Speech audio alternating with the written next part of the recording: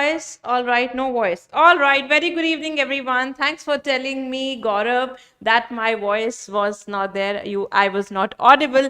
All right, so how are you all, guys? How are you feeling? First of all, before starting the session, just let me know how are you all feeling. Yes, how are you all feeling? Your NEET exam is just few days away. You know, there must be some adrenaline rush. So don't worry, we'll talk about the adrenaline hormone also and how it functions. So let's get started with our revision of 11th and 12th class. So before starting the revision, let me just tell you how we are going to revise the entire, syllabus of NEET. So we'll be solving question, and with the question side by side, we will also be discussing the entire topics. I think that's pretty cool for everyone. And yes, this will be entirely in English. So there will be a lot of students who will come and ask, ma'am, why are you not speaking in English? Because that's PW English channel. Anyways, so let's get started. So the first chapter that we are going to talk about is structural organization in animals. So before starting the question of every chapter, I'll let you know what are the very, very important topics from this chapter, from where most of the questions are asked in the NEET in the past 10 years, right? All right. So the first one is epithelial tissue. That means what type of question they usually ask. They are location based. For example, they will give you some mismatch or match the following, where they will be asking you about the questions of simple epithelium and its location, cuboidal epithelium and its location, and so on. Similarly, you have a muscular tissues. So the question of comparison or the characters of all these three muscles can be asked, right? So comparison kind of questions are mostly asked from muscle tissue. All right, comparison between all the three muscles, the skeletal, smooth, and the cardiac muscles. Fine. Yes, Rashmi Pooja, yes, we will also discuss all the important topics and concept in very much detail. Don't worry about that. This will be a full-fledged revision for you guys. So just buckle up, have some water bottles with you and food also, because I don't want you guys to, move from your location today. All right, so next question that is asked is from gap junction. So you have to read a single line of NCERT of gap junction, and then one or two questions from your favorite animal, that is cockroach. So let's get started with the question. The first one is, fusiform shape, unstriped, and uninucleated condition are not the characteristic features of muscle fibers present in the wall of stomach, small intestine, arteries, and human heart. I'm looking at the chat, so you have to give me the answer. Then I will explain you. You have to try it, right? Yes, you have to try it. Okay. So try it yourself. Give me the answers and see where you went wrong. If it is right, you can give you yourself the score 4. If it is incorrect, you can deduct your 5 marks. Okay. So you have to be very loyal today. All right. Okay. So Ruchi Gupta is asking me, ma'am, how much time for this session will take? We have just started, Ruchi. We have just started. Okay. All right. So what will be the answer here? Okay. So the question is asking, first of all, let's see how you have to solve the questions. It is asking fusiform shape. So this is a fusiform shape. Unstriped, that means there will be no striations, unlike that of your skeletal muscle, and there will be only one nucleus. There will be only one nucleus. Condition are not the characteristic. So many of you, what do you do in the exam while whenever you are in hurry or you're so much tensed in the exam, you never read the words like not. Right? So you don't have to tell the location of this muscle. Which muscle is this, by the way? This is a smooth muscle. Okay. So it's not the characteristic feature of this muscle. So this muscle is present in small intestine. It is present in stomach. It is also present in arteries, but it is not present in the human heart. In human heart, we have cardiac muscle. Which muscle is there? Cardiac muscle. So answer to this question will be 4. So let's discuss what are the various types of muscle we have and revise all the features of it. Okay. So here I am going to write the skeletal muscle. There are 3 types of muscle: skeletal, smooth, and cardiac. Skeletal, smooth, and cardiac muscle. All right, guys. Okay. So what's the another name of skeletal muscle? We also call it as striated. striped muscle or voluntary muscle? Okay, so it's voluntary in action because it is under your control. That means if I'm moving my arm, this is in my control, but these one, they are involuntary. They are involuntary. Let's talk about the shape of the cells here. The skeletal muscle is cylindrical in shape. And this one is fusiform in shape. We have just drawn it right now. Whereas the cardiac is also cylindrical. All right. The cardiac muscle and your skeletal muscle, it has alternative light and dark bands of actin and myosin. So that's why these muscles, they are striated. Why there are striation? For example, if this is a muscle, you can see these alternative light and dark bands. These are very prominent in your skeletal muscle. It's absent in the smooth muscle, whereas here, faint bands are present. So if the question is asked, which of these three muscles have bands, then what will you say? Or which of these three muscles are or is striated? Then you will write skeletal and cardiac, whereas this one do not have striations at all. Fine. Whereas this muscle, the skeletal muscle, it gets fatigue. That means it gets tired. It gets tired. Why? Because there is accumulation of lactic acid. Whereas these two muscles, they do not get tired. They do not get tired. This muscle is multinucleated. This is multinucleated. That means a number of nuclei will be there and they all will be in the periphery but not in the center position. Here it is fusiform and uninucleated and nucleus in the center. Whereas cardiac muscle, this one will be branched. This one will be branched and it is also uninucleated. That means it will be having one nucleus which is at the center. Now, let's talk about the junction. The skeletal muscle do not have any junction, whereas the gap junctions are present in smooth muscle as well as your cardiac muscle. Cardiac muscles also have another junctions known as desmosomes. What are these? Desmosomes. Fine.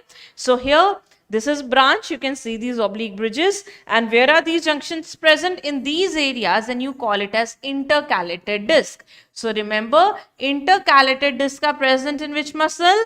Cardiac muscle. And cardiac muscles, they are also what? They are also branch. Fine. So that's the difference between these three muscles. Let's talk about their location. So skeletal muscle is present around bones, in your body wall, and in fact your tongue. It's also in your tongue. All right. And in the upper one third of esophagus. Upper one third of esophagus. Whereas the smooth ones, you can find them in the stomach, small intestine, in your blood vessels, uterus, and even hair follicles, right? Whenever you feel cold, right, at that time you got these goosebumps. So these goosebumps are due to the muscles present around your follicles which contract and erect the hair, right? Which contract and erects the hair. So this is the basic difference between these three muscles, and from here the questions can be asked, or there may be some question that can be asked in your exam. Okay, so let's move further to the next one. Select the incorrect match. Adipocytes, fat storing cells. Chondrocytes secrete matrix which is organized into lamellae. Osteocytes present in spaces called lacunae. Erythrocyte cells carrying oxygen transporting pigmented area. Yes, very simple, very simple. Yes. So the first one says that adipocytes are cells that stores fat. Absolutely correct. No problem in this one. What are adipocytes? Fat cells. They're present in your adipose tissue, and that is a kind of loose connective tissue. Then we have chondrocytes. Chondrocytes are present in your cartilage. Wherever the word chondro comes, that means cartilage. Wherever the word osteo come, or they ask anything related to osteo, that means they're talking about bones. So chondrocyte, they secrete matrix, but they're not present in lamellae. What are lamellae? I'll let you know shortly. They are present in the bone. Yes. The osteocytes are present in the lacunae, and erythrocytes have an oxygen carrying pigment, and you all know its name, and that's hemoglobin. What is its name, guys? That's hemoglobin. Fine. Okay, what's the basic difference between the bone and the cartilage? Let's see. Let's talk about it. Bone have cells known as osteocytes. These cells are what? Osteocytes. Okay. These cells are what? Osteocytes. Like this is one osteocyte. Okay. These osteocytes, they're present in the empty spaces which later on gets filled with the fluid. You call these spaces as lacunae. What are these spaces? Lacunae. Okay. Now all these osteocytes, they are holding their hands together like this. All these osteocytes, they are holding their hands like this, and they're forming a circular structure like this. You call it as lamellae. You call it as lamellae. So that's the difference between lacunae and lamellae. Lacunae are the empty spaces in which cells are present. They are also found in the cartilage. So in the cartilage also, you can see these cells present in these spaces, fluid filled spaces. What do you call it as? Lacunae. So lacunae can be present in both cartilage and bone, whereas lamellae are the circular structure. If you have seen the diagram in the NCERT of a bone, they have made it in this manner. This is one lamellae, this is another lamellae, like this. In the center is a Haversian canal. And this entire unit is known as Haversian system or osteon. As these are cells, they will be dipped in a matrix. The matrix of a bone contains ossein protein, whereas the matrix of cartilage contains chondrin protein. Right? And here bones, they are hard, whereas the cartilage, they are pliable. That means you can just bend it around any time you want, like my tip of the nose. Fine. These are hard, but they are non-pliable. Also, they contain calcium salts. The most abundant is calcium phosphate. That's a basic difference between the two. So that's why I think now you got to know who have lamellae. The bones have lamellae. Whereas lacunae, they are present in both cartilage as well as bone. So that's why the answer to this question will be 2, because you have to find the incorrect one. Let's move further to the next question. Bipolar neurons are present in cerebral cortex, retina of eyes, embryonic stages, all of the above. What will be the answer, guys? Hurry up. What will be the answer? Yes. What will be the answer? Bipolar neurons. So there are different types of neurons. Some are unipolar, some are bipolar, some are multipolar, some are pseudo-unipolar. So the cerebral, the neurons, the one which are present in the cerebral cortex, they are multipolar. So we have divided the neurons on the basis of polarity. That means if they have two poles, they are subjected to their body parts. What are that parts? One is axon and another is dendrite. If the neuron has number of dendrite and one axon, this is axon and these are number of dendrites, then it's multipolar, and you can find this in the brain and spinal cord. Okay. Whereas the retina of eye, it contains bipolar type of neuron. The bipolar have one axon and one dendrite. Okay. Whereas the one which is present in the embryonic stages is a unipolar one. In unipolar, you have only one body process, which is axon. And all of this cannot be the option. And there is a third category also, which is pseudo-unipolar. Pseudo means false. So earlier, when it got developed in the early stages, it was like a unipolar. Later on, it becomes it's separated into two parts. One becomes axon, another becomes dendrite. And you find it in the dorsal root of spinal cord. So where do you find it in? Dorsal root of spinal cord. Okay, so these are the various types of your neuron according to its structure. All right, let's move further. So what will be the answer to this question? I think you all know bipolar, they're present in the retina of eye, and answer is 2. Fine, next. Match the following cell structure with its characteristic feature. Select the correct option from the following. So the first is tight junction, adhering junction, gap junction, synaptic junction. And here we have cement neighboring cells together to form sheet. Second says transmit information through chemicals to another cell. Third says establish a barrier to prevent leakage of fluid across epithelial cell. And D, cytoplasmic channels to facilitate communication between the adjacent cells. Yes, hurry up. Hurry up, let me know. So those who are saying, ma'am, please a little faster. See, you want to revise it nicely. No, you want to revise it nicely. So for nice revision, we need to cover up everything. So just feel like you will revise it here only. Okay, just feel like that. All right, all right. Okay, so what will be the answer? The tight junction. So we have different types of junction. The first is a tight, second is a gap, third is the adhering junction. This is the epithelial junction. And what is a synaptic junction? They are nothing, they're talking about synapse. And synapses are present between neurons. Right? So tight junction has a very important function to perform, that it will not allow substances to pass through. It's just tightly packed. Okay. So here it will establish a barrier and prevent leakage of fluid across the epithelial cell. Adhering junction. So whenever they are asking about adhering, they will definitely use the word cement.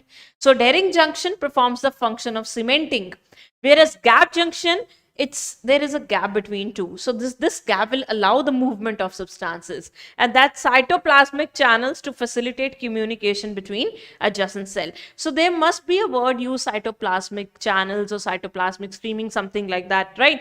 So that will be a gap junction. Whereas in synapse, two neurons communicate with each other via neurotransmitter, and neurotransmitters are what?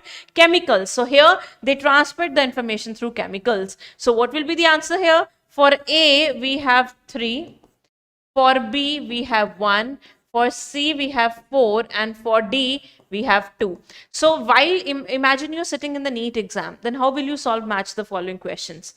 Always, if the question is the type of a match the following, you always have to write it on the question paper in like this manner. Okay, so if you don't write it, otherwise maybe due to confusion you will mark the different option or the incorrect option. Okay, so always while you are doing match the following, for your better surety, always write the answer with your hand with the pen like this on the sheet, not on the answer sheet, not on the OMR, on your question paper. Okay, so what will be the answer? A3, B1, C4, D3, and that's the fourth. Answer is fourth. Okay, let's move further, guys, and talk about this question. Read the following statements. Ground substance is hard and non-pliable, rich in collagen fibers and calcium salt, main tissue that provides structural frame to the body. Yes. What will be the answer? Identify the tissue on the basis of given characteristic and choose the correct options from the given diagrams. So yes, guys, the diagrams from NCERT are also important. They're also important. You know, sometimes what you do, the diagram is black and white. I am not interested in it. Let's not see it. Don't do that. Always, like on the last days of before the exams, like on a day 1 or 2 before the exam, always go for NCERT diagrams. Okay, just like you go for physics formulas. So here ground substance is hard and have calcium salt and provides a structural framework. That means they're talking about bones. This is the diagram of cartilage. Okay, and this is the diagram of bone. So answer will be 2 straight away.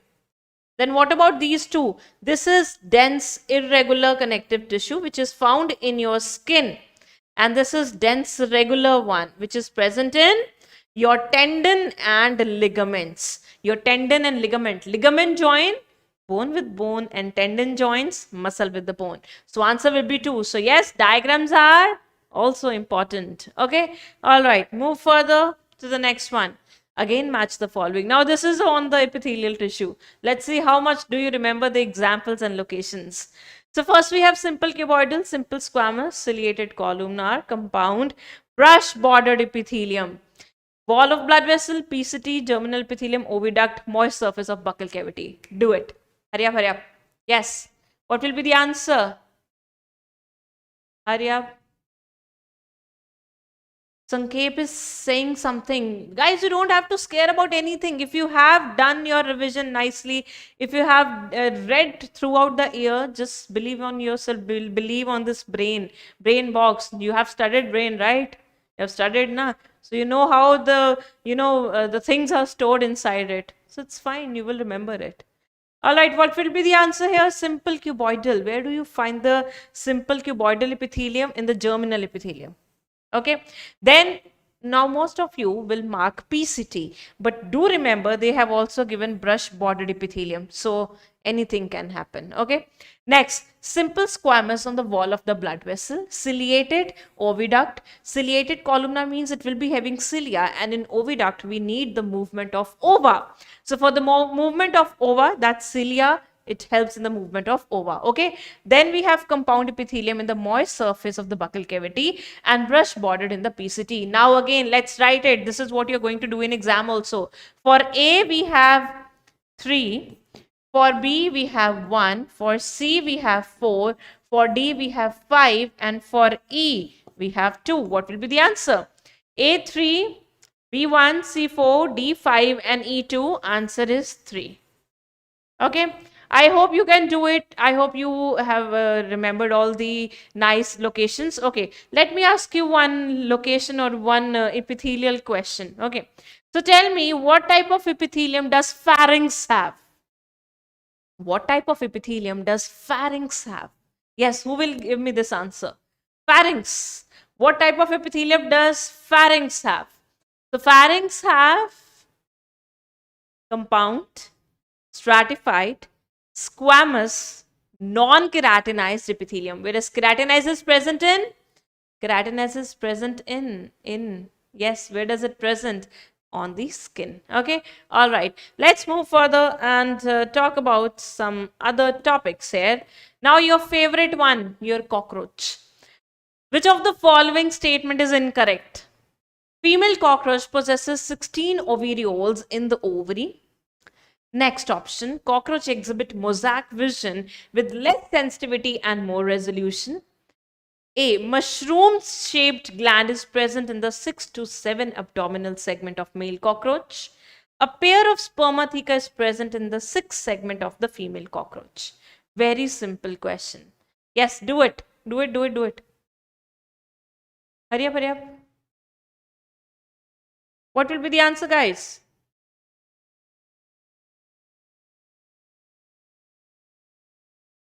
Okay, so the first one says, do you need some minute? Do you need a minute or should I explain? Ah, you are giving answers like that. Okay. All right. So here, female cockroach possesses 16 ovirioles in the ovaries. So that means this is talking about 2 ovaries. So each ovary have 8 ovirioles. If one ovary have 8 ovariole, tell me how many 2 ovaries will be having how many number of ovarioles? Then it will be 16. So this is absolutely correct. Okay.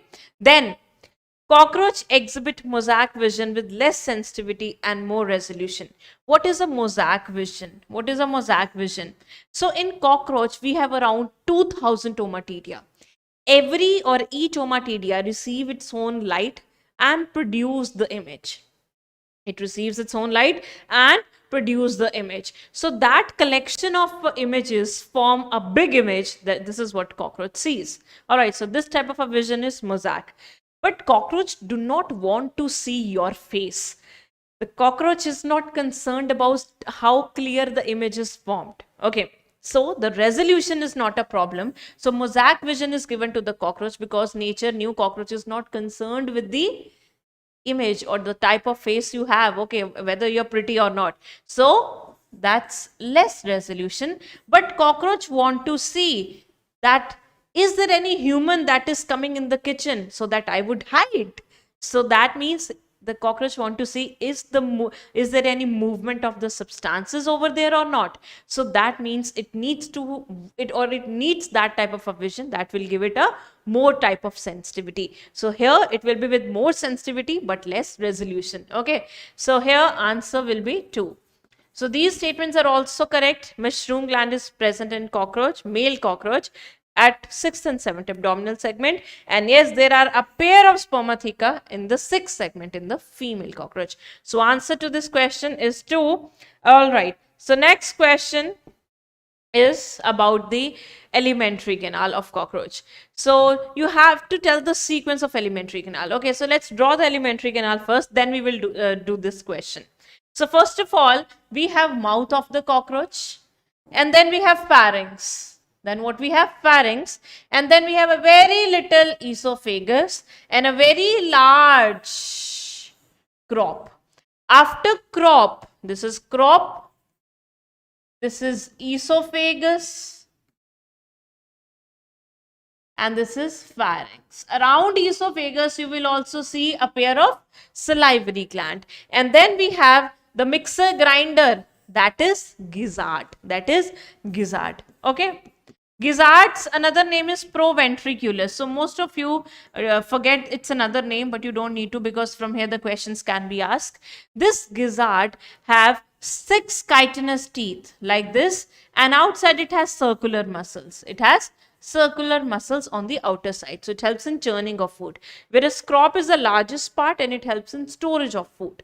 And then comes your highly coiled midgut and a broader hindgut and a broader hindgut. Okay. At the junction of midgut and foregut are present around 6 to 8 blind tube-like structures known as hepatic or gastric caecae. Hepatic or gastric caecae. And these hepatic or gastric caecae, what is its function? It produces digestive enzyme. So one type of a question that can be asked from the gut of a cockroach is that what is the location of hepatic caecae? So it is present between foregut and midgut. Another type of a question. Here we have hindgut. Another thing is present between hindgut and midgut is your Malpighian tubule. So what's the color of Malpighian tubule I have drawn? It's yellow. So yes, they are yellow in color. And how many are these in total? How many are these Malpighian tubules? These Malpighian tubules, they are around 100 to 150 in number. They are 100 to 150 in number. They are also blind tubules. That means what is a blind tubule? Which have only one opening, and they have nothing to do with the digestion. Their function is in the excretion. So what does Malpighian tubule they do? Imagine this is one Malpighian tubule. Okay, so it will pick up the uric acid or nitrogenous waste from the hemolymph, because the cockroach do not have blood vessel. So this organs, they are dipped in the body fluid, that is hemolymph. All the organs, they are bathing in the hemolymph because they don't have any blood vessels. So the fluid is present inside the body cavities, right? So from the hemolymph, nitrogenous waste will be picked up by the Malpighian tubule, and it will convert it into uric acid and precipitate it, and then it will be thrown in the hindgut. From the anus, it will go out. From the anus, this will go out. So here, one question that can be asked, because it falls into the category of 3 chapters: excretion, cockroach, and animal kingdom. What is the excretory waste of cockroach or insect? That is the uric acid. So it's uricotelic organism. Now let's solve this question. Let's solve this question. Select the correct sequence of organs in the alimentary canal of cockroach, starting from mouth. Do it. Yes. Hurry up, hurry up.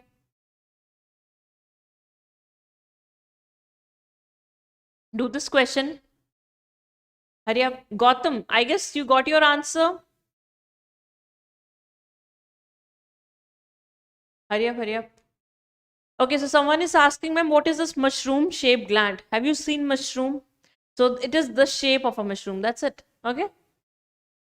Yes, what will be the answer? First there is pharynx, then esophagus, then crop, then gizzard, then ileum, colon, and rectum. Ileum, colon, and rectum, they are your parts of hindgut.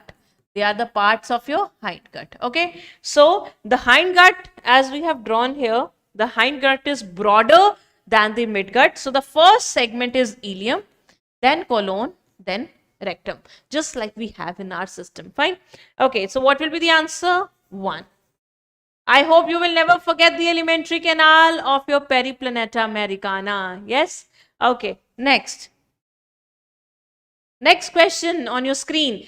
Uric acid as excretory waste is released by hindgut, this is hind, in periplaneta by Malpighian tubules, uricose glands, hepatic, CK, and nephrocytes. Solve this question.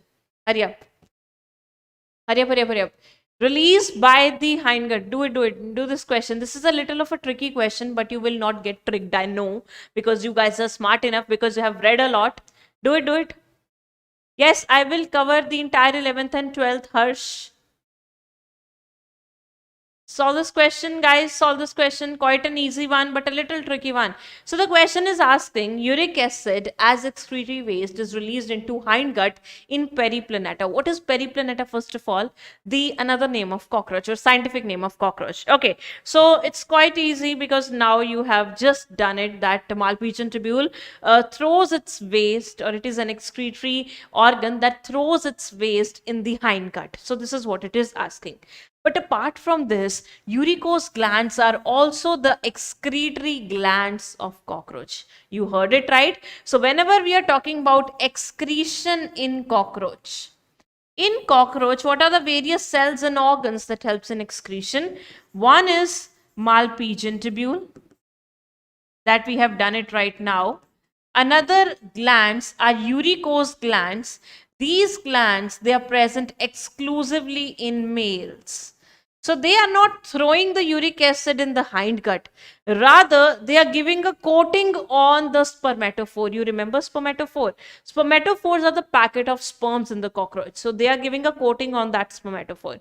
And they are present only in males. And then we have nephrocytes and fat cells. Nephrocytes, they're also known as pericardial cells, because they're present around heart.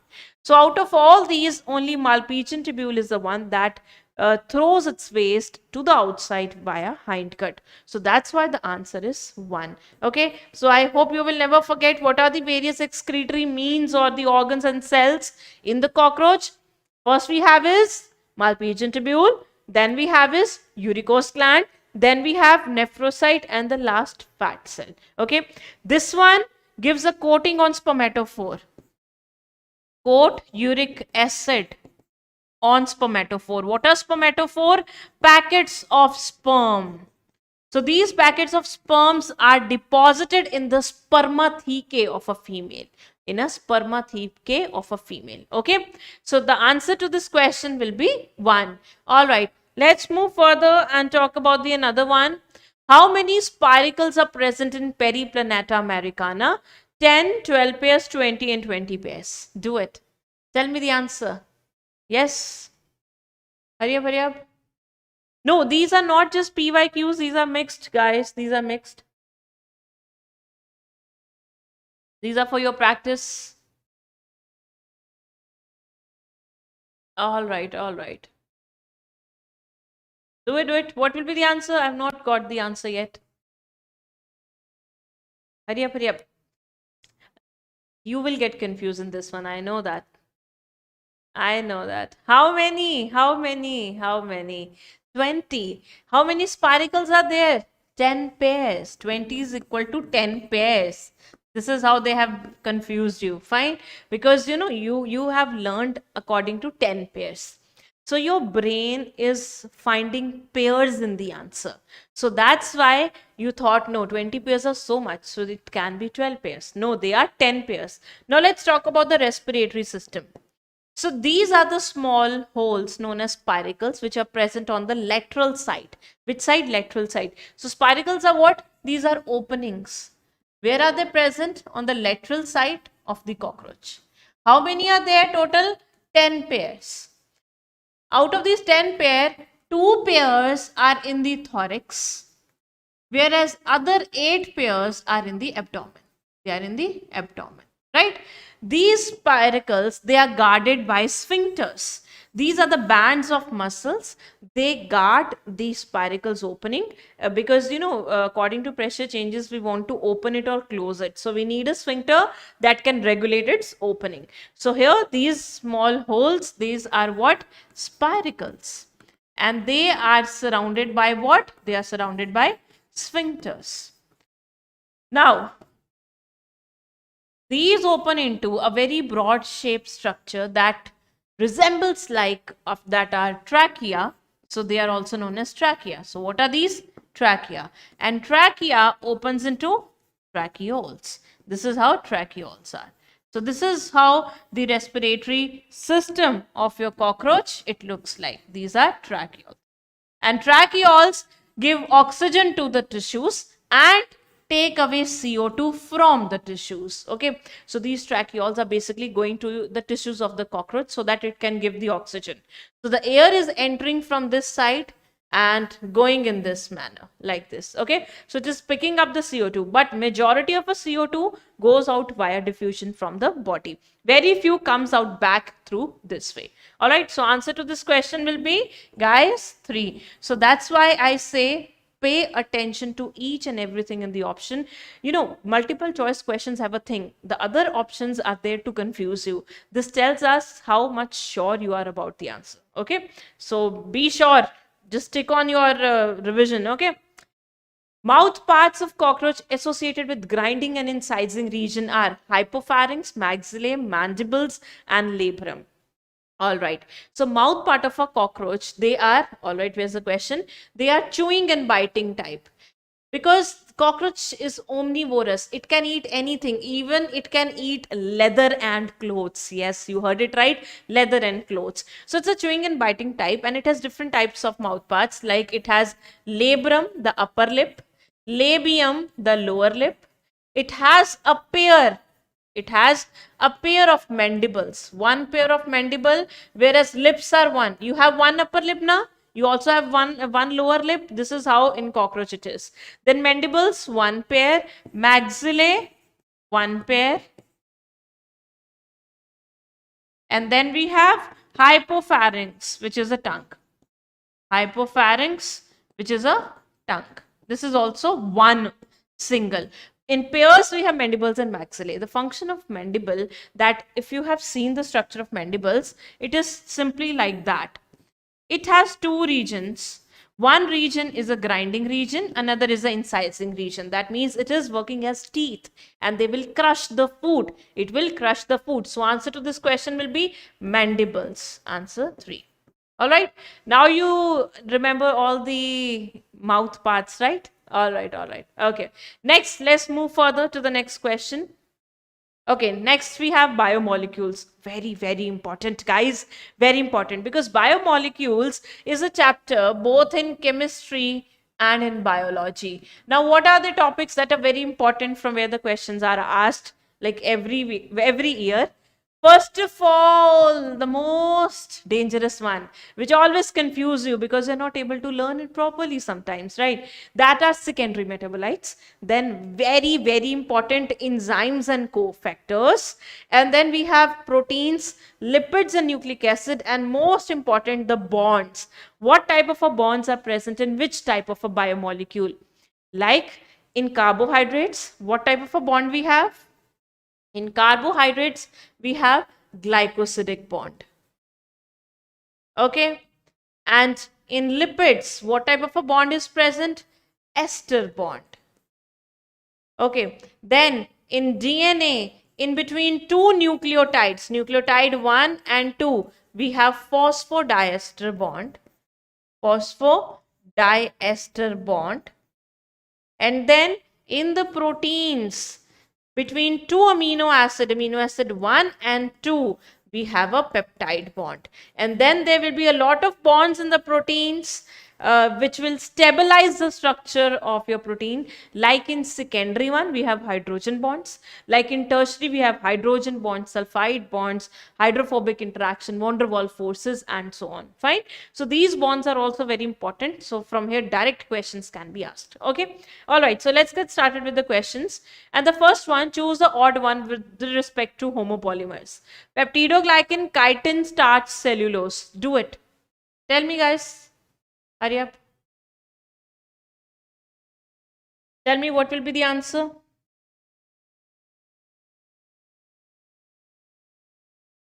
Tell me the answer. Yes, Rishabh, we will be discussing about the nucleic acid structure. Don't worry. Okay, there will be questions. So I'll be explaining each and everything in detail. All right. So first of all, odd one with respect to homopolymers. So polymers are of two type. One are homo, other are hetero. In homopolymers, the entire structure is made up of one type of monomer. That means if it is A, everything will be made up of A. There will be chains of AA. Fine. Whereas in heteropolymers, these are made up of two types of monomers like this. Okay.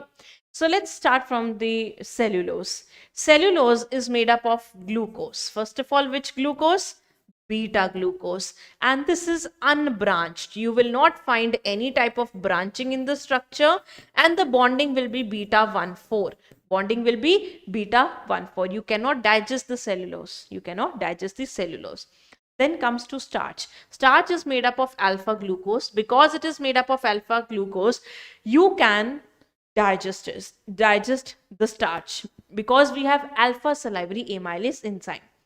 The bonding here is of different types because the structure is branched. In the starch, you can see two types of molecules. One is amylose, another is amylopectin. Amylopectin is the structure that is a branch structure. Whereas amylose is a helical structure. Because it is helical, it can trap iodine in it, and as a result, if we do the iodine test of a starch, it will give you blue-black color. Which color? Blue-black color. So if someone asks you why do starch give blue-black color with iodine? Because the starch have two types of molecule inside it. One are the helical types of the structures which trap iodine in them, and that gives a blue-black type of a color. Okay. So if I talk about the bonding, because this is straight chain, this is unbranched, it will be having alpha 1,4 bonding, and this one will be having alpha 1,4 in straight chain, and the alpha 1,6 in the branching. Okay. So amylopectin, if you see, it's a little type of a glycogen. So glycogen is also branched. Any polymer or carbohydrate that is unbranched and made up of glucose is your cellulose. Whereas chitin is present in the exoskeleton of arthropods, and it is also present in the fungus cell wall, and this is also a homopolymer, and it is made up of NAG, N-acetyl glucosamine. Whereas peptidoglycan, you study this in the bacterial cell wall, and this is a heteropolymer. It is made up of NAG plus NAM. So all these three, they are homopolymers. Whereas the peptidoglycan is heteropolymer. So the answer to this question will be 1. Fine. So answer will be 1. Next, we have another question, again on the basis of a structure. Let's see how to solve these questions which are structural based. Okay. So which of the following is correct identification of molecules illustrated below? This is A, this is B, this is C, and this is D. Solve the question. Very simple. Hurry up. Do it. Do it.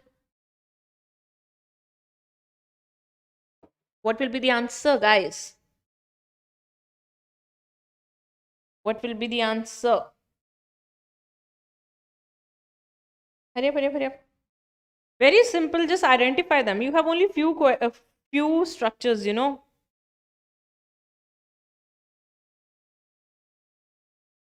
You have only few structures in your biology, then what's the problem? You can easily identify them.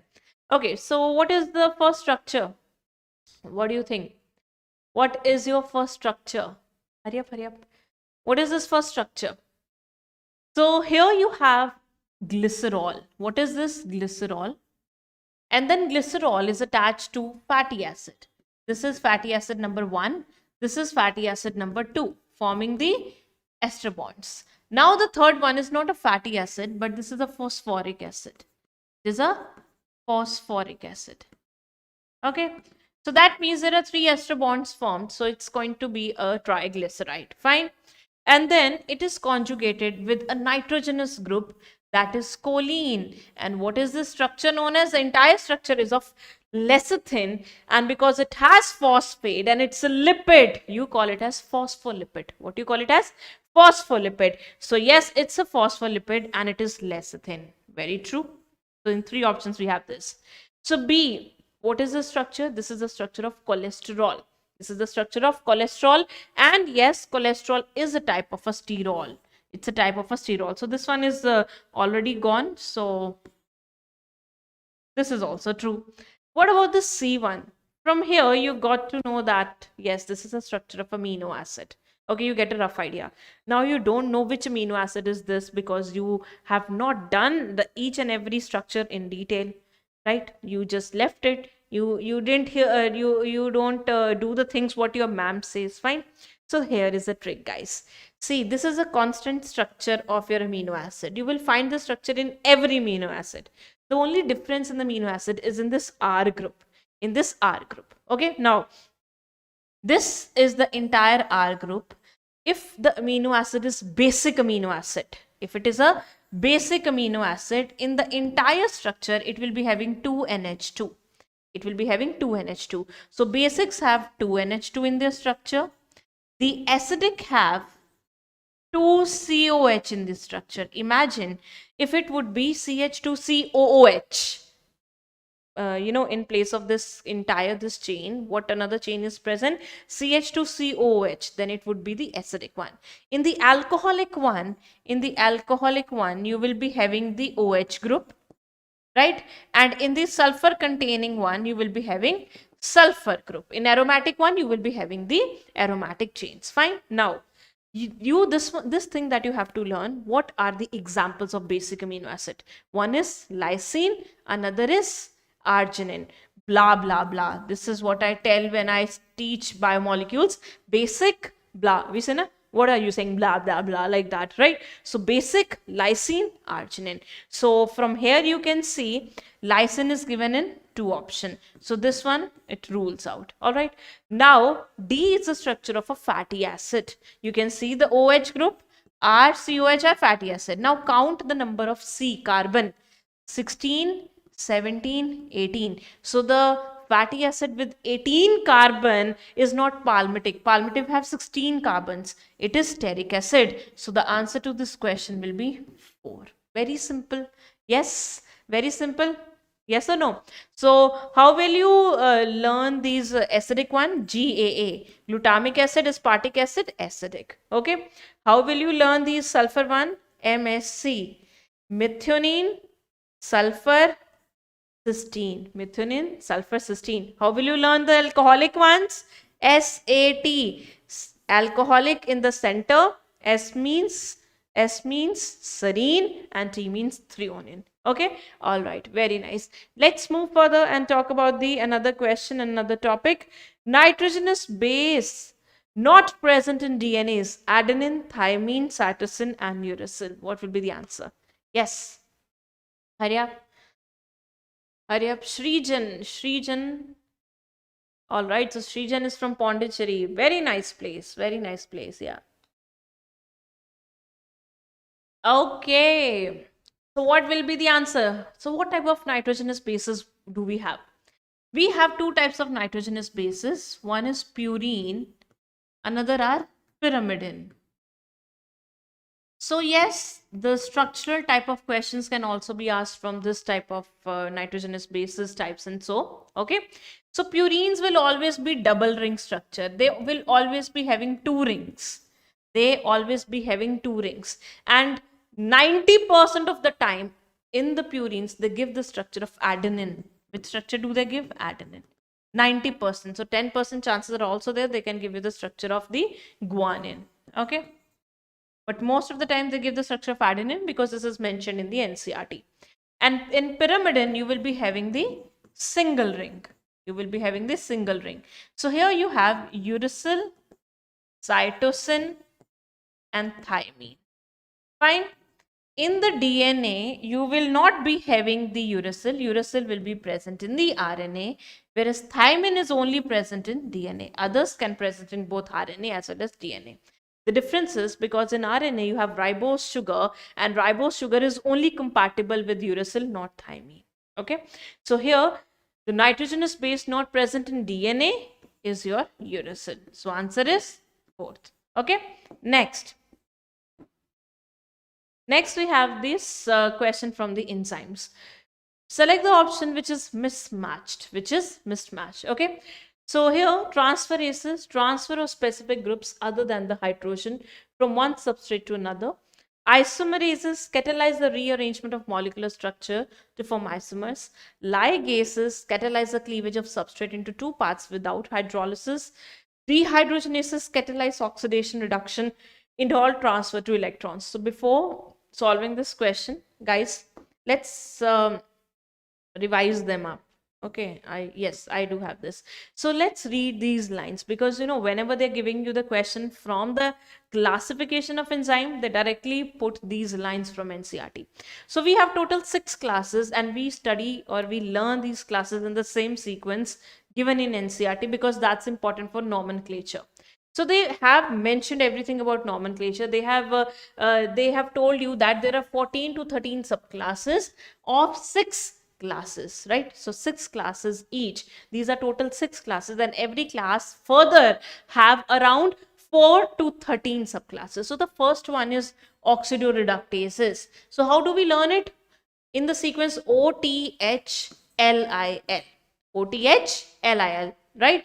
OTH-LIL. So here, oxidoreductases are the one which carry out oxidation reduction reaction. So this is the word that you need to find there, okay? In the transferases, you are going to transfer of a group. You're going to transfer a group from one substrate to the another. In the hydrolysis, remember about sucrose. When you are eating food, you need to drink water also. Why? Water is essential for life. It's a medium of chemical reaction, because without the water, hydrolysis, they cannot function, because they break the bond via process known as hydrolysis, where when there is addition of water, the bond is broken, right? So what bonds they break? Ester, ether, peptide, glycosidic, and all these bonds they can break. So usually your digestive enzymes falls into this category, Then lyases. So lyases, they break the bond without water. So when you're not adding water, double bonds are formed. So always double bonds are formed in the lyases. Ligases and lyases always confuse you guys. So G for glue. G for glue. And what's the function of glue? It joins things. So this one breaks the bond, this one joins the bond, or joins the molecules and form the bond. So your enzyme catalyzes the linking together of two compounds. Example enzyme which catalyze the joining of CO, CS, C and PO bonds. Okay. Then isomerases, it convert or it forms one isomers into another. Now solve this question. Guys. All right. So lots of questions are there. So don't worry. The night is all ours. So solve this question. What will be the answer? Hurry up. Yes, Ruchi. Ruchi, I think, have already studied biomolecules from me. That's why she know G for glue. Yes. Isn't it? Okay. What will be the answer, guys? What will be the answer? The transferase is very true. They transfer the group other than hydrogen, because if it transfer the hydrogen group, that will be in the category of oxidation and reduction, that is oxidase and reductases. Isomerase, yes, isomer word is there, so nothing to worry. Ligases, they do not cleave, rather they join it. So answer is 3. Dehydrogenases, oxidation and reduction. So answer is 3. Okay, I hope you know the concept and everything about it now. All right. Then we have another one from the very interesting topic, inhibition. So which of the following is not an example of competitive inhibition? So let's discuss inhibition first. What is inhibitor? Inhibitor is a substance that will reduce the Vmax of a reaction. What is a Vmax? The rate of the reaction. Okay. So what happened here is, this is how we make a relationship between the substrate and the velocity of a reaction. We say that when we increase the substrate concentration, the rate of a reaction increases, and at one time or a time will arise when most of the enzyme is saturated with substrate. That means in your entire substrate has been conjugated, or it has been saturated by the enzyme. At that time, the Vmax of a reaction is obtained. Vmax means your 100% of reaction has been done. This is what we do. So here we have Vmax by 2, and at the concentration where you achieve Vmax by 2 is known as Km. What do you call it as? Michaelis constant. So Michaelis constant is that point, or it is that substrate concentration. It is that substrate concentration where half of the reaction is already done. Okay. So now, whenever we have a competitive type of inhibition, in competitive type of inhibition, the inhibitor and substrate, they're finding or they are fighting for active site of the enzyme. Imagine this is the active site of enzyme. So here, this is the substrate and this is the inhibitor. This is the inhibitor. Inhibitor has a very much affinity for this site known as active site, and they both are fighting for this. So inhibitor can easily bind to it. But if I increase the substrate concentration, I can fight with the inhibitor and remove it from the active site.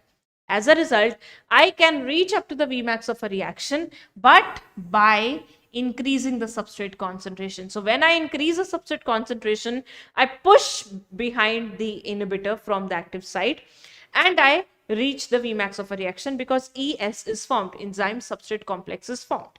Fine.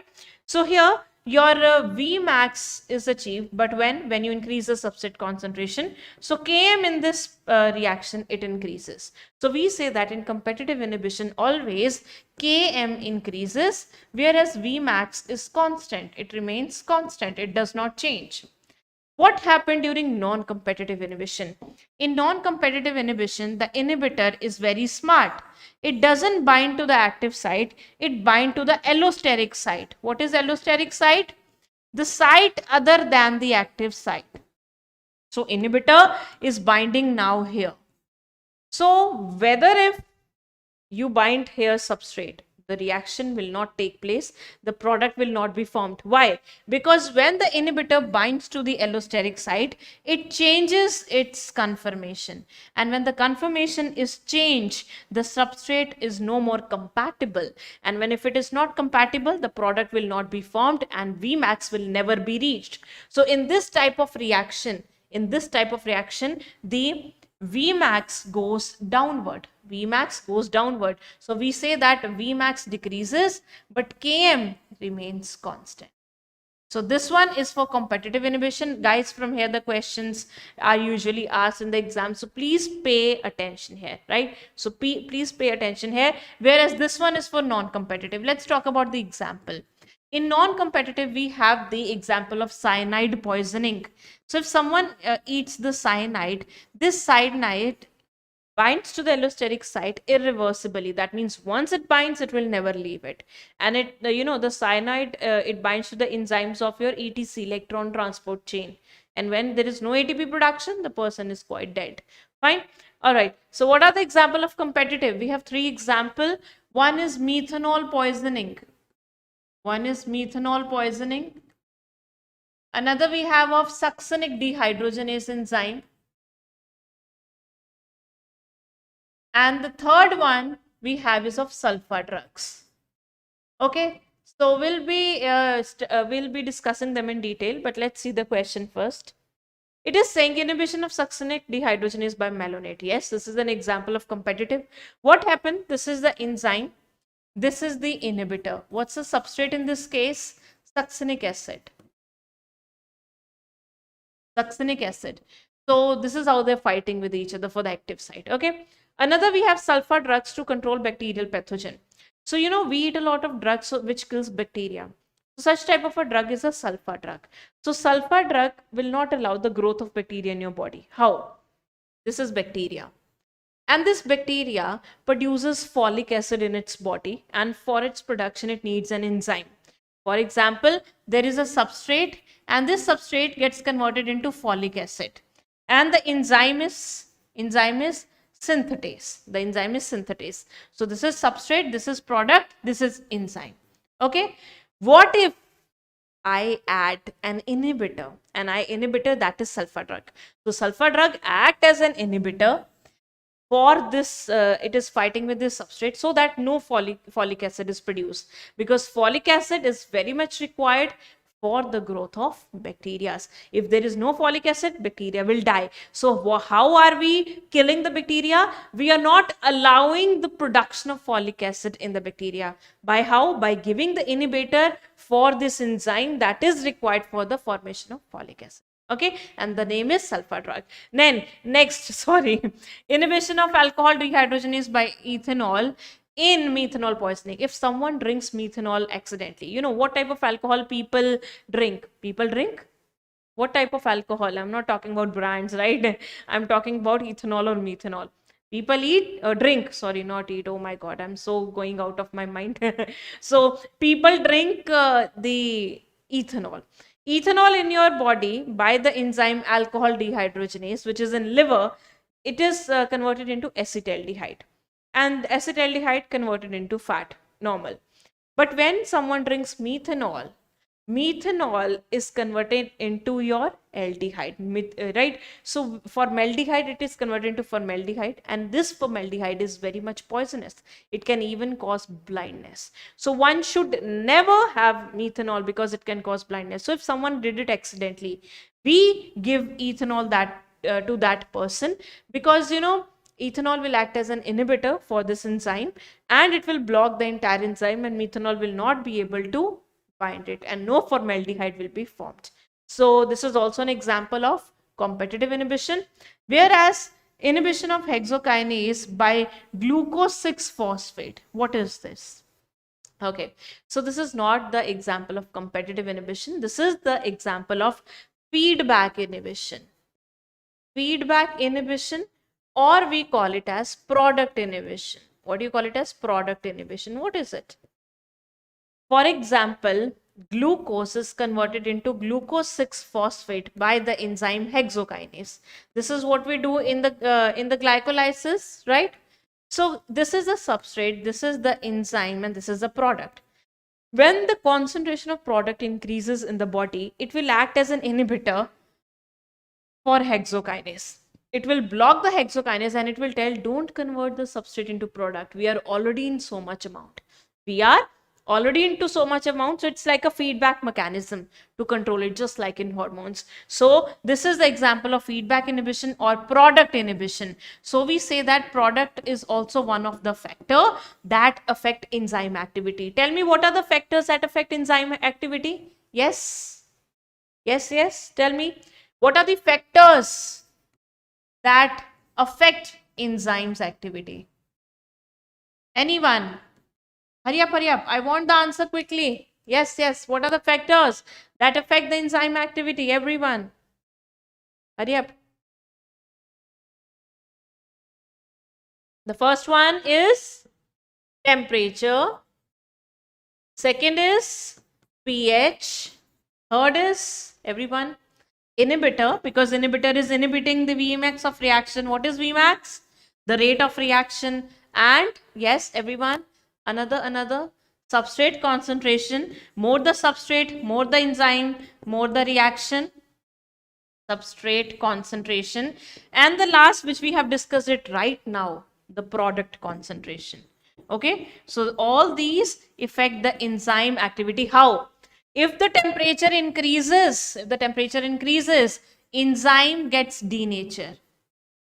Okay, if the temperature decreases, the enzyme gets inactive. Enzyme gets inactive. If the temperature decreases, enzyme gets inactive. If it increases, enzyme get denatured. So there is an appropriate temperature. So it is affecting enzyme activity. Fine.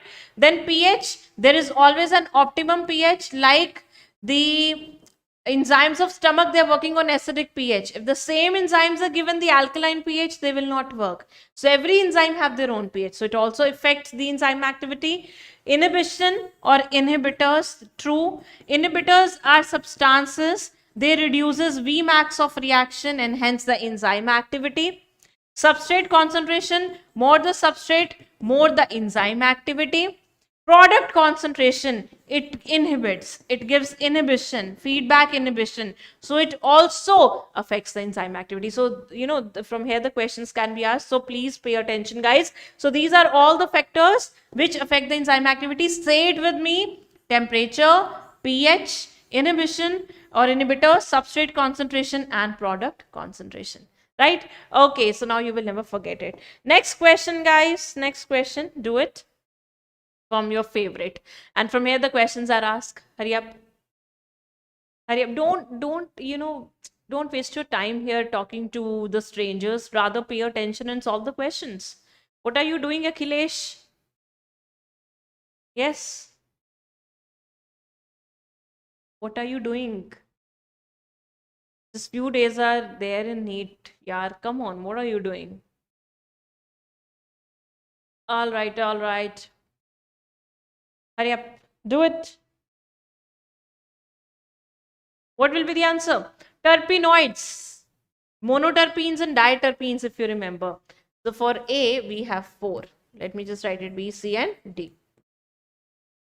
B, drugs. So what type of drugs are there in that chart? If you remember, curcumin and vinblastine. Lectin is concanavalin A, and pigments anthocyanins, carotenoids. Have you done it? Have you learned it nicely or not? If not, I am here, don't worry.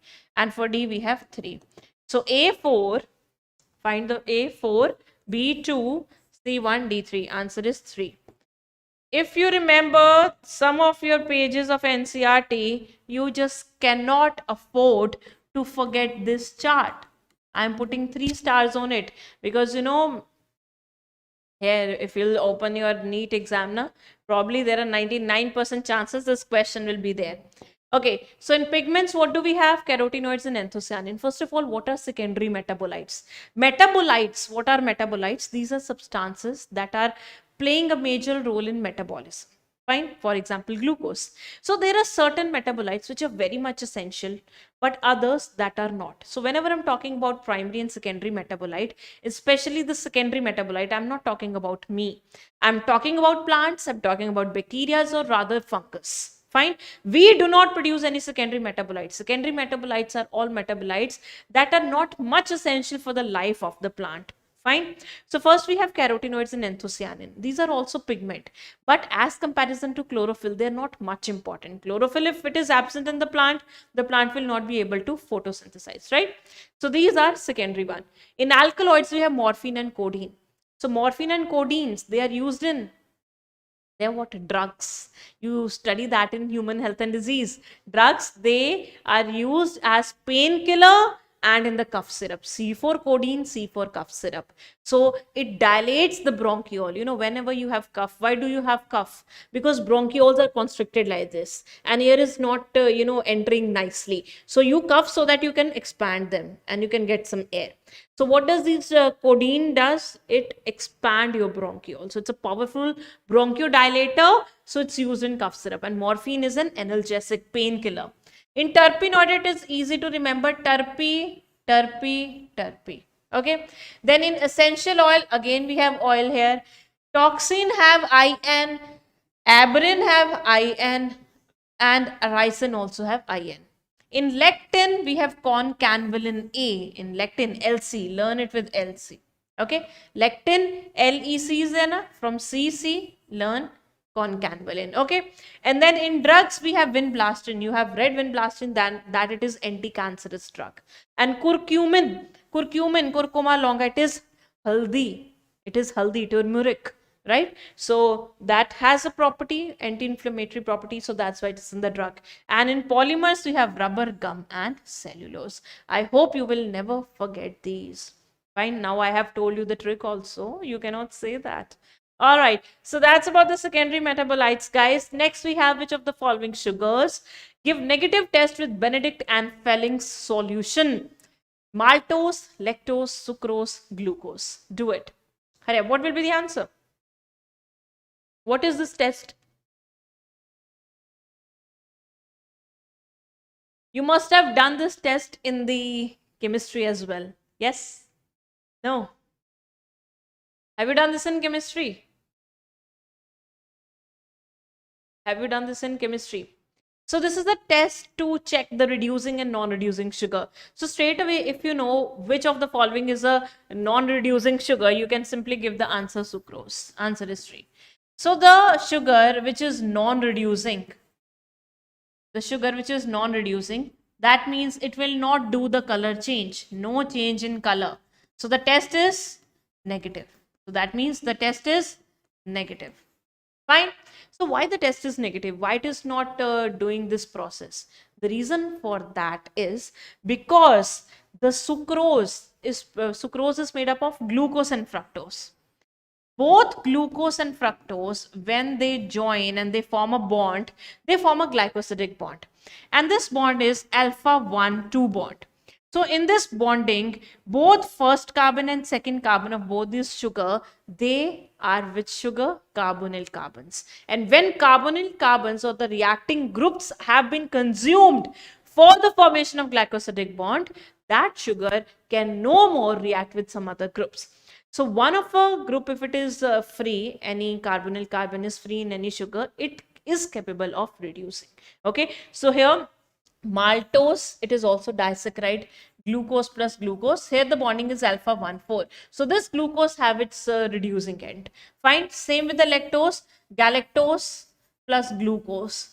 So the bonding is beta 1 4. Here this one is having the reducing end. But here both the carbonyl carbons have been used. So it's a non-reducing sugar. Glucose is a monosaccharide. All monosaccharides have a free aldehyde group or the free functional group or the free carbonyl carbon. So this one is also, what do you say, as the reducing one. So answer to this question, guys, will be 3.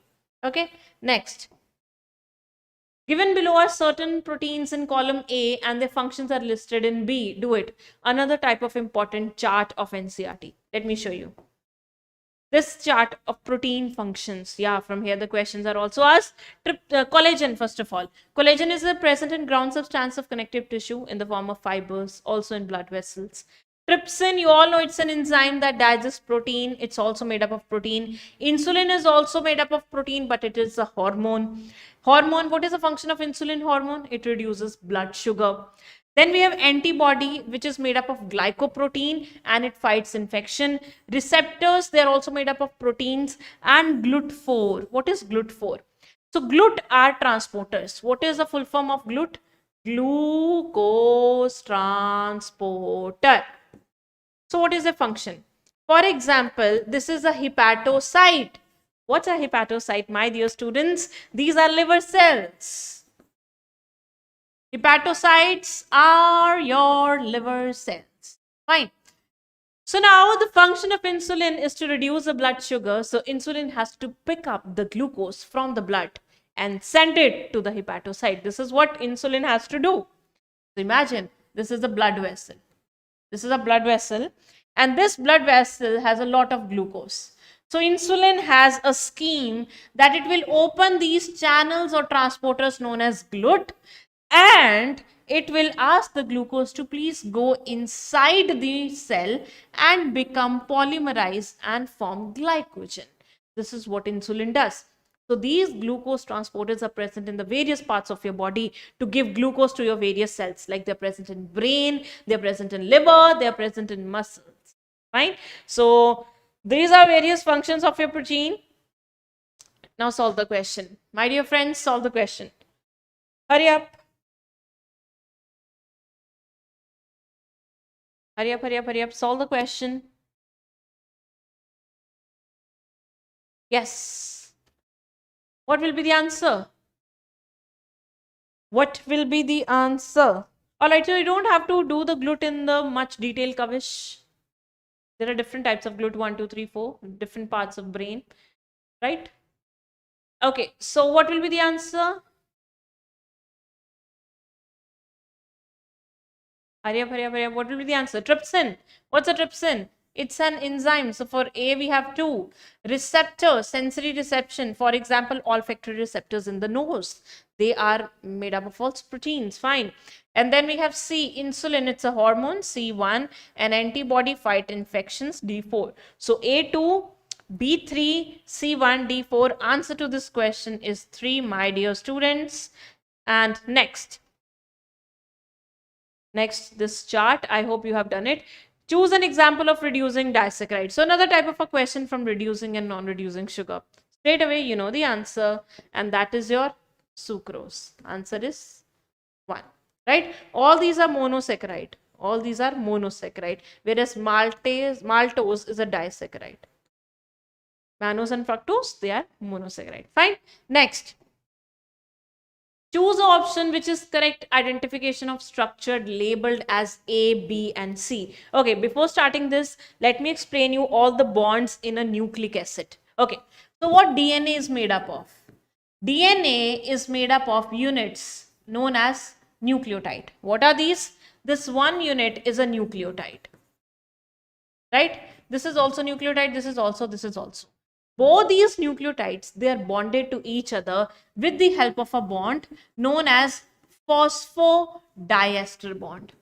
If someone asks you which is the bond present between two different nucleotide, that is a phosphodiester bond. Now, what this nucleotide is made up of? This is made up of nucleoside plus phosphate. And nucleoside is made up of nitrogenous base plus sugar. Let's see how. The sugar can be of two types. It can be ribose, it can be deoxyribose. Okay. And ribose and deoxyribose both are furanose. Both are furanose. That means 5-sided ring sugar. So here this is first carbon, second carbon, third carbon, fourth carbon, and fifth is outside the ring, like this. Okay. Since this is beta ribose, then here OH is on the upside of the ring, and here we have ribose. So OH will also be having on the second carbon, there will be OH. Okay. So this is beta ribose. So as I've told you, the nucleotide is made up of nucleoside plus phosphate. Let's make nucleoside first. So we have a sugar. Let's add a nitrogenous base. Nitrogenous base, I have told you there are of two types, purine and pyrimidine. Imagine we took a purine, adenine. So adenine will be forming bond here. It will be forming which bond? Glycosidic bond. So whenever there is a formation of nucleoside, imagine someone asks you a question, what type of a bond is present in a nucleoside? Then it will be glycosidic. That means a bond between a sugar and a nitrogenous base. Now I want to make it a nucleotide. So what I will be doing? I'll be adding phosphate here. Now the bond which is formed between this fifth carbon's OH and OH of phosphate, this type of a bond is your phosphoester bond. Okay. Now imagine similar type of nucleotide is present above it, like this. Similar type of nucleotide is present above it. It also have here adenine, CH2O and phosphate. Now I want to add these two or join these two nucleotide 1 and 2. So I have to make a bond between these two. So this type of a bond is phosphodiester bond. This type of a bond is phosphodiester bond. Okay. So phosphodiester is present between two different nucleotide and phosphoester in a nucleotide. Okay. I hope that's clear to everyone. So let's solve this question, my dear students. Solve it. Hurry up.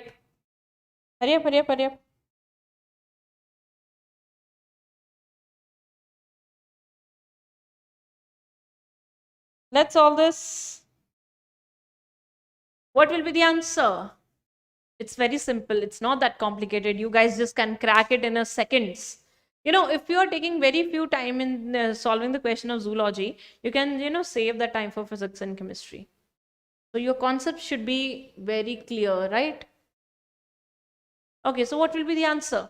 So A, what is A? Is it a nucleoside or a nucleotide? A have a sugar which is ribose. It also have adenine, a nitrogenous base, and phosphate. So definitely this is adenylic acid.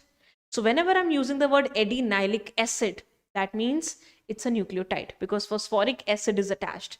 And whenever I'm saying adenosine, so remove the phosphate, the entire structure is a nucleoside and you call it as adenosine. So this is adenylic acid. What is it? Adenylic acid. You call it as nucleotide. So it's a nucleotide. Remove all which have side in them. So these two have nucleotide. Second, B. So B is the one which is having sugar and adenine. So it's adenosine. It's a nucleoside. It's a nucleoside. So here we have side, here we have tide. This is incorrect. Here we also have side. Now, this is a structure of adenine. This is a structure of adenine, not guanine. And this is the only structure of, purine, which is given in NCERT. So how to see whether it's adenine or not? See, guys, if it is a in purine, we have only two types of nitrogenous base, adenine and guanine. If it is double cyclic, it can be adenine, it can be guanine. Now, how to find out whether it's adenine or guanine? In adenine, you will see here 2NH2, like this, 2NH, hanging like that. So if it is like that, just put adenine there, fine. So it is adenine, so answer is 4. Answer is 4, okay? All right. Okay, let's move further and talk about this question. Catalytic activity of an enzyme is lost when the cofactor is removed from the enzyme.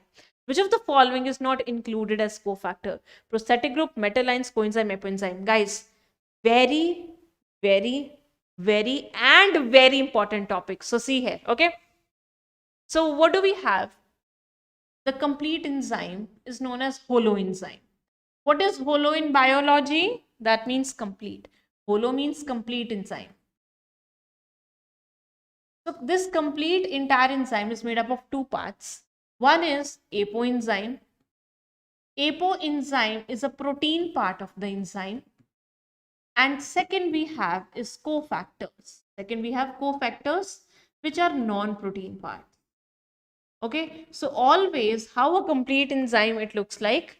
For example, this is the apoenzyme, and the apoenzyme is always conjugated with the cofactor, which is a non-protein part, like this. Without this, your enzyme will not be able to perform its function. That means if the cofactor is removed from the enzyme is technically inactive. The enzyme is technically inactive. It will not be able to do the chemical reaction. Fine. So here, let's see. What are the various types of cofactor? We have three types of cofactor. One is prosthetic group. Another are coenzyme. So many of you gets confused between coenzyme and apoenzyme. Apo have a word P in it. Co does not have word P in it. So P means it is a protein part of the enzyme. Okay. And coenzyme is a cofactor. Coenzyme is a cofactor. Okay. And the last one are metalines. Metalines are usually bonded to the protein part. For example, there is a calcium ion. Okay. They are bonded to the protein one with a coordinate group. With the coordinate group. How do they, or a coordinate bond, sorry, how do they facilitate these metalines? How do they facilitate in chemical reactions? For example, to one side, they're attached to the calcium ion. Imagine this is an enzyme, and here are attached metalines M. So they are forming, on one side, they're forming bond with the enzyme. On the other side, they will form the coordinate bond with the substrate. So this will facilitate the chemical reaction. By them, the chemical reaction will become more active, right? Or you can say if it is not present, the active site will be altered. So this is how metal ions, they help. Prosthetic groups, they are tightly bonded. They are tightly bonded to your protein part of the enzyme. For example, heme. Heme is a prosthetic group for enzyme like catalase, peroxidase, etc. Whereas coenzyme have a different story. They are usually vitamins. They are like vitamin B, like niacin, Okay, so B3 is niacin. So this niacin, it binds to the apoenzyme only when it is required. Otherwise, they will not bind to it. So their union with the apoenzyme is transient. That means for some time interval. They will not bind for like prosthetic groups. They bind to the apoenzyme forever, right? They're tightly bonded, but they will only bind whenever we need to catalyze a reaction. So their bonding is transient. Okay, or also they are loosely bond. So this type of a question can be asked. Okay, so let's see and solve the questions from this one. Solve this one, guys. Tell me the answer. So Suhani is saying, ma'am, please speak Hindi. So this is a PW English channel. I'm really sorry. I will speak in English here.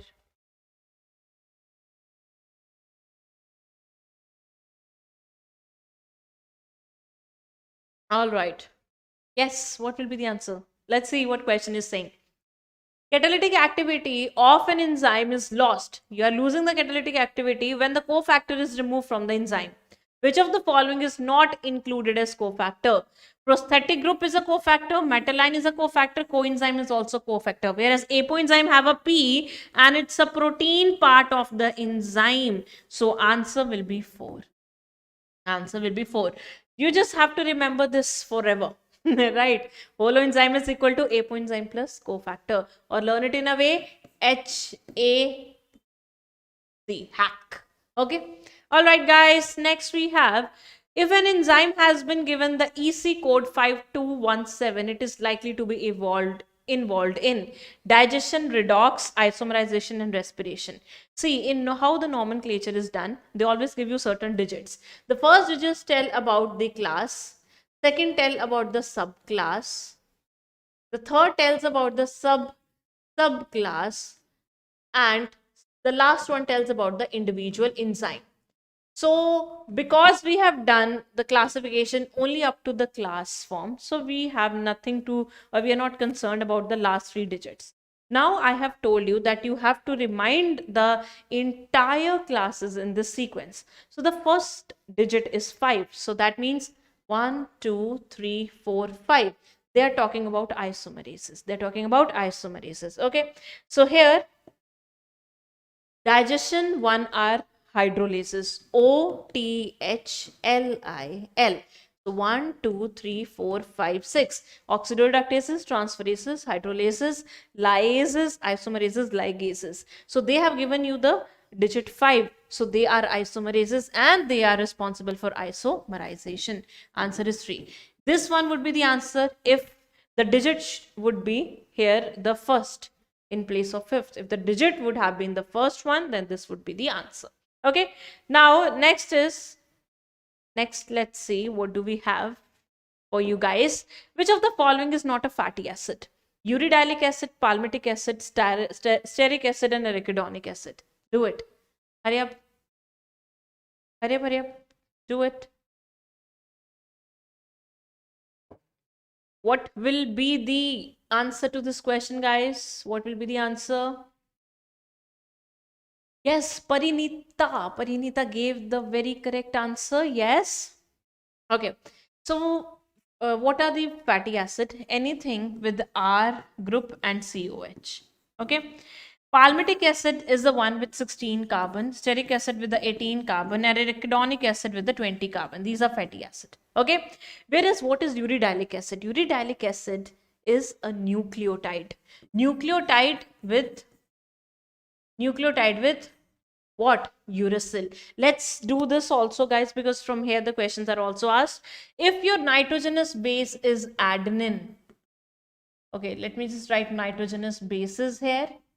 Let me write nucleoside here and nucleotide here. Now, what its nucleotide and side will be named as? If I have adenine as a nitrogenous base, what will be the name of its nucleoside, everyone?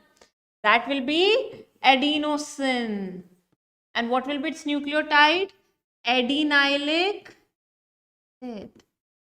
If I have guanine, what will you call it as? Yes, everyone. If it is guanine, what will be this known as? Guanosine. And what it will be? Guanylic acid. Now cytosine already has a synatin, so make it a din because it is pyrimidine. So these two are purine. So that's why we are just using IN, because from here we are going to start with pyrimidine. So din will be having din. So this will be cytidine. Okay. Cytidine. Just like that, if it is thymine and uracil, because they're pyrimidines, so they will be thymidine, and this will be uridine. Okay, and let's make their acid. Just convert their name. Cytidine, cytidylic acid. Cytidylic acid. And this will be thymidylic acid. and this will be uridylic. Okay, so this is how you have to remember these also, guys, because from here, just one after the another, they can one after the another year, they usually ask the questions from this din and min. Okay, din and sins. So you should know what are these. If you know the pyramidons, these are quite easy for you. Okay, all right. Next, do the another question. All right, do this one. Select the correct set with respect to essential amino acid of an adult man. Glycine, methionine, cysteine, glutamic acid, histidine, serine, tyrosine, lysine, proline, leucine, valine, and phenylalanine. Do it. Hurry up. I will wait for this answer. I want to see whether you learn the things clearly or not. Hurry up. Hurry up, hurry up. Yes, guys. What will be the answer? What will be the answer? Hurry up, hurry up. I'm waiting for you all.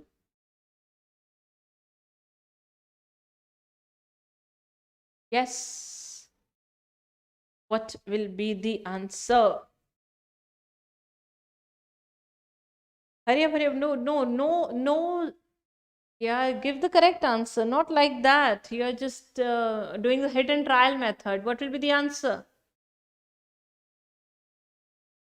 Yes.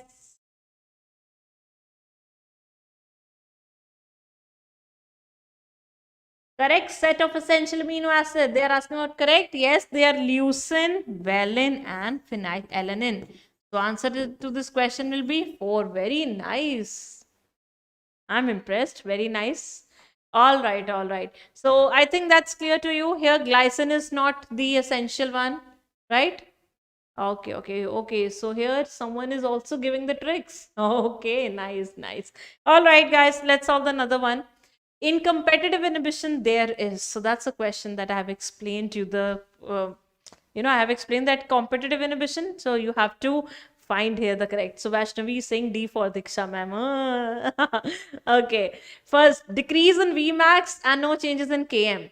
Increase in Vmax and decrease in Km. Decrease in Vmax and increase in Km. No change in Vmax and increase in Km. Solve this. Yes. Ronak says 360 on 360. I will be glad if any of you get 360 on 360 from PW English channel. I will be really happy. I'll definitely meet you if some of you got 360 on 360. I'll be really glad. Okay, okay. Tell me the answer. So what happened in competitive inhibition? You are increasing the substrate concentration. So when you increase the substrate concentration, the Vmax is achieved. So that Vmax remains constant here. Okay, so there is no change in the Vmax. So there is no change in the Vmax, but because you're increasing the substrate concentration, so the Km will also increase. So there is increase in Km. Why? How? Because this is what it is, right? This is V max by 2. This is Km. What does Km tell? Km tell that it is that substrate concentration where half of the reaction is already done. For example, here it is substrate concentration. Imagine this is 5 milligrams. So on 5 milligram, the half of reaction is done. But when you're increasing the substrate concentration, now the Vmax is achieved, but the half of reaction is done at the higher substrate concentration. So Km increases here. So that's why Vmax is achieved. It's same for both, but Km increases. So answer to this question is 4. All right, guys. Okay, very nice. Very nice. Next, select the correct match between column 1 and 2. Choose the correct option. Column 1, cellulose, chitin, inulin, glycogen. 2, storage homopolysaccharide, structural homopolysaccharide, branch polymer of glucose, exoskeleton of arthropod, and cannot trap iodine molecule. Again, a simple type of question. Hurry up. Hurry up, hurry up, hurry up. Hurry up, hurry up, hurry up. All right, tell me the answer.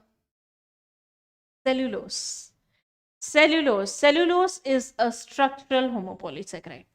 But in these type of question, the second option can also be matched with the second one, because chitin is also structural polysaccharide, isn't it? And both are homo. So we have to wait for the others. A, B, C, and D. All right. So let's see about inulin. Inulin is a storage homopolysaccharide. These both are structural, but glycogen is also storage homopolysaccharide. Okay, let's talk about another branched polymer of glucose. So what is the branched polymer of glucose? Cellulose is not branched, so it will not be the answer. Chitin is not made up of glucose, fine, whereas glycogen is branched. So for D we have 3. Whereas chitin is present in the exoskeleton of arthropod. So for B, we have 4. So that means we can give structure to the cellulose. Yes, definitely we can give. So for A, we have second. What is inulin? Inulin is made up of fructose and it is present as a storage polysaccharide in the tubers of the which family? Yes, of which plants? Artichoke plant. Okay. All right. So the C, for C, we have 1. So B2, B4, C1, B2, B2, sorry, A2, B4, C1 and D3. I think that's a little wrong given in the answer. So I think you can manage it. Okay. All right. Okay. So you can also write it in this way. I think there is a little problem in the option typing. Okay. No problem. Next. Next, we have the digestion and absorption. Okay, so options are wrong. Yes, Nuthun, you got it right. There is a typological error, so I'm so sorry for that. So let's start with the digestion and absorption. So are you guys ready for the human physiology or not? Yes. Are you guys ready for the human physiology? Okay, so one thing from human physiology which is very important, whatsoever it is, they will definitely ask about disorder from any of the chapter, right? So disorders are like, you have to do it like anyways. Disorders are very important because they're given in each and every chapter, right? Okay. All right. So someone is saying, I am spamming 4 but wrong. What is that, right? Okay. So if you're spamming, just go. Let others study. So what are the important questions that can be asked from this chapter? First, they can ask you about cells or the glands. That which cell of which gland produces which type of enzyme. So that's about cells or glands. For example, in stomach, chief cells secrete which type of enzyme. So any of the way they can ask you in the mismatch form, or what type of enzymes are pancreatic, or tell the set of enzymes which are from succus entericus, just like that. Second is definitely ready for the question from a teeth about the dentition, this heterodont, diphyodont, thecodont, bunodont. So this dentition, they can ask you a question even about the dental formula. Okay. Then we have these structures of liver, not the live, liver. So liver structure can be asked. What structure? In structure, they ask about the ducts and the sphincters. The sphincter of Oddi, right? So these type of questions can be asked from this entire chapter. So let's begin with the questions. Select the mismatch. There's a part of alimentary canal and the structure, present or function. Small intestine, lacteals. Intestinal mucosal epithelium, crypts of Lieberkühn. Colon, water absorption. Gallbladder, formation of bile. Do it. Hurry up. Hurry up, guys. Do it.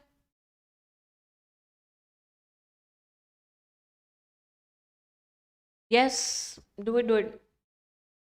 Don't waste time on talking with the strangers on live chat. Rather solve this question.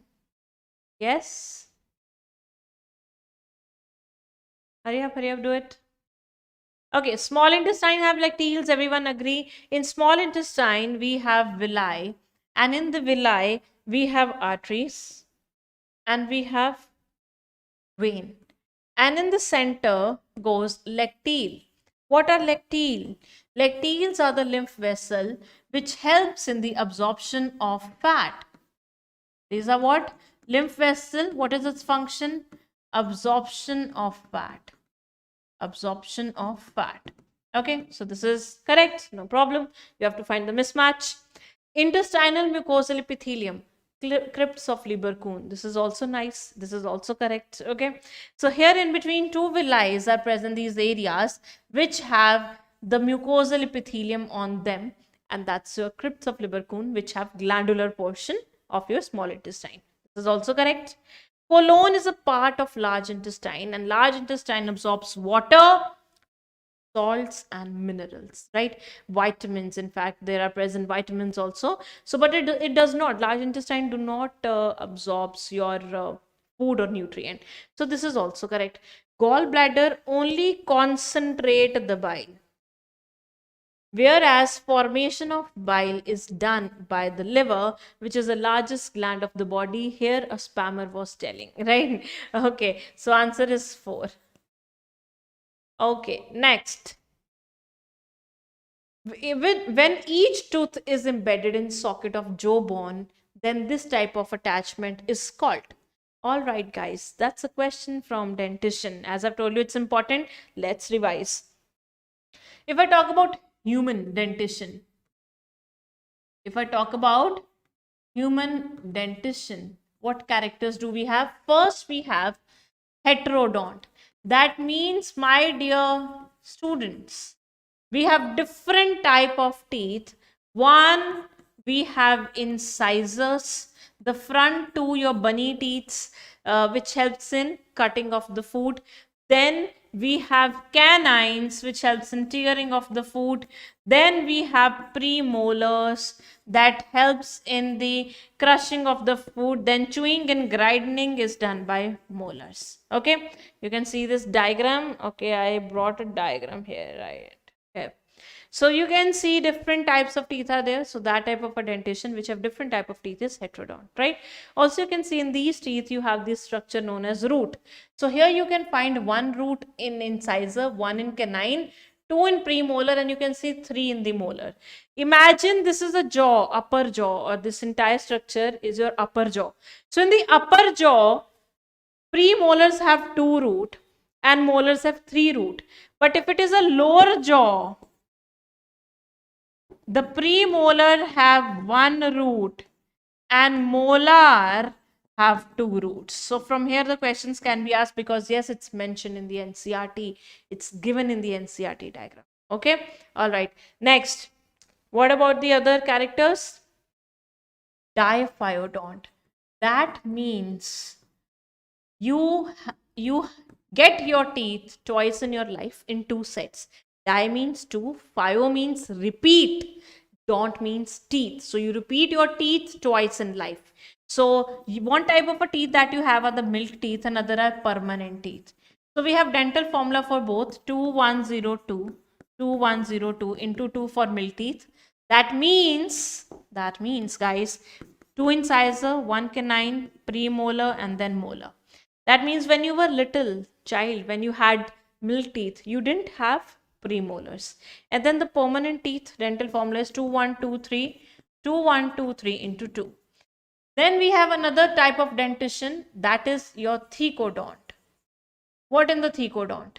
Imagine this is a bone, your jaw bone, okay? And in that bone, it is covered by gums. This bone is covered by gums like this.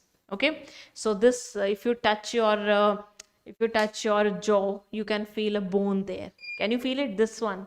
Yes, I can just put my finger, it will be really bad. So this is a bone, and in this bone are present these pockets. You call it as sockets. What do you call it as? Sockets, and they are covered by gums. So your teeth is embedded in this socket, and this type of dentition is thecodont. You also find this in the crocodiles. Okay. And the last one that you have is buenodont. So you have cusp in your teeth. What are these cusp?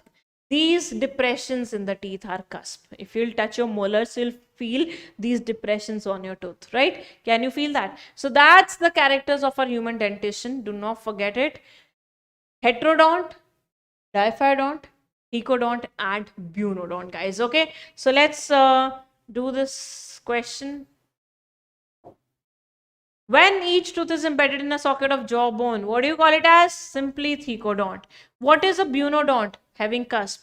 Cecodont is not found in us, it's in the reptiles, and diphyodont is for us, but it's not the what they are asking about. So answer is 1. Okay, cecodont is a type of teeth that are coming from lateral sides of your jawbone, but not embedded in the jawbone. Okay, all right, next. Okay, Arrangement of teeth in each half of the upper and the lower jaw in the order ICPMM is represented by dental formula, which in human is. Solve it. Very simple. Very simple. What will be the answer, guys? What will be the answer, guys? Yes, my dear students. Very simple. They're just asking about the permanent dentition. 2, 1, 2, 3. Parinita. Very nice. Very true. Answer is 2. They're just asking about the upper jaw half. That's it. It will be 2, 1, 2, 3. 2, 1, 2, 3. Fine. Okay. Next. This is what I have to show you. Next, which of the following prevents the entry of food into the windpipe? Into the windpipe. Glottis, pharynx, epiglottis, both 1 and 2. Do it. Hurry up. Hurry up, hurry up, hurry up. Hurry up. So, if you remember the structure of pharynx, you remember that? No, ma'am. We are Gajnis. We don't remember anything. Okay.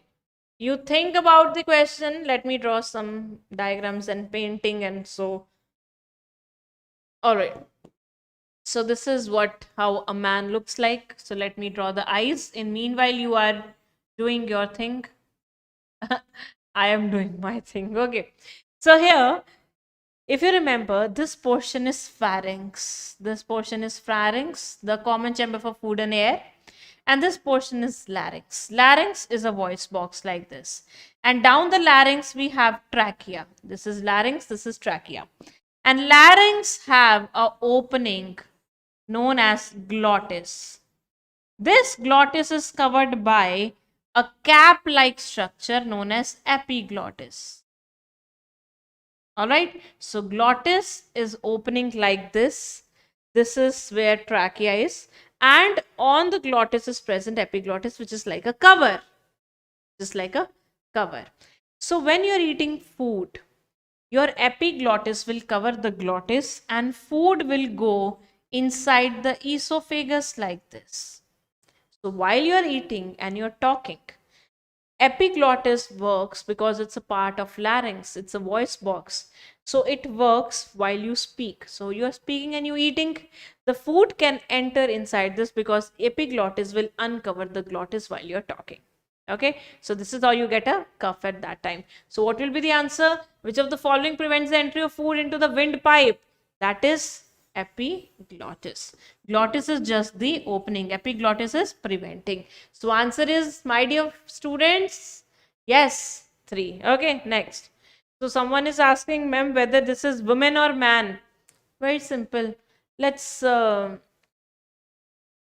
make colored hair. That's a woman. Okay.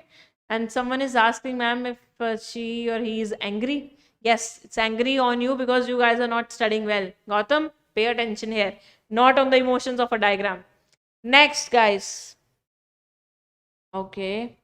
Which option is incorrect regarding the enzymes secreted by pancreatic juice? Before reading the option, what are the enzymes secreted by pancreas? Or what are the enzymes of the pancreatic juice?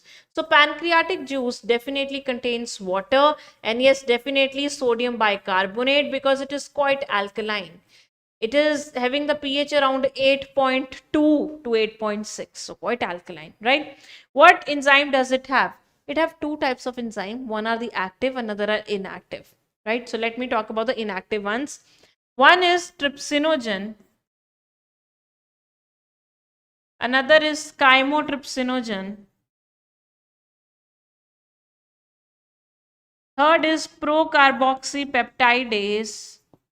Procarboxypeptidase. All these 3 enzymes are zymogens. What are zymogens?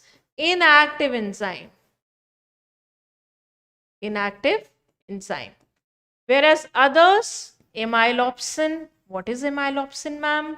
This is amylase. Pancreatic amylase is also known as amylopsin. Then we have steapsin, which is pancreatic lipase. And then we have nucleases, DNAs and RNAs. This is what enzymes that we have in the pancreatic juice. Let's see what is incorrect. Yes, nucleases, DNAs and RNAs, they are collectively known as nucleases. Trypsinogen, we do have, and chymotrypsinogen. Nothing wrong with that. Okay.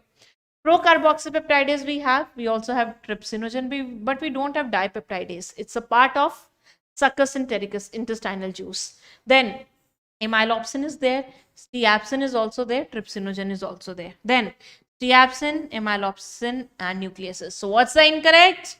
2. So answer is, you got it or not? Yes, you got it or not? All right, all right. So those who are giving incorrect answer, guys, see first. These all are the various enzymes present in the pancreatic juice. Okay, and pay attention here. Next question is again match the following from that portion which I have told you about the liver and pancreas diagram. Okay, so let me just quickly explain you this diagram. So we say that liver produces bile. Okay, so liver have bile ducts. So there are two ducts, left and right hepatic duct, and left and right hepatic duct, it forms a common hepatic duct. Hepato word is always associated with the liver. So liver is producing bile, and that bile comes down to the to downside via hepatic duct. And there is a duct which is coming from gallbladder. This is the structure, pear-shaped structure, green in color, present behind the liver. The main function of the gallbladder is to pick up the bile from liver and concentrate it. Takes away the water, absorbs the water, and concentrate the bile. Okay, so it is also having bile but in a concentrated form, and it is carrying the bile in a diluted form. So both are here uniting and forming a common bile duct, and this common bile duct, it is meeting with the pancreatic duct here. It is meeting with the pancreatic duct here, and together they are forming a common hepatopancreatic duct. And together here they are forming a common hepatopancreatic duct, which is opening into a structure of alimentary canal, that is duodenum. So if it is putting out something, so we need to guard here also. Okay, so here is a guard. What is that guard? Sphincter. So sphincter of Oddi regulates its opening. All right, guys, I hope you understand the entire structure. Both the liver ducts form a common liver duct, which is a hepatic duct, and there is a duct coming from the gallbladder, cystic duct. Cystic duct and common hepatic duct together forms the common bile duct, which is going inside the pancreas and meeting with the pancreatic duct. And together they are uniting to form a common hepatopancreatic duct, which is guarded by a sphincter known as sphincter of Oddi. So if someone asks you which duct is guarded by sphincter of Oddi, you will say hepatopancreatic duct.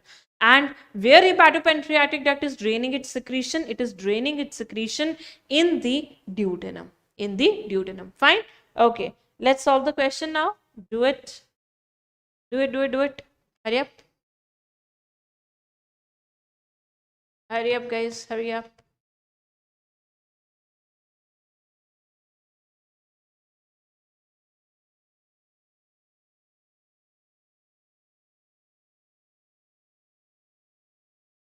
All right. What will be the answer? Sphincter of Oddi, where it is present on the hepatopancreatic duct. You all know now. Cystic duct is a duct of gallbladder. Right? C. Hepatic lobule. Hepatic lobules are present inside the liver, and they are the structural and functional unit of the liver. So these hepatic lobules are formed by the capsule known as Glissen's capsule. Let me also explain about this. So this is a liver. Liver is the largest gland in your body, and it is surrounded by a glistening means a shining connective tissue sheath, which is known as Glissen's capsule. This Glissen's capsule, it enters inside the liver and convert it into these compartments, hexagonal compartment, and each compartment is known as hepatic lobule. So a hepatic lobule is a structural and functional unit of your liver. It's a structural and functional unit of your liver. Fine. So Glissen's capsule is associated with the hepatic lobule. So for C, we have 1. And Brunner's gland, where it is present, it's present in the duodenum's submucosa. So for D, we have 4. What is a Brunner's gland? It's a gland which is present in submucosa of duodenum. And what does it produce? It produces alkaline mucus. It produces alkaline mucus. You know why? Because duodenum is attached to the stomach, right? How is duodenum present? If this is the stomach, this is duodenum, and stomach have the acidic food. Stomach have the acidic food known as chyme. The pH is around 1 to 3. Yes, it's quite acidic. So here the acidic food is coming. It can easily erode the duodenums. This is duodenum, first part of small intestine. It can erode its mucosa because stomach already had a thick mucosa, but this one does not have a thick mucosa, or its wall is not covered by a thick layer of mucus. So this acidic food can easily erode it. So this submucosal glands produce the alkaline mucus so that it can neutralize the acidic food coming from your stomach. All right. Okay. So what will be the answer to this question, guys? A2, B3, C1 and D4. Answer is 1.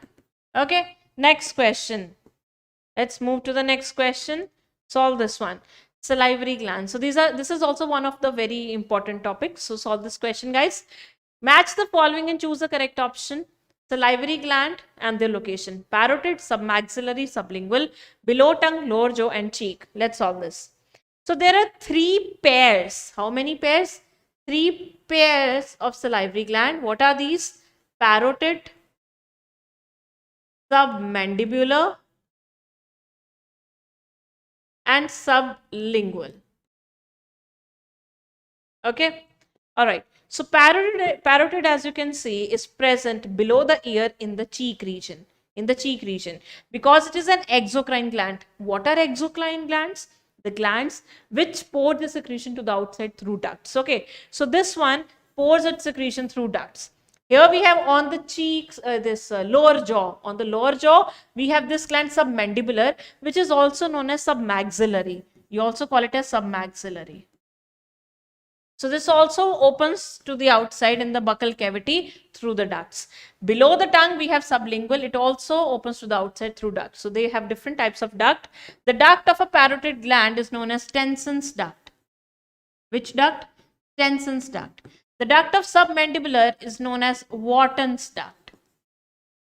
Wharton's duct, and its duct is known as duct of Rivenus. Duct of Rivenus. Fine. Okay, now let's solve this question. Do it. Hurry up, hurry up. If you can remember the name of the duct, that will be fine. That will be okay. But if it is really, difficult for you, you can go with the mnemonics. Nikita, yes, I do watch all the chat. You can please write your concern that you have. Yes. Yes, yes. All right. What will be the answer? What will be the answer? Parotid. Where it is present, parotid? In the cheeks. Submaxillary, it's present in the lower jaw. And sublingual below the tongue. So what will be the answer? A3, B2 and C1. Answer is 4. All right, my dear students, move further and talk about the chapter breathing and exchange of gases. So we'll take here the break of around 10 minutes and then we'll start with our chapter breathing and exchange of gases. Okay, so let's refresh ourselves. Hurry up, and in meanwhile in 10 minutes just look up whatever topic you were weak in, and then we'll continue the class in 10 minutes. Okay, all right, so let me just put here a timer of 10 minutes. All right, so I'll be back in 10 minutes. Meanwhile, you just revise things, or you can do whatever you want to.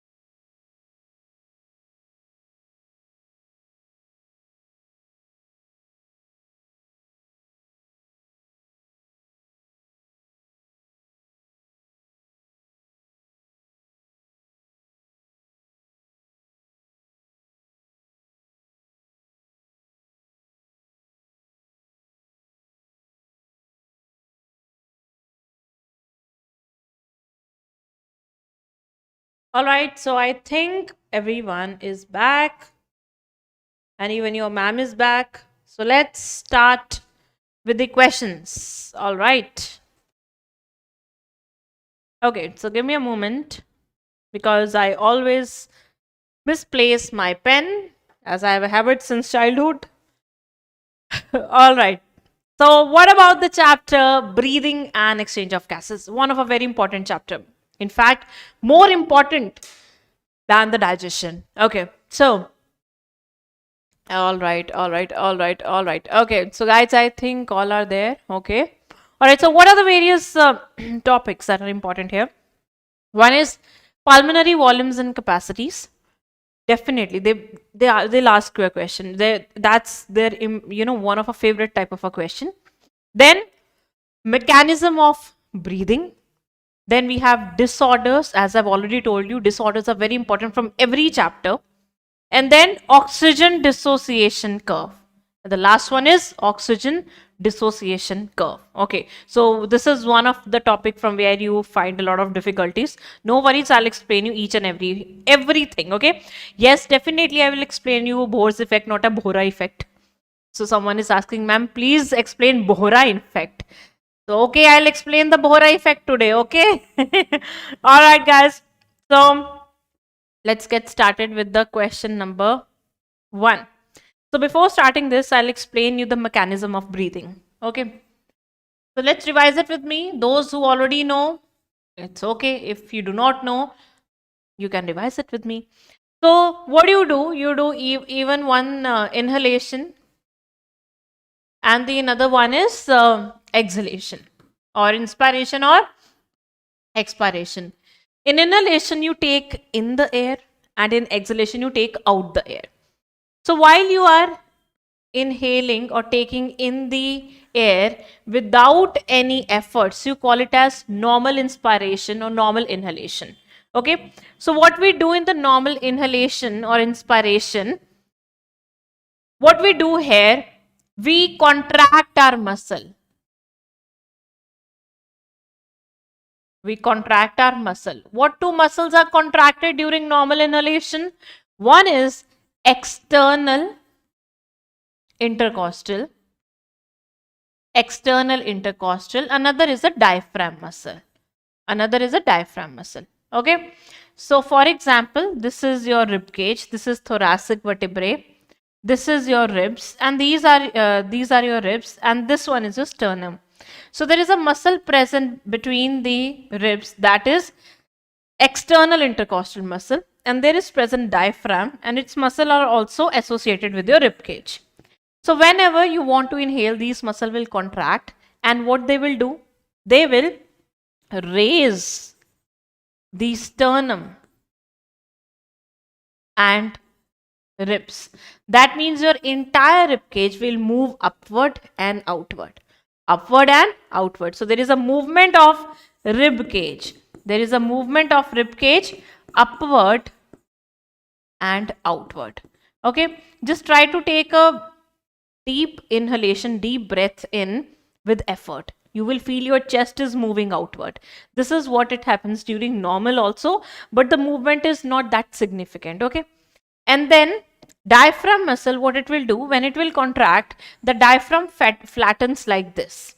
So here, when the diaphragm muscle contract, the diaphragm flattens. As a result, all this effort is making, or it is increasing the volume and decreasing the pressure.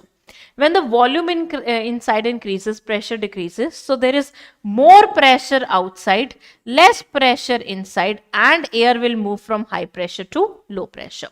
Fine. When you are exhaling normally, all these muscles, they relax.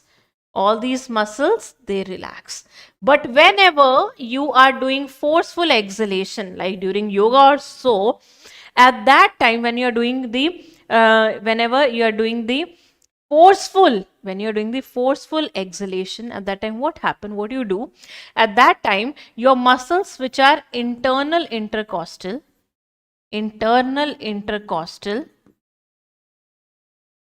and abdominal muscles contract. Internal intercostal and abdominal muscle contracts.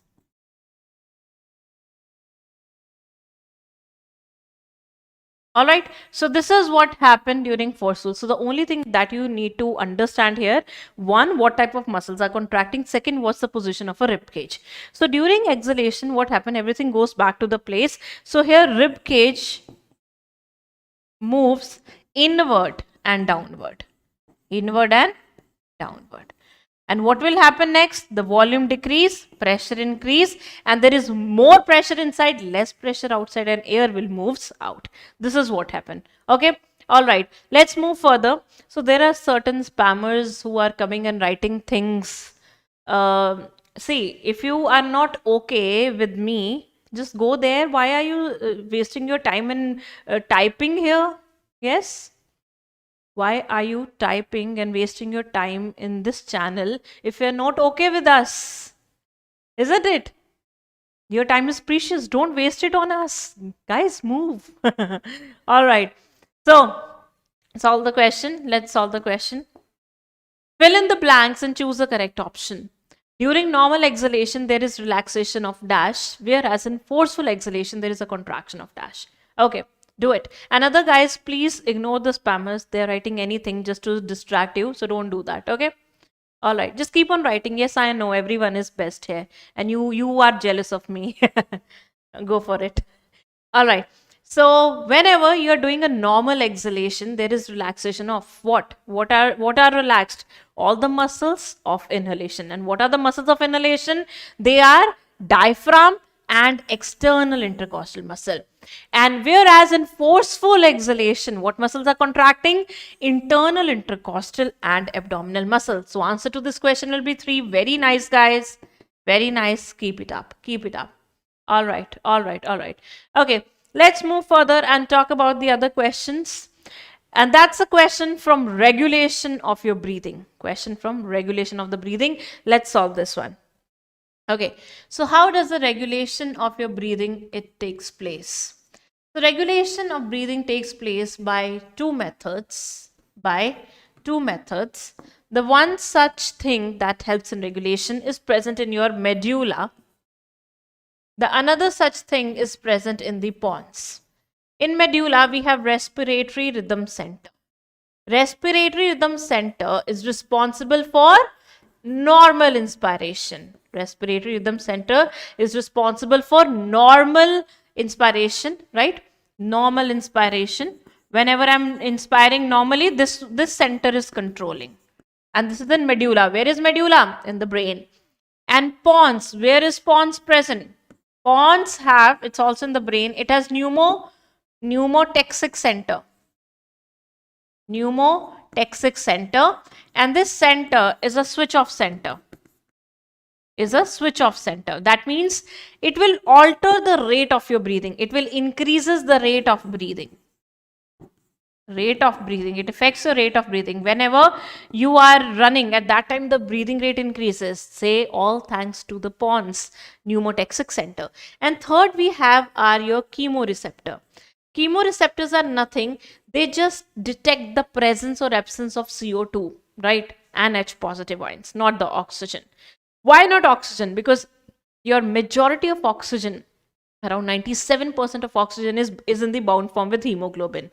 Your chemoreceptors cannot detect the 3% dissolved oxygen because the amount is very few.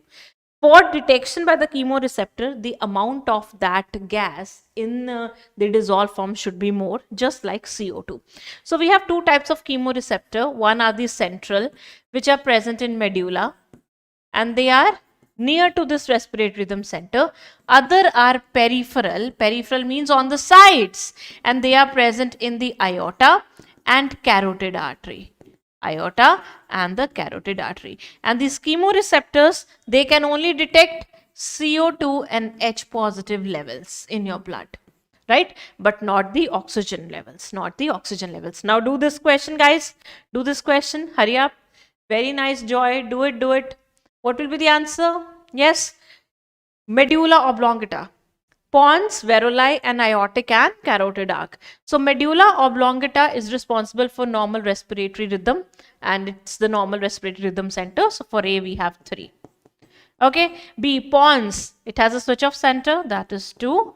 And C, aortic arc and carotid arc, they are chemoreceptor. So for A we have 3, for B we have 2, and for C we have 1. So answer to this question will be 3. So how many of you have done it right? Yes.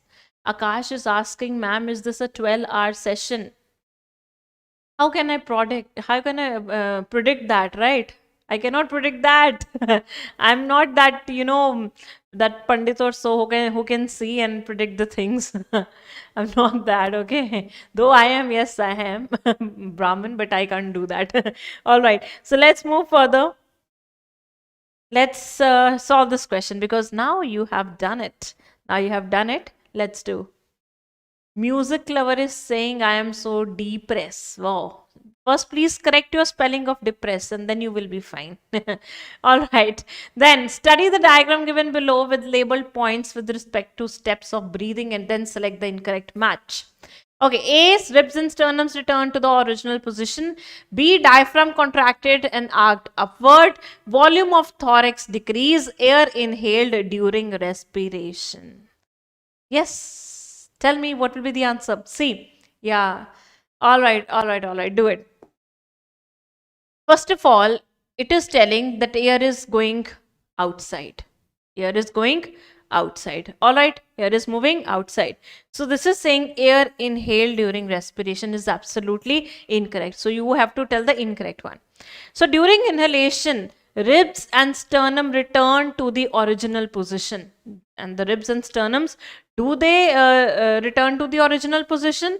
No, they are rather in inspiration, they are moved upward. They are moved upward. Fine. Okay, so I think there is a problem in the question between correct and incorrect one.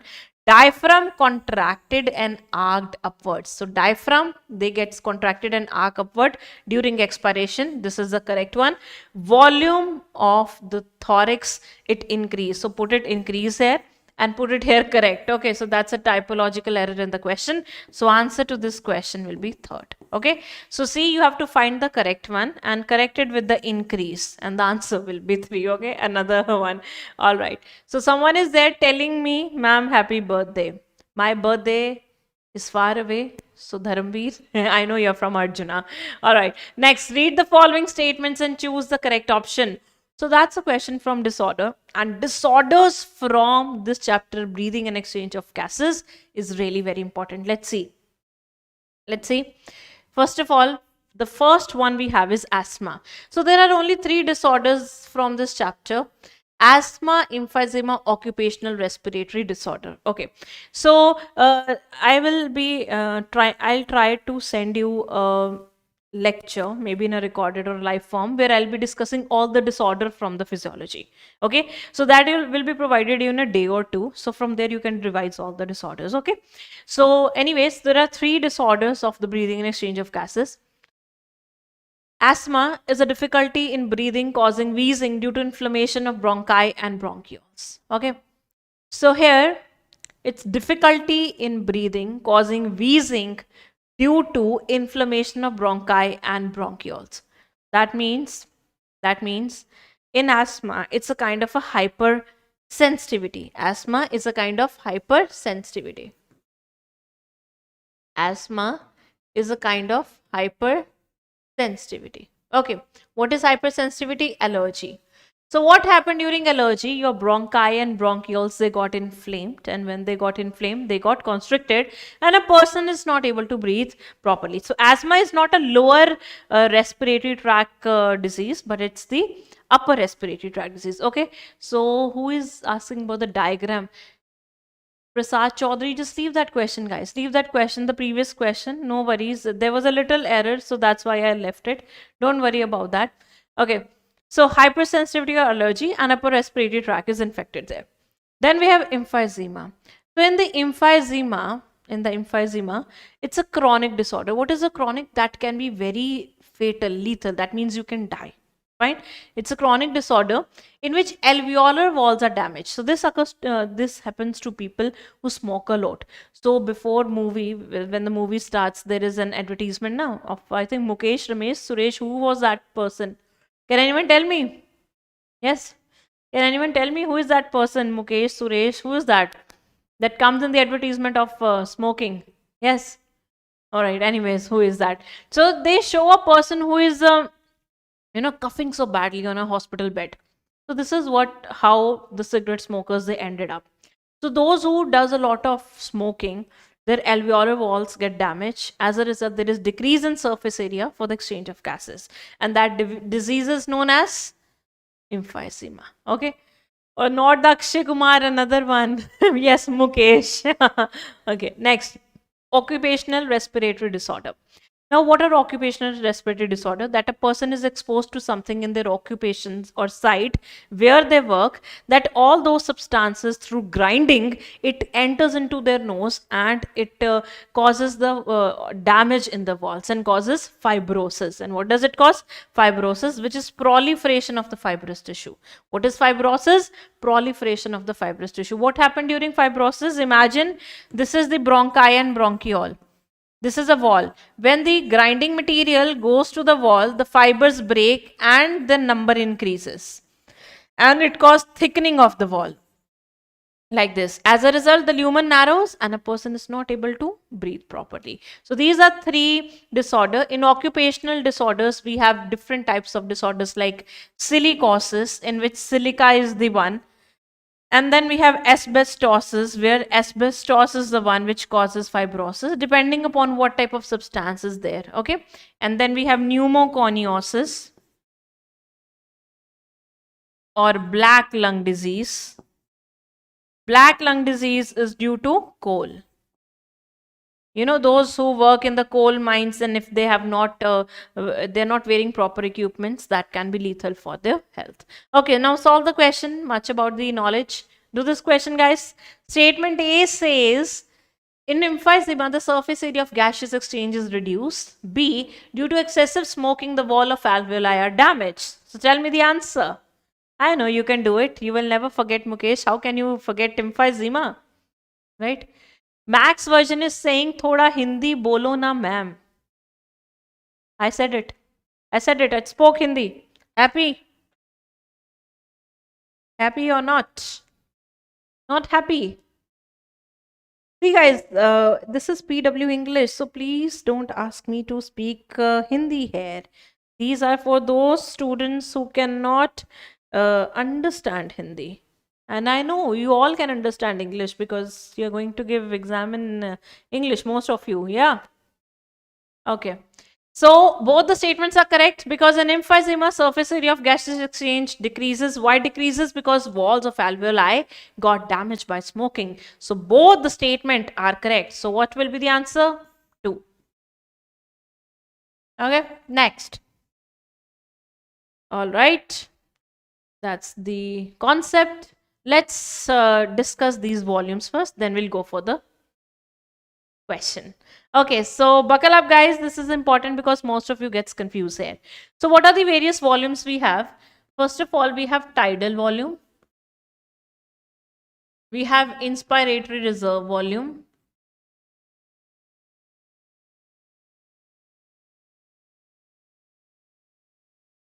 We have expiratory reserve volume. And then we have residual volume. Now there are two things. One is a volumes, another are capacities. Capacities are formed by the addition of volumes. When you add 1 or 2 volumes, they become capacities. First of all, the amount of air you are taking it when you are breathing in and out normally, just like now. Are you giving any effort? You're not giving any effort. You are just breathing normally. At that time, that volume of air which is going in and out just normally without any effort is your tidal volume. So tidal volume, normal in or out. Okay, this is around 500 ml. All right, inspiratory reserve volume. So whenever you're putting an extra effort, like now I'm inhaling normally, I'm just having 500 ml in, 500 ml out. Now if I inhale forcefully, like at this time, I am taking in tidal volume also, and I am also taking extra air. That extra air inside I am taking extra in is inspiratory reserve volume. But if I do the total, like I did breathing, So at this time, I'm taking tidal volume also, I'm taking inspiratory reserve volume also. So together, they are known as inspiratory capacity. Together, they're known as inspiratory capacity. So inspiratory capacity is the total volume of air I take in. So whenever it is written total volume of air, it is always capacity. And whenever there is written extra air or additional air, it is a reserve volume. Okay. So here it is around 2500 to 3000 ml. Then we have expiratory reserve volume, the extra you take out. Now I exhale forcefully like that. So at this time, I'm also exhaling this amount and I'm also exhaling this amount. And that is my expiratory capacity. Expiratory capacity means total volume of air I exhale out during forceful exhalation. Total volume of air I exhale out during forceful exhalation. Total volume of air, total volume of air I inhale during forceful inhalation. Okay. Now, what is the amount of this? 1000 ml to 1100 ml. Now, what is the residual volume? This is the amount of air that will always remain in the lung. The reason why we want some air in the lung, because we don't want our lungs to get collapsed. So some amount of air should be there in the lungs. And why it is present inside the lung? Because the pleural pressure. What is a pleura? The outermost covering of the peritoneum of your lungs. It always have a negative pressure. So there is always some negative pressure inside the lung, and this will keep on forcing some air to remain in. And that always remain in, even if you give so much effort for exhaling, that is your residual volume. It will always remain in lungs. Always in lungs. And that is around 1200 ml. All right. So now listen to me very carefully. So whenever you have a lung, in this lung, you will always have some amount of air that remains in the lung even if you forcefully exhale. That is residual volume. When you are exhaling normally, at this time, you throw out tidal volume. And what do you have inside? ERV, because you are just normally exhaling. When you are normally exhaling, you have two amount of air in your lung, and that total is known as FRC, functional residual capacity. What is functional residual capacity? It is total volume of air. It is the total volume of air in the lungs when you are exhaling normally. Normal, all right, normal exhalation. When you are normally exhaling, at that time, what total amount of air is in the lung is functional residual capacity. And when you are exhaling forcefully, what is in the lung is residual volume. Because when you are exhaling forcefully, at that time you are giving TV plus ERV, which is equivalent to expiratory capacity. Is this point clear to everyone? Yes. Is this point clear to everyone? So these are your tidal volumes and capacity. Now let's talk about the vital capacity. Vital capacity is the total of ERV plus TV plus IRV. And what is TLC? Total lung capacity, total of all the volumes. What is that? It can be VC plus RV, and it can also be IRV plus ERV plus TV plus RV. Fine. So this is what is total lung capacity. Total lung capacity means when you inhale air forcefully. I'm inhaling the air forcefully. So what is in my lung? In my lung, I have RV, I have ERV, I also have TV, I also have IRV, because I inhale forcefully. So whenever I'm inhaling forcefully, I'm also taking in the extra air and tidal volume. ERV is already present inside and RV always remain inside. So that is what your TLCs. All right, I think it's pretty clear to everyone. Yes, Ria, very nice. If it is clear, Diamond, clear to you. All right, so solve this question, my dear students. Don't mess with this topic, because this is really important for NEET. Okay, don't mess with this topic. Learn it very nicely even before one day before the exam. Please give just one read to this question or this topic. All right. Okay.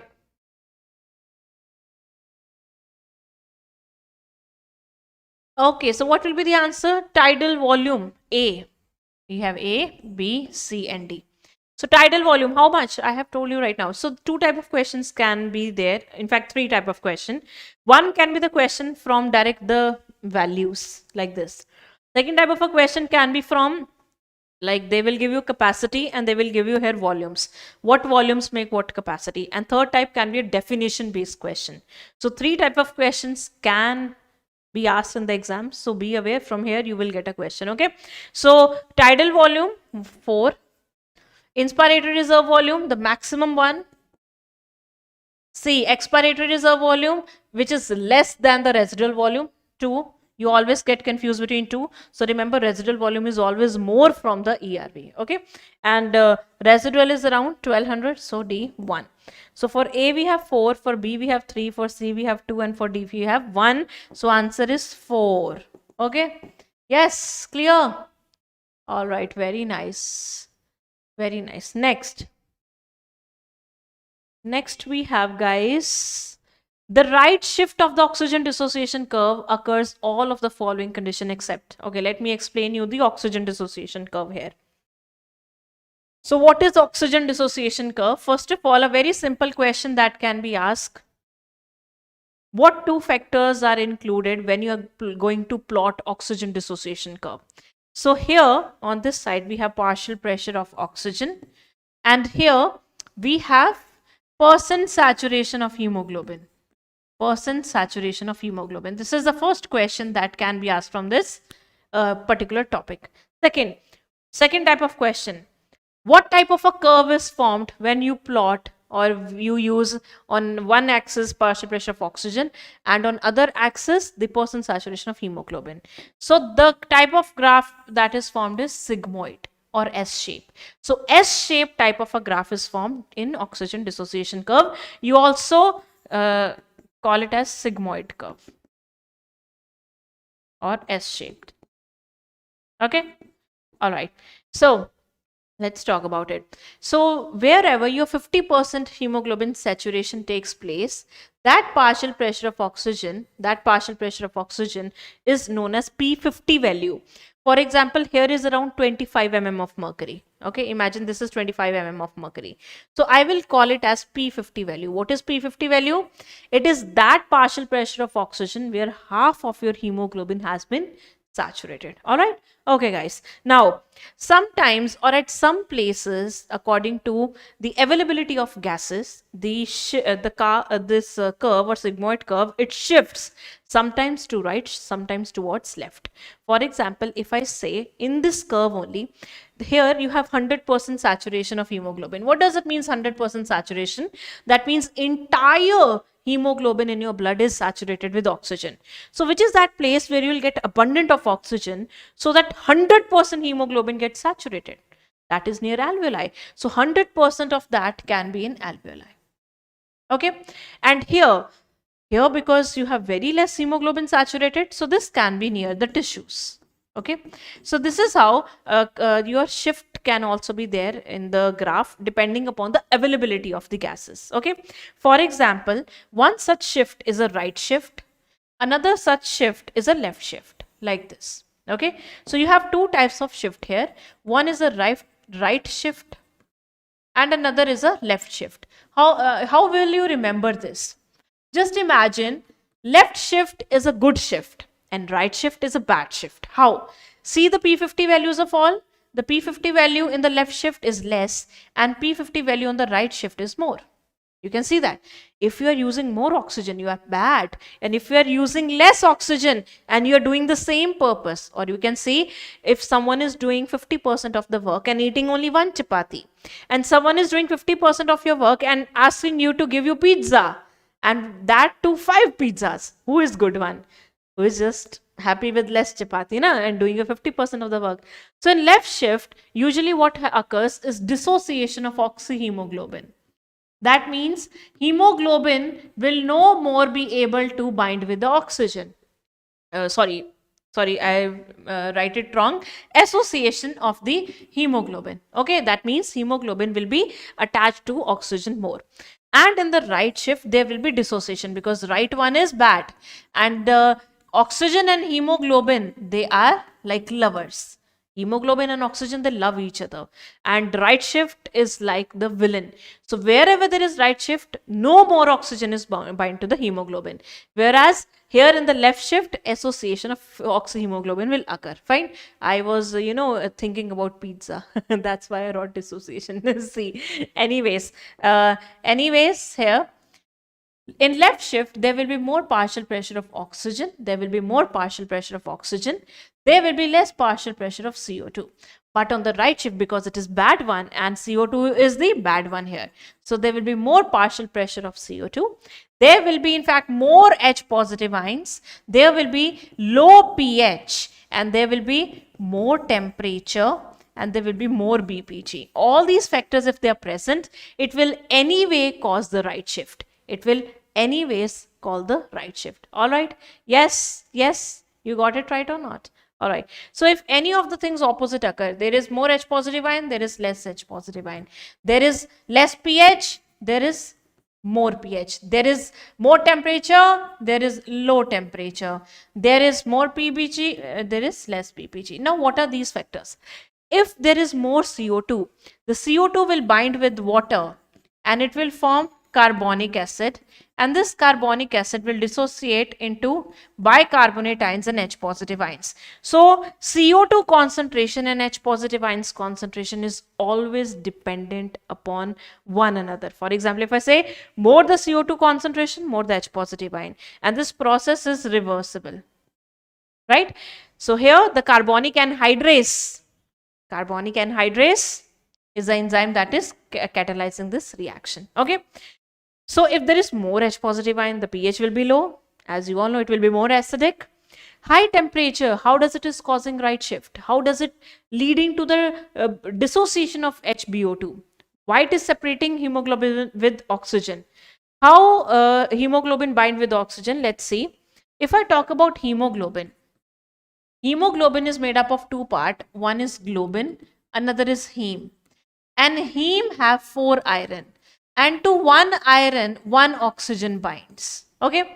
Imagine with high temperature, the globin portion dissociates. High temperature causes denaturation of protein, if you remember. High temperature causes denaturation of protein. So whenever there is high temperature, there is denaturation of protein. There is denaturation of proteins.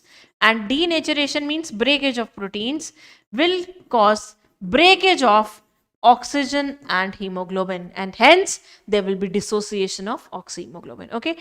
Someone is asking me to teach numerical in this chapter. There are not such numericals.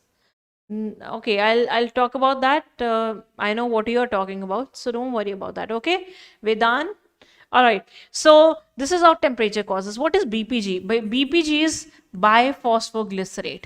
This is the byproduct that is formed during glycolysis. So this BPG is more during glycolysis. So more glycolysis means more oxygen you are using and more CO2 you are producing. So more the BPG, more the dissociations. All these factors you definitely have to learn. Even if you don't even understand, you have to mug them up for the exam, that these factors causes right shift and these one causes left shift. Trust me guys, the question will be asked from this. Okay. So now let me explain you the Bohr's effect. What about the Bohr's effect? So for that you need to understand the internal and external respiration. Are you guys ready for that? First of all, tell me, are you guys ready for that? For Bohr's effect? Give me thumbs up if you are ready. I want to see how many of you are ready. Are you ready for the Bohr's effect or not? Yes. Yes. No. Yes. No. No. Yes. Okay. All right. So what happened during internal and external respiration? Let me just divide it equally. What happened during internal and external respiration? See here. See guys, this is your tissues. These are your body tissues. Okay. and this is your RBC. This is your RBC. All right. So RBC is bringing a lot of hemoglobin associated with the oxygen. That means it is bringing the oxygenated blood. It is bringing the oxygenated blood. Okay. So here the blood that is coming to the tissues is oxygenated. All we need to do is we have to take up the CO2. We have to take up the CO2 from the tissues because tissues are undergoing respiration. And we have to give up the oxygen to the tissues. This is what it happens. The exchange of gases takes place at two places, one near the tissues and another near the alveoli. Another near the alveoli. So exchange of gases, this is the most common question that is asked in the exam. What are the two places where the exchange of gases takes place? One is near the tissues and another near the alveoli. In the tissues, we give oxygen, take CO2. In alveoli, we do the reverse. We take up the CO2 and we give the oxygen to the RBC. This is what we do. Right? In the alveoli, there is more partial pressure of oxygen. So in the alveoli, you will always find the left shift of the curve of the oxygen, this oxygen dissociation curve. Whereas near the tissues, you always find the right shift. In this one, you always find the right shift. Okay. So this question can also be asked, which shift is found near the alveoli? The left one. And which shift is found in the tissues? The right one. Why? Because here the partial pressure of oxygen is more and here the partial pressure of CO2 is more. Now, how does CO2 is transported? CO2 is transported in various ways. 70% of the CO2 is transported as bicarbonate ions. 23% is transported with hemoglobin as carbaminohemoglobin. And 7% in the dissolved form in plasma. How does 70% is formed? So here CO2 binds with water in the presence of enzyme carbonic anhydrase. What is the name of the enzyme? Carbonic anhydrase, and form carbonic acid, which in the presence of same enzyme form HCO3 negative and H positive ions. Okay. Also, because this RBC is coming from the alveoli taking the oxygenated blood, this will be having a lot of oxyhemoglobin. Now, as the partial pressure of CO2 is more here, the partial pressure of CO2 is more here, which is leading to the formation of two things, carbaminohemoglobin and H positive ion. H positive ion will bind with this oxyhemoglobin and causes its dissociation. As a result, HBH will be formed and oxygen is free for the transport. This effect is known as Bohr's effect. What it is saying, Bohr's effect says that whenever there is increase in partial pressure of CO2, it leads to transport of oxygen. It leads to transport or unloading of oxygen. See, this is also given in NCERT, but not in a diagrammatic manner. They have only given you in the terms of a paragraph. Okay. So what is happening here? Whenever there is increase in partial pressure of CO2, the CO2 will form H positive ion, and these H positive ion will break or causes dissociation of oxyhemoglobin. As a result, oxygen is dissociated, which will be given to the tissues. Now, what is formed here in the RBC? Carbaminohemoglobin and HBH. Now you have formed these two things. Okay, you have formed these two things. HCO3 negative is alone here. So it will go back into the plasma and in place of HCO3 negative, chloride ions will enter. HCO3 negative will go in the plasma, react with sodium or potassium ions, and it will act as buffer. What are buffers? Buffers are anything that maintains pH. And this phenomenon is known as chloride shift. What do you call it as? Chloride shift. You call it as chloride shift or hamburger phenomenon. Hamburger, not burger. Okay. Hamburger phenomenon. Okay. Now, so what we have formed in this RBC, this RBC will go to the alveoli. Why? Because this RBC have a lot of CO2. It has a lot of CO2 and it also has formed HBH because it has become so poisonous. CO2 is not good. So this RBC wants that I should give my CO2 to the alveoli, which I have taken from tissues.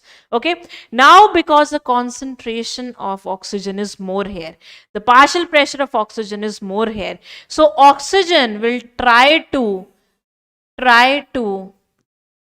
unload the CO2. When the partial pressure of oxygen is more, it will try to unload the CO2 from HB, that is hemoglobin, and also it will now compete with the HBH. It will take the, revenge.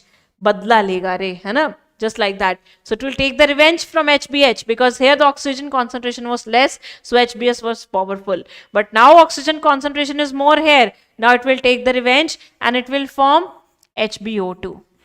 And H positive ions are free. Now H positive ions start to think about the one they betrayed. HCO3 negative was alone na? Because H positive ion started doing affair with hemoglobin.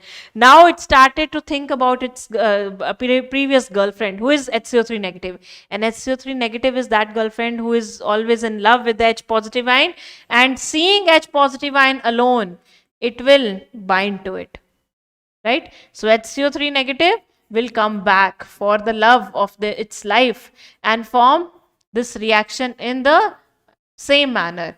H2O plus CO2, which will be given to the alveoli. And this is known as reverse of chloride shift. Reverse of chloride shift. So this effect is known as Haldane's effect. This is Haldane's effect. So what does Haldane effect says? Whenever there is increase in partial pressure of oxygen, there is transport of CO2. There is transport of CO2. All right, I think that's completely understood to everyone. Yes, give me thumbs up if this is clear.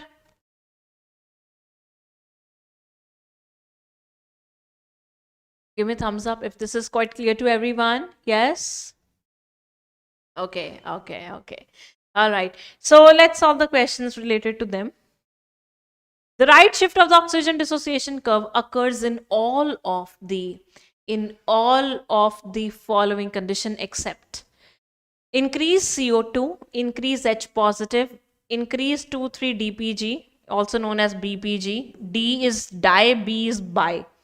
Increase PO2. All right. So if you even don't know the entire concept, you learn when does left shift occur, when does right shift occurs, you can even do or solve this question. Quite simple. Just do the opposite.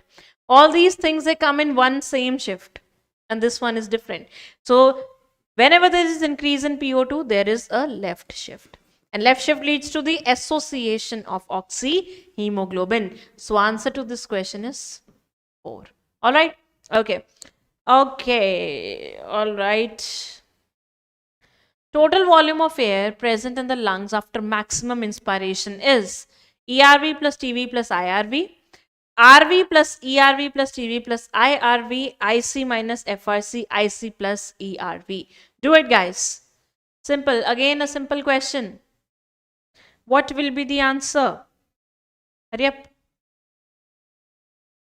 Okay, so total volume of air present in the lung after maximum inspiration. You have done the maximum. You have RV, ERV, IRV and TV. This is all you have. So answer is 2. So they are talking about TLC, total lung capacity. Okay. All right. Next. The correct values of PCO2 in pulmonary vein and systemic vein is, all right. So let's talk about the partial pressures here. For that, let's see this one. So they are asking in question the correct value in pulmonary vein and systemic vein. Okay, so you have seen this one. So this one is systemic artery. This is systemic vein. This is pulmonary artery. This is pulmonary vein. So what is the partial pressure of oxygen and CO2 in pulmonary artery? Same as that in the systemic veins. So what is the partial pressure here? They are asking us about. They are asking about PCO2, partial pressure of CO2. All right. So partial pressure of CO2 in pulmonary vein is 40. Whereas partial pressure of CO2 in pulmonary artery and systemic vein is same, that is 45. So what will be the answer, guys? 40 and, yes, 40 and 45 respectively. 40 and 45 respectively. Answer is B. Same, simple. Yes. Hurry up, hurry up. Yes, let me know. Let me know if this is clear, guys. Okay, so you need to remember all of these because you know what type of other questions can be asked from this entire diagram. Where does the partial pressure of CO2 and oxygen is same? They can also ask you that. For example, the partial pressure of CO2 is 40 here and partial pressure of oxygen is 40 here. Okay. Also, partial pressure of CO2 is 40 in the alveoli. So, 40, 40 and 40. So, you will get the partial pressure of CO2 same in the alveoli and here in the systemic artery. And the same value you can see this in the oxygen in the deoxygenated blood. Okay. Yes. All right.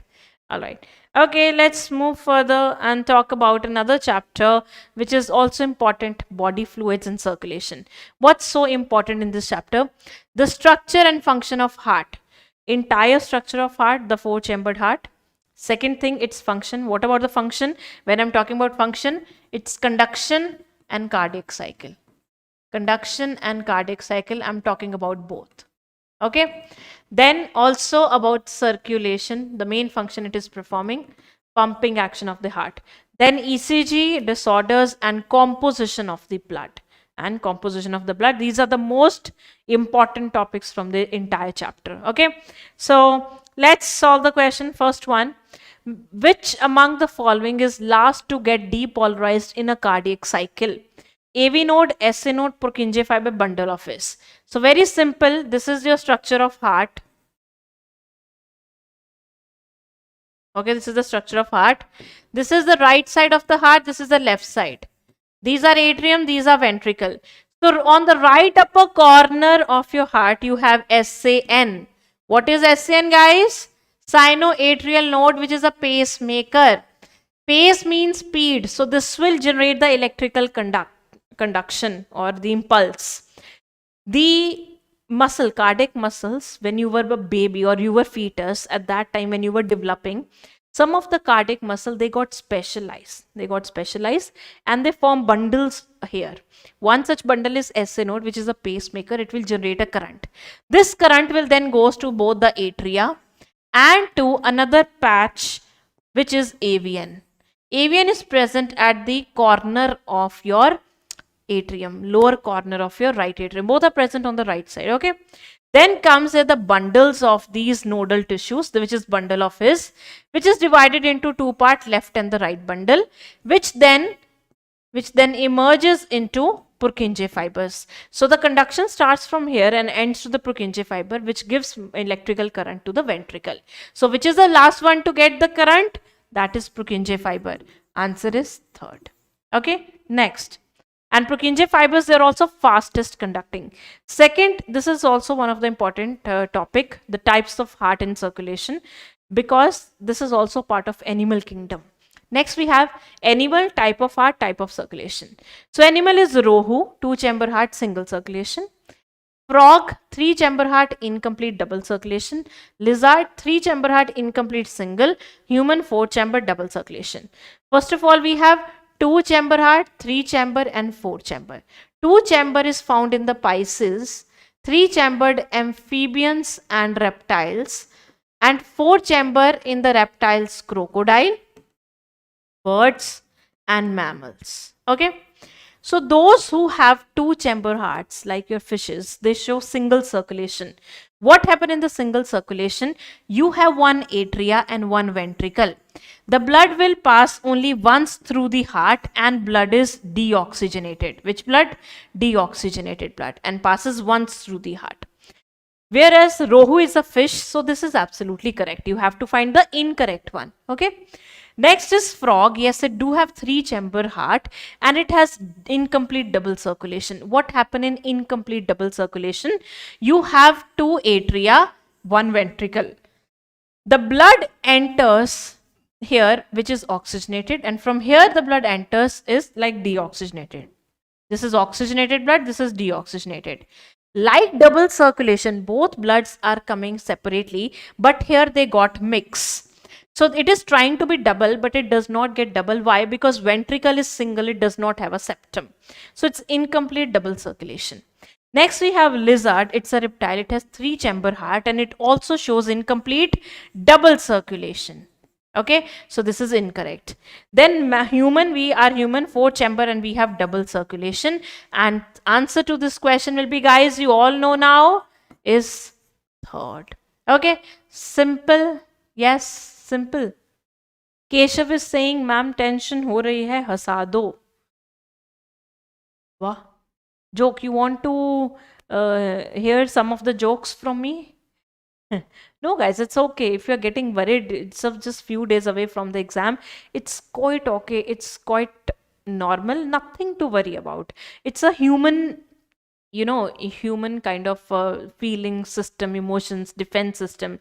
Whenever you are into worry, that means you are defending yourself, and it's okay. You will revise more. Don't worry, but don't get stressed. Don't take things in a negative way. Don't get stressed. It's fine. Your exam will be fine. Okay. So let's move further and talk about another question. The wall of arteries and veins are made up of three layers. Which of the following is the main difference in the structure of arteries and veins? Tunica media is made up of collagen fibers only in veins. Tunica externa is made up of endothelium in veins. Tunica intima is made up of smooth muscles in vein. Tunica media is comparatively thinner in the veins. Okay. So if you remember the structure of the blood vessel, it is made up of three layers. The innermost is tunica intima and it is made up of endothelium, which is simple squamous epithelium, right?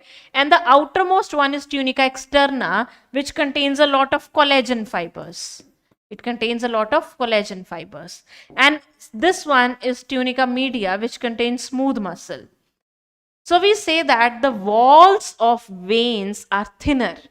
Okay, we say the walls of veins are thinner comparison to the arteries. What is the reason behind this?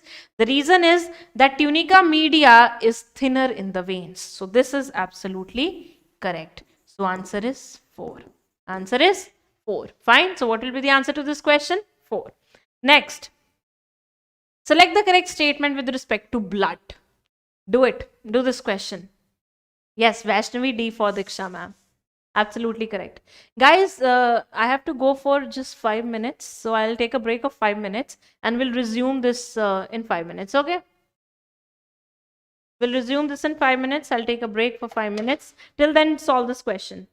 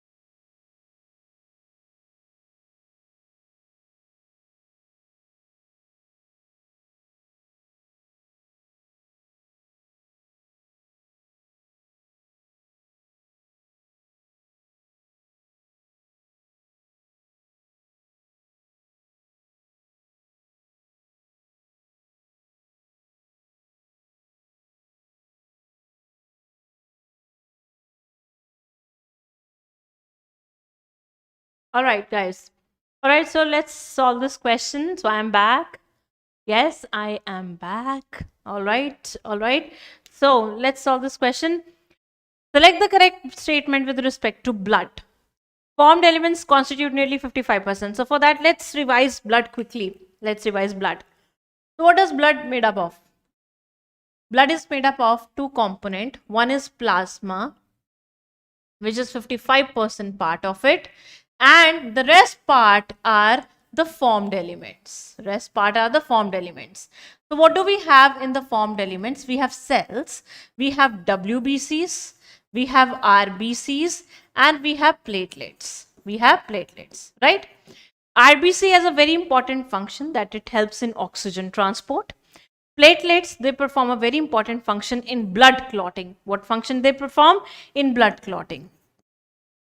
In blood clotting. Okay, RBC, oxygen transport. And WBC, they are of different types. We'll be discussing it soon. And they usually help in defense. Okay, now let's talk about plasma, guys.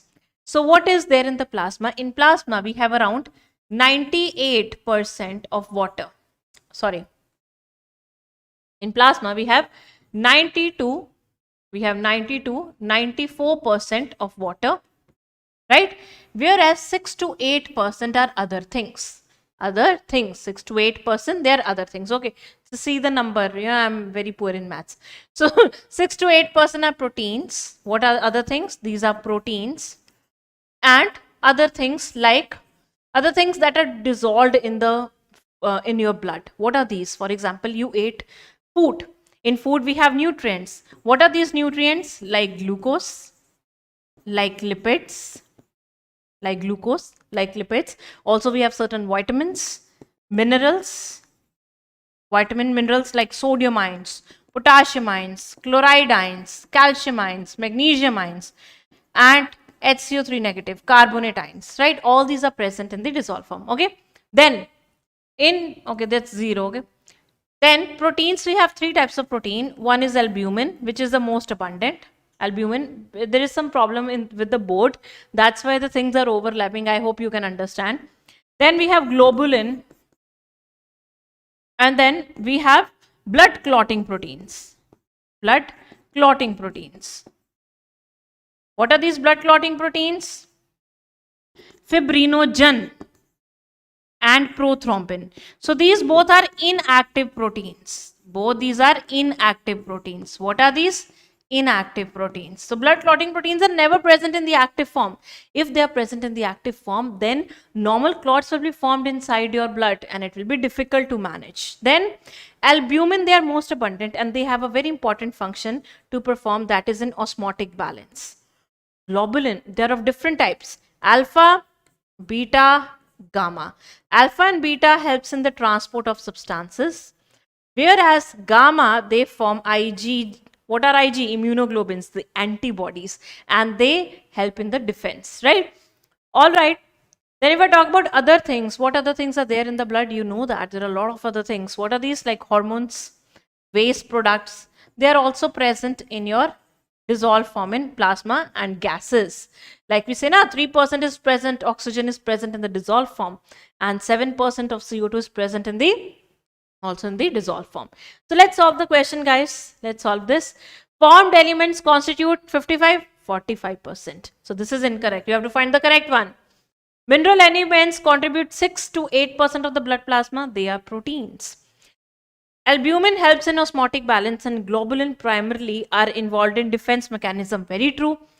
Albumin, the main function of this is the osmotic balance, whereas globulins are forming antibodies, immunoglobulins, and they are performing a very important function in defense. Factors for coagulation of blood are always present in the inactive state, not in the active state. So you might get also confused in this one. Sometimes what our mind reads is inactive, but it is in the active. Okay, so answer to this question, guys, will be third.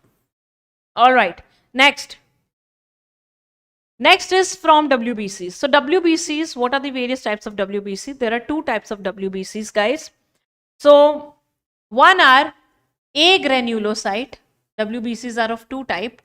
One are A, granulocyte, other are granulocyte. What's the difference? Granulocytes have a very small granules in them, very small granules in them, and they are usually which have fills in them in their name, like basophil, eosinophil, and neutrophil. And neutrophil. Fine. Whereas agranulocytes are the one which are lymphocyte and monocyte. How can you distinguish them from each other? There are 5 types of WBC. How can you distinguish them?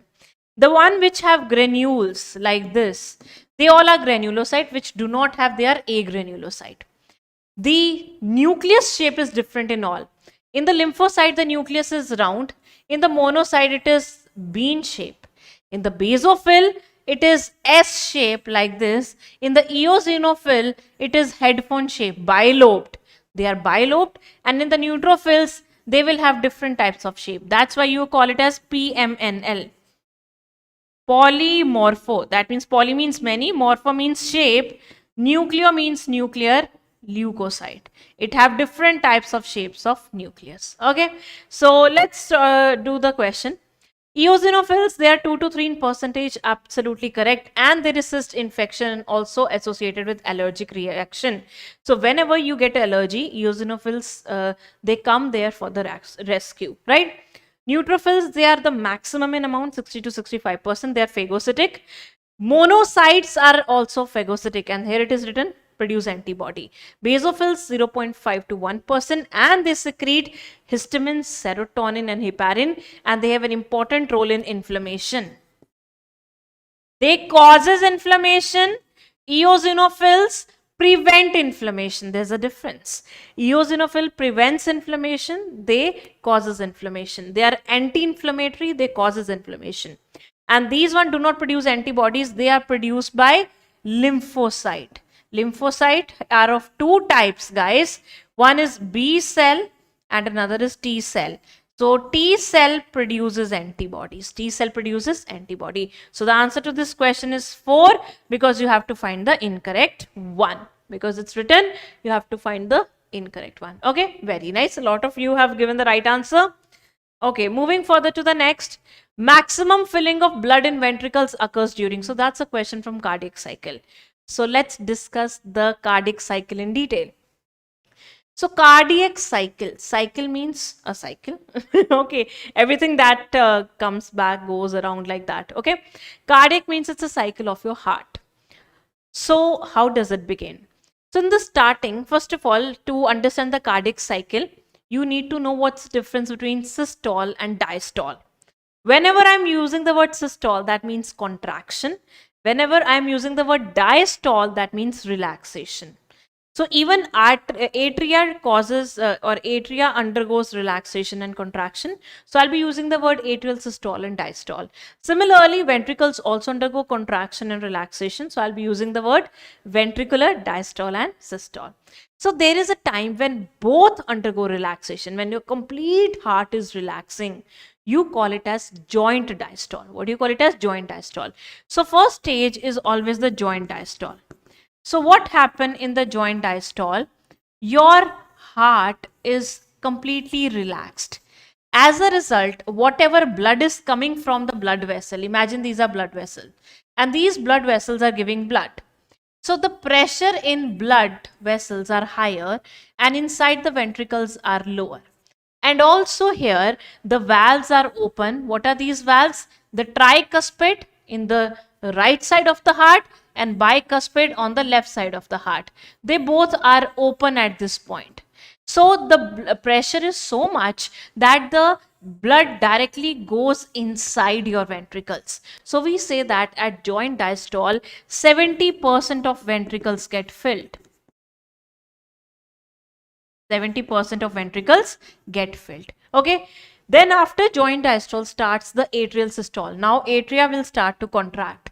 When atria contract, it contracts in response to the stimulus by SA node. Now other 30% of ventricles other 30% of the blood will be received by the ventricle. As a result, now at the end of systole, ventricles will be having the blood, one which has came from 70% of the filling, other which has came from the 30% of the filling during atrial systole. Which systole? Atrial systole. Fine. Now, after atrial systole comes the ventricular systole. That means now ventricle will contract.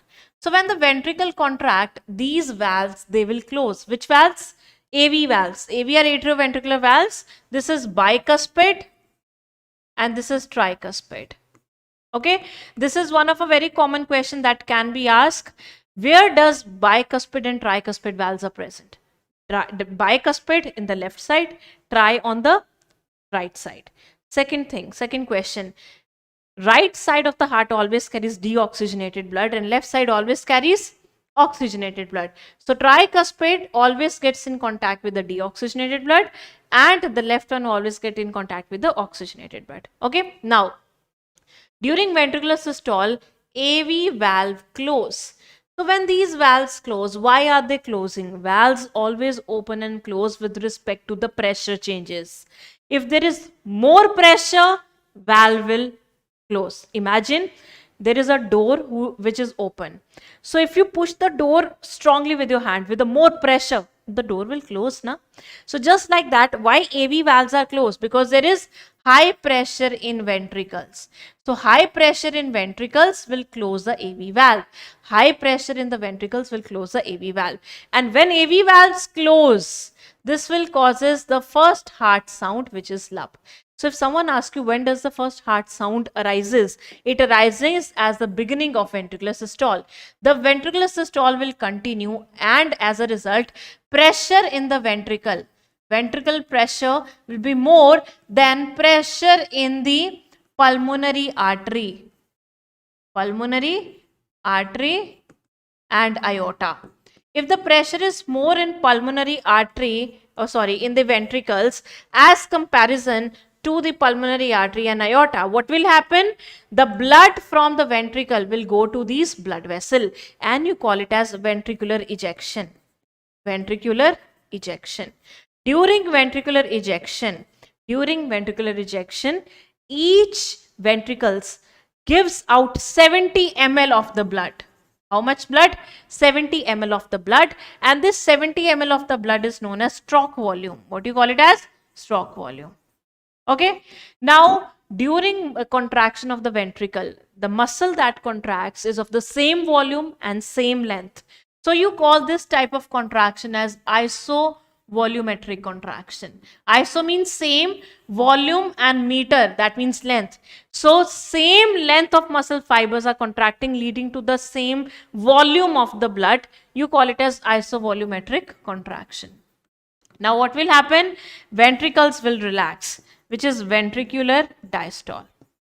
Ventricular diastole. Now when the pressure decreases, there are certain valves present known as semilunar valves.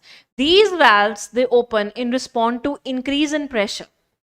When the pressure increases in the ventricle, these semilunar valves, they open. That's why the blood can flow outside. Now this same valve, due to decrease in pressure, why the pressure is decreasing? Because ventricles is going to relax. Now the pressure decreases. As a result, when pressure decreases, semilunar valve, it closes. And when it closes, it will produce another heart sound, which is DUP. Now again, both will relax. Atria causes systole at this point. Another phase, atria is relaxing. It is undergoing diastole. Okay. So here the contraction was isovolumetric. The relaxation will also be isovolumetric. Now make it more simpler. Let me make it more simpler for you to understand. Okay. So this is a brief, this is the detailed concept of cardiac cycle. So let's talk about the simplest way. Imagine this is a pie chart explaining joint diastole, atrial systole and ventricular systole. We say that entire cardiac cycle is of 0.8 seconds. How much? 0.8 second. The joint diastole is for 0.4 second. Atrial systole is for 0.1 second, and for 0.3 second we have ventricular systole. Imagine in the starting phase we have joint diastole. At this time your ventricles are filling, right? So here in the joint diastole there is 70% filling of ventricle. After joint diastole, what comes is atrial systole, like this, okay? So when there is atrial systole, 30% ventricles get filled. After atrial systole comes the ventricular systole. So when ventricular systole starts, the AV valve close. AV valve close, and also there is a sound known as lup. There is a sound known as lup. Now when ventricular systole ends, what will start?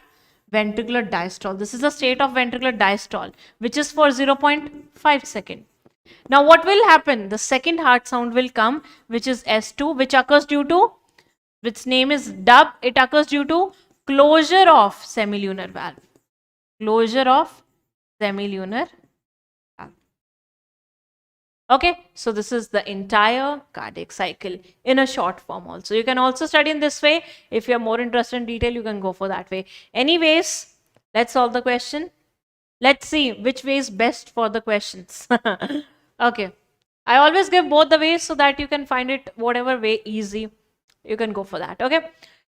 Maximum filling of blood in ventricles occurs during atrial systole, joint diastole, period of isovolumetric relaxation of only ventricles, period of isovolumetric contraction of only atria. Solve it. Yes, solve it.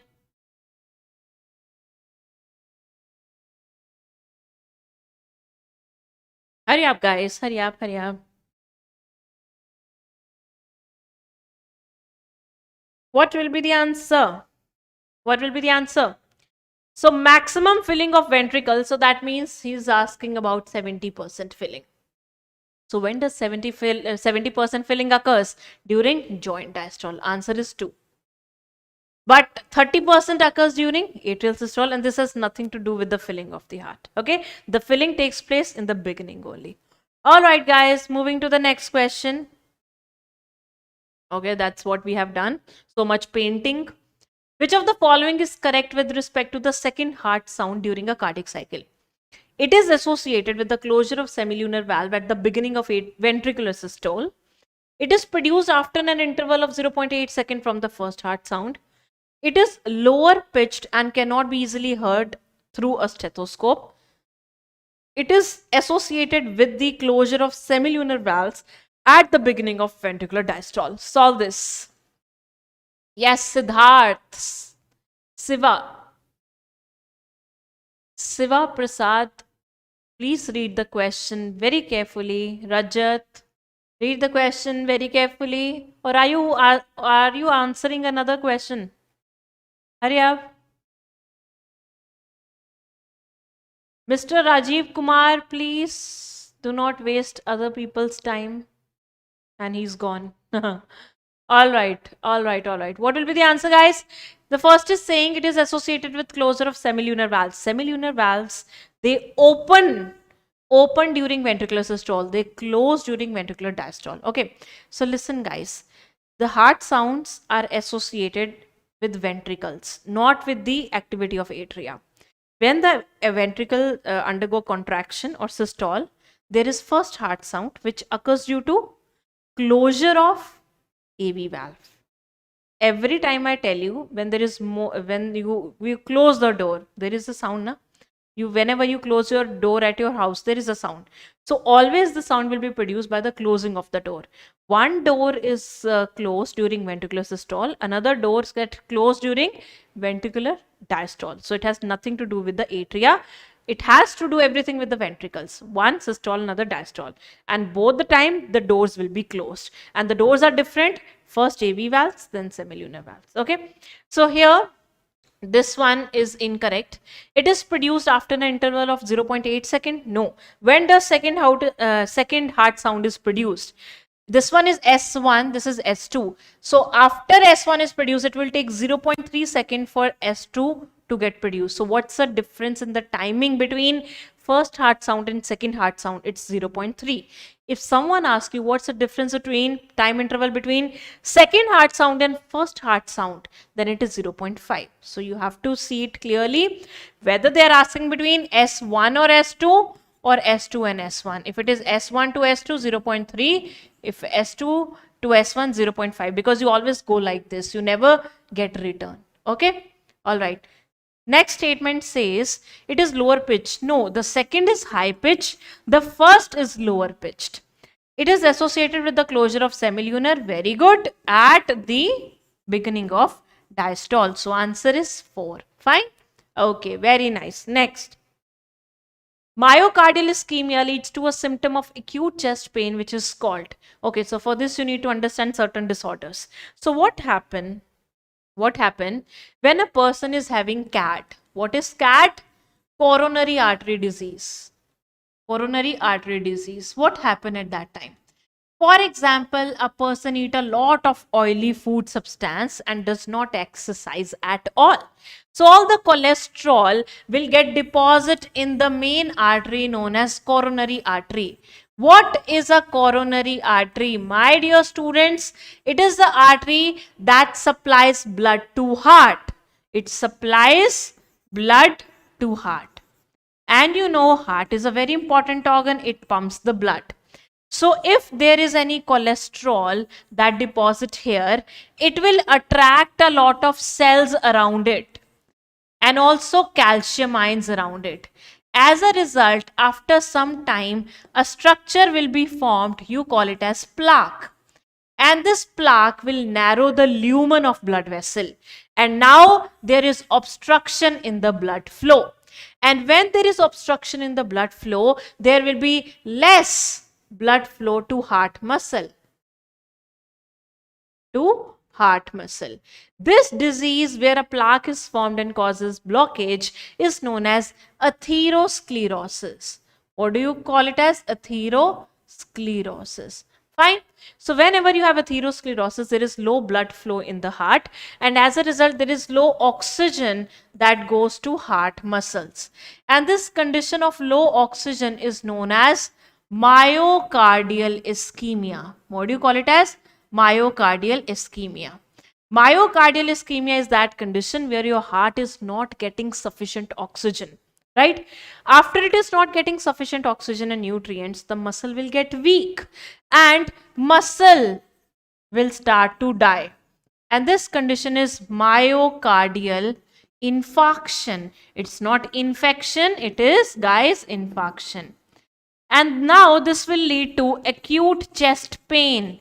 There is a pain that will arise in the left side of the chest and goes to the left arm, like this. Acute chest pain in left side plus left arm. And this is known as angina pectoris. This pain is known as angina pectoris. This pain is like a symptom of a person who is undergoing heart attack. This is what heart attack is. Fine. Now there is another type of a disease known as heart arrest. And then there is also heart block. And there is also heart failure. We'll also talk about them. But before that, solve this question. What is the symptom of this acute chest pain? What do you call it as? You call it as angina pectoris. So some of you get confused. Myocardial ischemia lead to. You will write coronary artery disease or something else. No, see, they're asking about not the low oxygen condition. They're asking about acute chest pain, which is angina. So that's why the answer is 3. Okay. All right, guys. Yes. Any doubts in this one? All right. Next. Next we have is another question. Choose an incorrect match. So this is from ECG. So yes, ECG is also very important. So let's also discuss it. This is what ECG is. ECG is formed by certain waves. First of all, what does ECG tells us? So when we got to know that your heart has electrical activity. So if it has an electric current, why not to detect the current? So we started detecting a current and make a graph of it. and this is what it looks like. So ECG basically tells us about here voltage, and in this axis we have time. This is actually ECG is. So it tells you the electrical activity of the heart. How is it done? How is it done? You apply some leads. You apply some leads on the wrist and left ankle. But if you want to have a specialized ECG, you apply these three leads, one onto wrist, one on the left ankle, and 6 on the chest. So whenever we are performing ECG, if we are performing or going for normal ECG, the doctor applies us 3 leads. Where are they? Left wrist, right wrist, and left ankle. All right. But when we are going for specialized one, in specialized one, we go for these 3 leads plus 6 chest leads. 6 leads on chest, and they will detect the electric current. So when we undergoes ECG, or if ECG is of a normal person, this is how it looks like. It will form some waves. One wave will occur, which is a P wave, and this appears whenever your atria is getting electric impulse. We say that first of all atria gets the impulse, then ventricle got the impulse, right? When atria got its impulse, or it undergoes an electric impulse, or it receive electric impulse, it will undergo depolarization. So during P wave, your atria is undergoing depolarization. Depolarization means it is receiving a current. So when atria undergoes depolarization, that means it will undergo atrial systole. Now, QRS complex tells us about ventricular depolarization. That means right after Q, your ventricular systole will start. And this T waves tells us about ventricular repolarization. Ventricular repolarization, just after T, ventricle will relax. So we say that after T, ventricular diastole start. Okay, so T wave is telling repolarization, but up to here ventricles are contracting. After that ventricles will relax. Okay, so T waves is telling repolarization. Is just like that. After repolarization, the relaxation will occur. Just like that, if you switch on the light, it takes a little time to start. Just like that, the switch is a depolarization of repolarization, and light getting blinked up, that is what it's systole or diastole. Okay, so this is your entire ECG. Let's solve the question out of it. First, choose an incorrect match. First says that P wave, depolarization of atria. Q wave, excitation of atria. QRS complex, depolarization of ventricles. T wave, repolarization of the ventricle. Very simple, do it. Yes, very simple, do it. Hurry up, guys.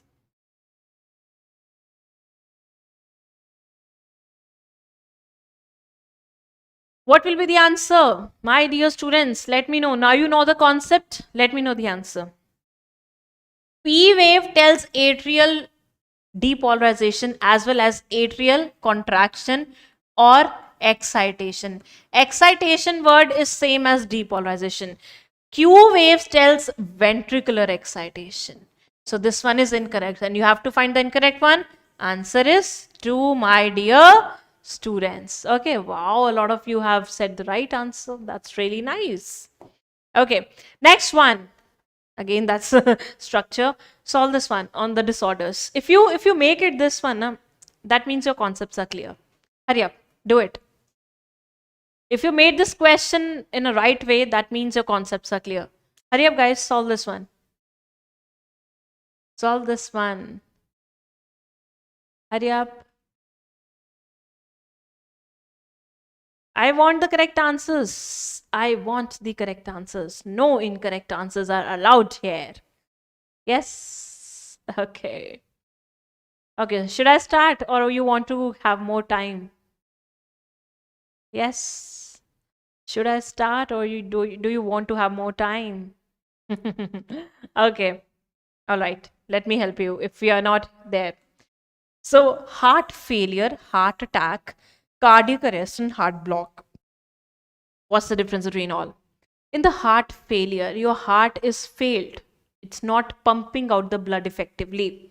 So the heart is not pumping blood effectively enough to meet the needs of the body. So what happened in the heart failure? The cardiac output decreases. What is the cardiac output, guys? Cardiac output decreases. What is the cardiac output? Yes. What is the cardiac output? If I talk about the formula of cardiac output, it's the stroke volume into number of beats per minute. Number of beats per minute. What are the number of beats per minute? That's the heart rate. It is 70 ml, the stroke volume, and this is 70 to 7, or around, just take a figure of 72. Okay, 72 per minute. So this is approximately 5 liter per minute. That's a cardiac output. Cardiac output says that how much blood your heart can pump in 1 minute, and total amount of blood in an average human is 5 liters. So in 1 minute the entire blood gets pumped out.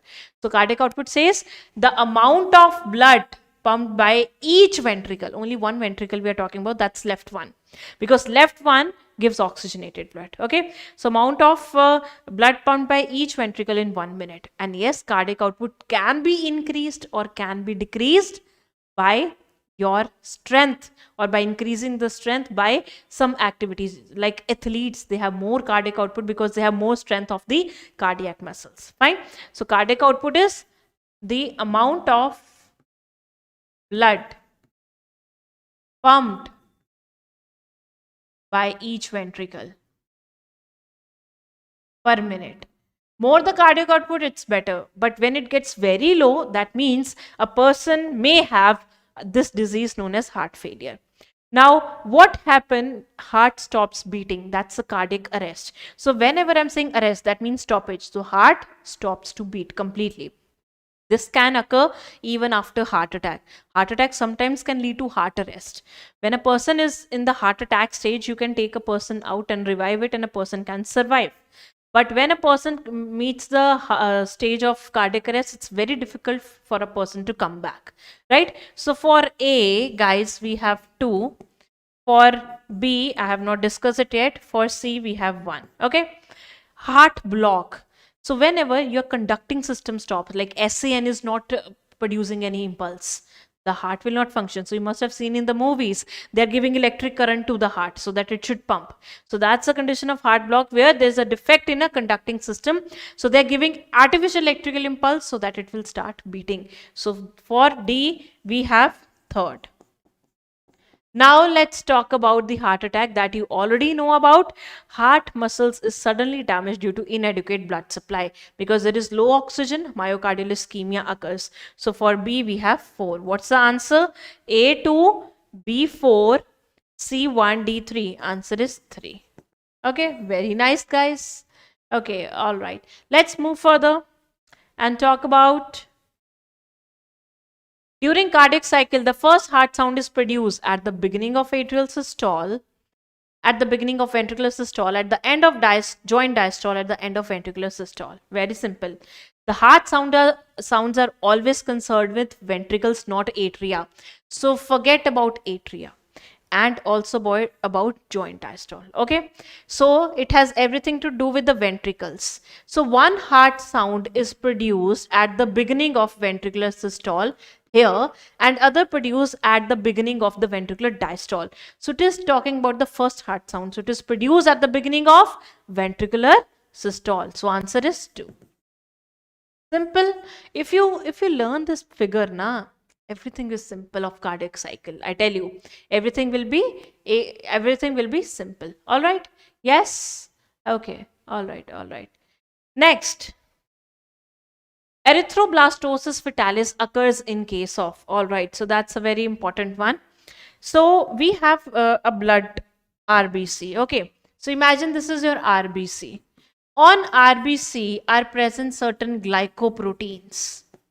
There are certain present glycoproteins, and these act as an antigens. What they act as an antigen? Guys, what is an antigen? Antigens are glycoproteins or lipids that can generate what? That can generate a response, immune response in the body. For example, my RBC or my blood group is A type, and I give my blood to the person of B type.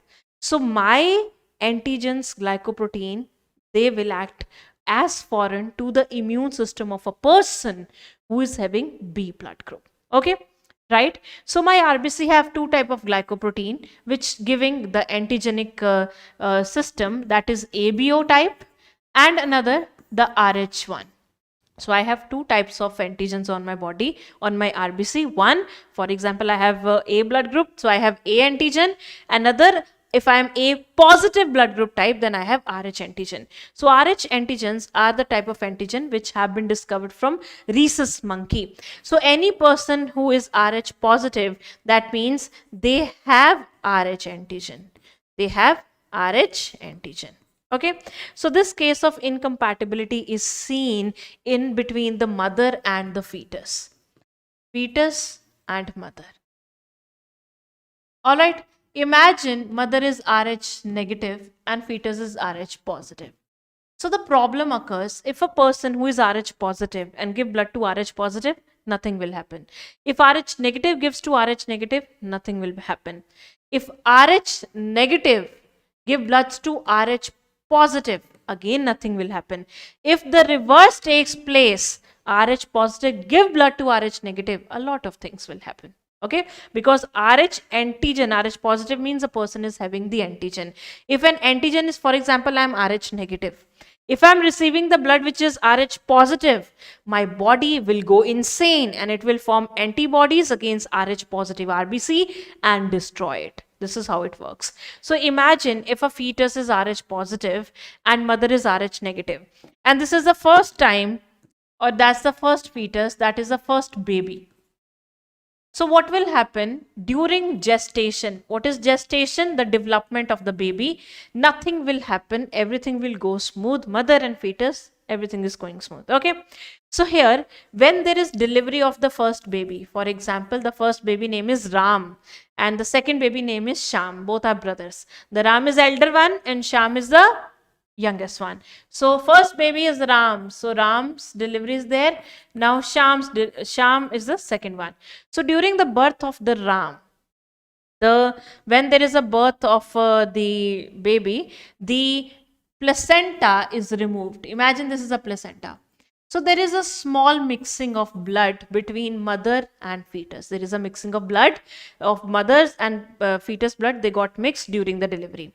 Now when the fetus blood RH positive go inside the mother, for example, this RH positive RBC go inside the mother. Now the mother's blood or body will produce antibody. It will produce antibody. When mother's RBC enters the fetus, nothing will happen because this does not have any antigen. This does not have an antigen. But mother's body have produced the antibody against RH positive. Okay. Now, these antibodies are IgG type. IgG type antibodies are those antibodies which are very small and they can pass through the placenta. They can pass through the placenta. Now, when the Sham times come, Sham was in the mother's womb and gestation was going on. Sham's RBC, they are also RH positive. Sham is also RH positive. Now mother's body already has produced antibody and they can pass through the placenta and they will destroy the RBC of Sham. And here, because there is blast in the RBC, you call it as erythroblastosis, because in the fetus, you call it as fetalis. You call it as fetalis. Erythroblastosis fetalis. And this causes in the baby can suffer from the baby can suffer from the jaundice. Fine, and baby can die also. Okay, yes, very good. Shiva has completed my sentence. Okay, all right. So this baby can have anemia, it can have jaundice, and it can be life-threatening as well. So what we do, we give anti-RH antibodies before the birth of the first child so that no antibodies can produce. So this is the remedy for this disease. Anyway, solve the question, guys. Erythroblastosis fetalis occurs in case of, yes, RH positive mother and RH negative fetus during first pregnancy. RH negative mother and RH positive fetus during first pregnancy. Rh positive mother and Rh negative fetus during second, Rh negative mother and positive fetus. All right, so that's the cut this line. This is again a typo. Rh positive, Rh negative mother and Rh positive fetus during second pregnancy. All right, do it. Do it, do it, do it. Yes. Hurry up, hurry up. What will be the answer? I need the answer, guys. I need the answer. The fetus is always positive. The baby is positive and mother is negative. But this disease occurs to the second child. So during second pregnancy. So answer is 4. Okay. All right. Next, moving further to the, all right, this one. Mark the odd one with respect to incomplete double circulation. Frog have incomplete double because it has 3-chambered heart. Lizard is a reptile. It also have 3-chambered heart and incomplete double circulation. Snake is also reptile and it also have 3-chambered heart and incomplete double circulation. But my baby fishes, they have 2-chambered heart. They have 2-chambered heart. And what type of circulation? Single. So answer to this question will be 4. Fine. Okay, next. So the next we have the chapter excretory products and elimination. Let's see what are the hot topics from where the questions are asked. Excretory waste, definitely. What animal in animal kingdom have which type of waste and which type of excretory systems they have. Then we have function of tubules. What type of what part of that tubules is performing what type of function, what PCT is absorbing, secreting, what DCT is absorbing, secreting, and everything. Disorders and regulation. How does regulation takes place? All right, guys. Yes. Okay. Next. Solve the question. First one. Which of the following substances is not eliminated by sebaceous glands? Sterols, hydrocarbons, waxes, lactic acid. Solve this question. Hurry up, hurry up. We'll complete the excretion, then I'll give you the break for dinner. Okay? Yes, Rakshita.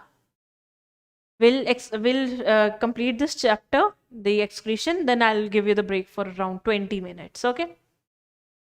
Yes, Nilesh, definitely I'll give you break. Even I have to eat lunch. I'm saying lunch. See, dinner. Okay, what will be the answer?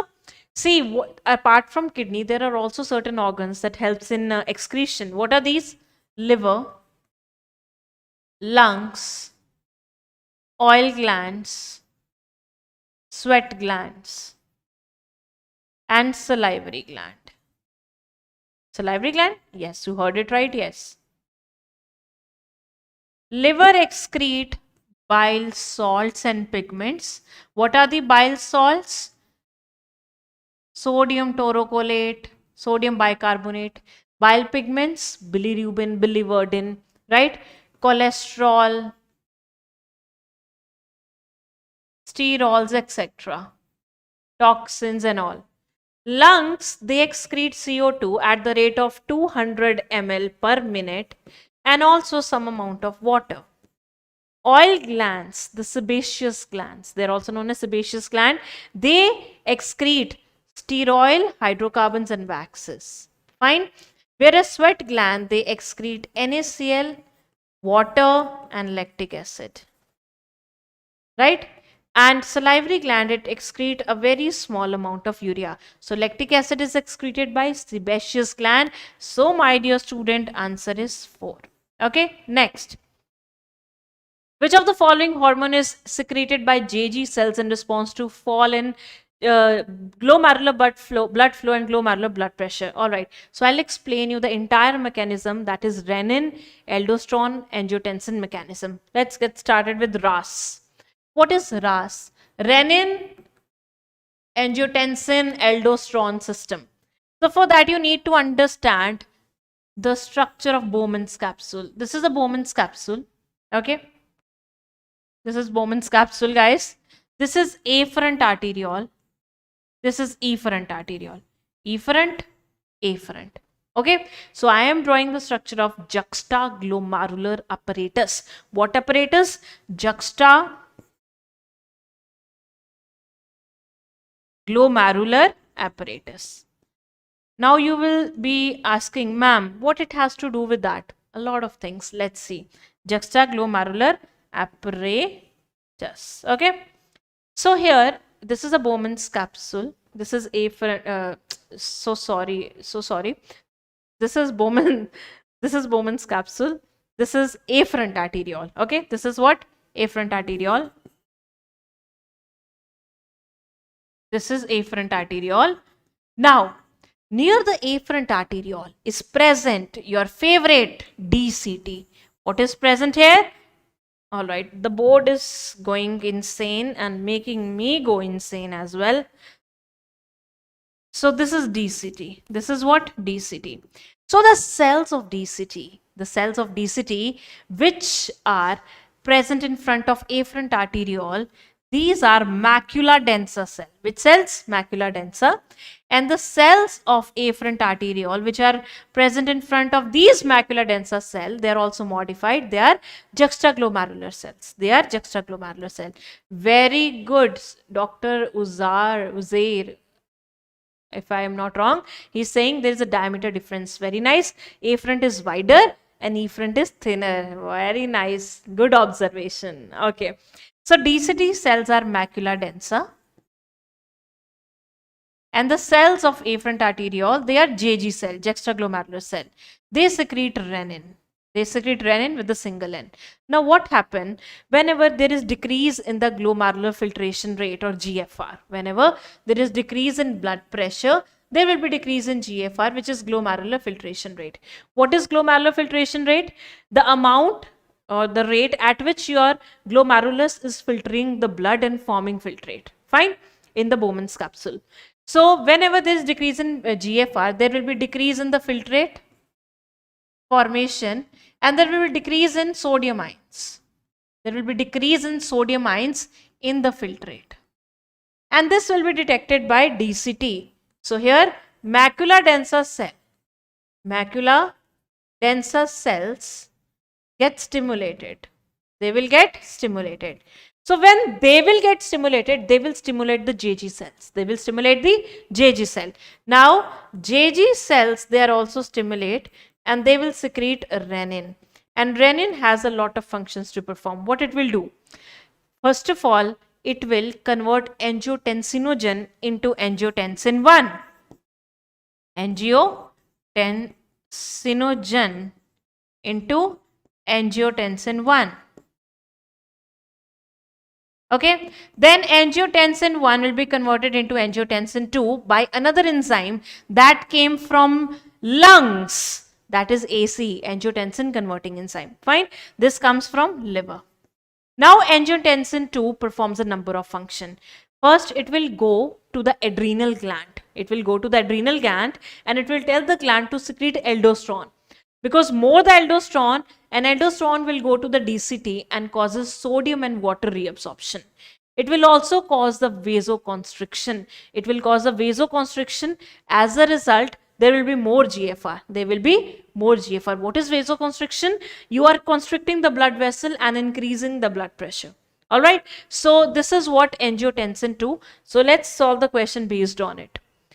Which of the following hormone is secreted by JG cell in response to the fall in glomerular blood flow and glomerular blood pressure? That is renin. Answer is 1. This is the simplest question from this topic. Simplest. If you're very lucky, you'll get this one. All right. Okay. Next. All right. I have one more question from the JG. If I find it, then we'll do that first. Okay. Solve this one. Angiotensin 2 increases the blood volume by signaling loop of Henle reabsorb more NaCl and water, stimulating adrenal gland to release aldosterone, stimulating the release of ADH, stimulating the release of ANF from the heart. Do it. Yes. Do it. Hurry up, guys. Hurry up.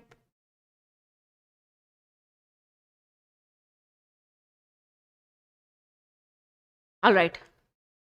So, angiotensin 2 tells adrenal gland to secrete aldosterone, and this aldosterone goes to distal tubules, and distal tubules will do sodium reabsorption. Sodium reabsorption, sodium and water reabsorption. Fine. Now another regulation is by ADH. What is ADH? Antidiuretic hormone, also known as vasopressin. Vasopressin goes to distal tubule and causes water reabsorption. Water reabsorption. It prevents diuresis. What is diuresis? Formation of dilute urine. Whenever you have high ADH in the body, it will make concentrated urine. If you have or you had certain substances, you consume substances like diuretic substances like you say alcohol, coffee or so, it will inhibit the ADH and you will produce more urine. That's why having a lot of coffee causes dehydration. Fine.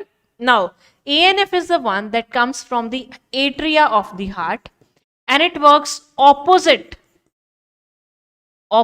to RAS, as well as ADH, and it causes vasodilation.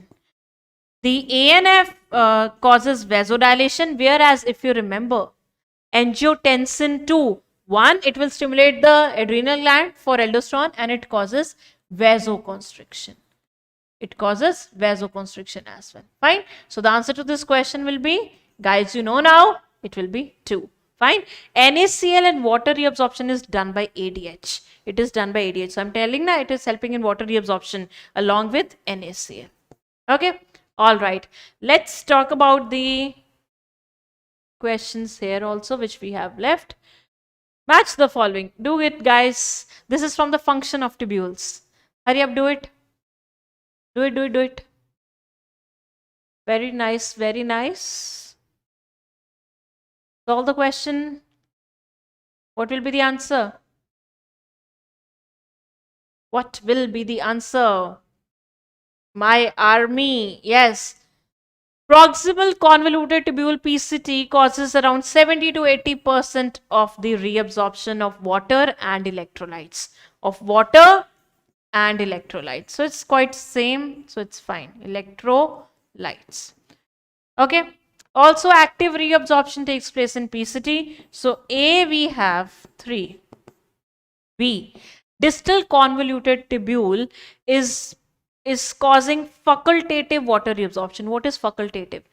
Here we say that conditional reabsorption. Facultative or conditional. That means whenever there is ADH or aldosterone, only then it will causes the reabsorption of substances. And that's facultative or conditional. That means there is a condition, only at sometimes it will do. Okay. So for B, we have 4. C, descending limb of loop of Henle. So descending limb of loop of Henle is only permeable to water but impermeable to solutes. So for C we have 1, and D is ascending limb of loop of Henle. It is impermeable to water but permeable to NaCl, and also there is secretion of urea. And for D we have 2. So what will be the answer? A3, B4, C1, D2. Answer is 3. Okay. Next. Solve this question also. All of the following are abnormal constituents of urine except glucose, ketone body, albumin and potassium. Do it. Do it. Very simple, guys. Very simple. You can do it. I know that. What will be the answer of this question? So all of the following are abnormal constituent. That means they are not normally present in the urine. They're not present in the urine normally. They are only present in disease condition except one. That is potassium. Glucose and ketone bodies are present in the urine of a diabetic person. Fine. Albumin is also present when a person is undergoing glomerulonephritis. That means inflammation in the glomerulus. If there is inflammation in the glomerulus, the pore size of filtration membrane will increase. So what does filtration membrane is made up of? If this is Bowman's capsule, this is the epithelium of Bowman's capsule, and there is a epithelium of capillaries, and inside there is a connective tissue. This is what it is made up of. Whereas Bowman's capsule also have the podocyte type of cells here, which are like feet, podocytes. Okay, this is what your filtration membrane is made up of. Epithelium of Bowman's capsule, blood vessel, and connective tissue between them. Imagine this entire membrane gets inflamed. The pore size will increase. Albumin is a large size one. It cannot come from there because the pore size is small. But here the pore size has been increased. Albumin can enter into the filtrate and can be seen in the urine. So this occurs during the case of inflammation. So answer to this question is 4. Aldosterone leads to the secretion of potassium ion and reabsorption of sodium and water. So aldosterone has a function to perform. It leads to the secretion of potassium ions and reabsorption of sodium ions and water. Fine. All right. Let's move further. Ethanol is a diuretic. It acts by inhibiting vasopressin secretion, increasing vasopressin secretion, increasing tubular reabsorption of sodium ion, inhibiting tubular reabsorption of sodium ion. I've already told you about this. What will be the answer? Ethanol is a diuretic. It will inhibit ADH, or another name is vasopressin. And as a result, there will be no reabsorption of water from distal tubule. And what will happen next? You all know that. What will happen next? Then the urine form will be concentrated. So answer will be 1, my dear students. Okay. All right. Let's become nephrologists, Rajat is saying. All right. You can be one. All right. Next.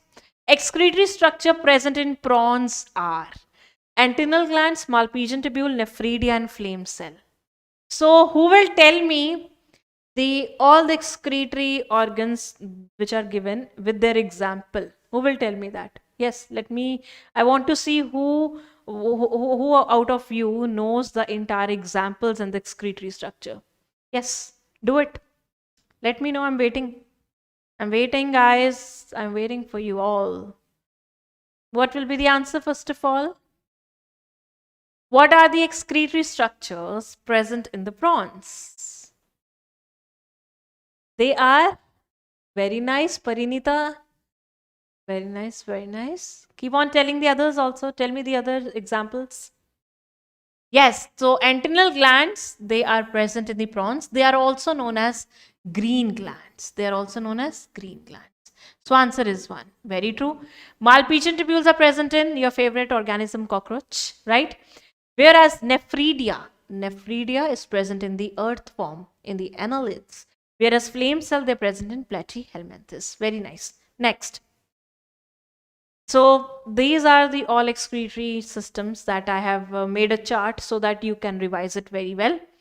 First, we have protonephridia or flame cell. So where do you find protonephridia or flame cell? In the platyhelminthes, flatworms like planaria. All right. Rotifers are the type of nematodes, Esculmenthes. Some annelids and the cephalochordata like Amphioxus. So cephalochordata is like a chordate. No, it's not like, it's actually a chordate. Okay. So what is the function of this organ? Ionic and fluid volume, that is osmoregulation.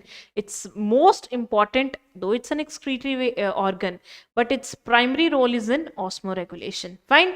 Next we have nephridia, which are tube-like structures. They're present in the earthworm and other annelids. They remove nitrogenous waste and also helps in osmoregulation. Next we have Malpighian tubule in insect, both removal of waste and osmoregulation. Then we have antennal glands in prawns. What is a crustacean? Crustacea is a class of arthropod. Like insecta is a class. It helps in excretion. Then kidneys and vertebrate. It also helps in excretion and osmoregulation. Fine. Okay, that's a revision of your all these things. Let's talk about which one influences the activity of kidney. Erythropoietin, thyroxine, vasopressin, and aldosterone, gonadotropin. It's quite a simple. If such kind of questions are going to be there in the exam, you guys are on fire, I tell you, right? What will be the answer? Tell me. Yes, what will be the answer, guys? Erythropoietin is secreted by JG cells and they help in erythropoiesis. Thyroxine has nothing to do here directly with the kidney function. Its functions are different. It helps in metamorphosis, it increases the body metabolism. Fine. Vasopressin and aldosterone, yes, they directly alter the kidney function or regulation. And gonadotropin has nothing to do here because it's not a gonad. Gonad are testes and ovaries. So answer is 3. All right, guys. How does vasopressin function? How does vasopressin work? So whenever you have low water content in the body, hypothalamus will secrete ADH. It will be released by posterior pituitary gland. There are certain hormones of hypothalamus like oxytocin and ADH. They are stored in the posterior pituitary, secreted by hypothalamus. Now this ADH will go to the distal tubule and causes water reabsorption. Okay. All right. Next we have, okay, that's the angiotensin one. The part of nephron involved in active reabsorption of sodium is DCT, proximal convoluted tubule, Bowman's capsule, descending limb of loop of Rayleigh. A very simple question. You need to just understand that the PCT helps in active reabsorption of substances. Okay, active means it will use the ATP. So answer is 2. Simple, just simple. Okay, all right. All right, all right. Okay, moving further to the next chapter, that is neural control and coordination. Let's have a break of 20 minutes. Till then, have your dinner. I will also have my dinner. We'll recharge ourselves and start with the neural control and finish it up to 12th. Whatever time it will take, I know you will be there with me, and we will pack up the zoology part today for the NEET. Okay. All right. So I'll meet you in 20 minutes, guys. Have a break, have dinner, recharge yourself. The food is very important. I know the exam is near, but you should also eat food. There are certain people who do not eat during stress. Don't do that. Okay. I think 20 minutes is enough for you guys. All right. All right. So see you in 20 minutes.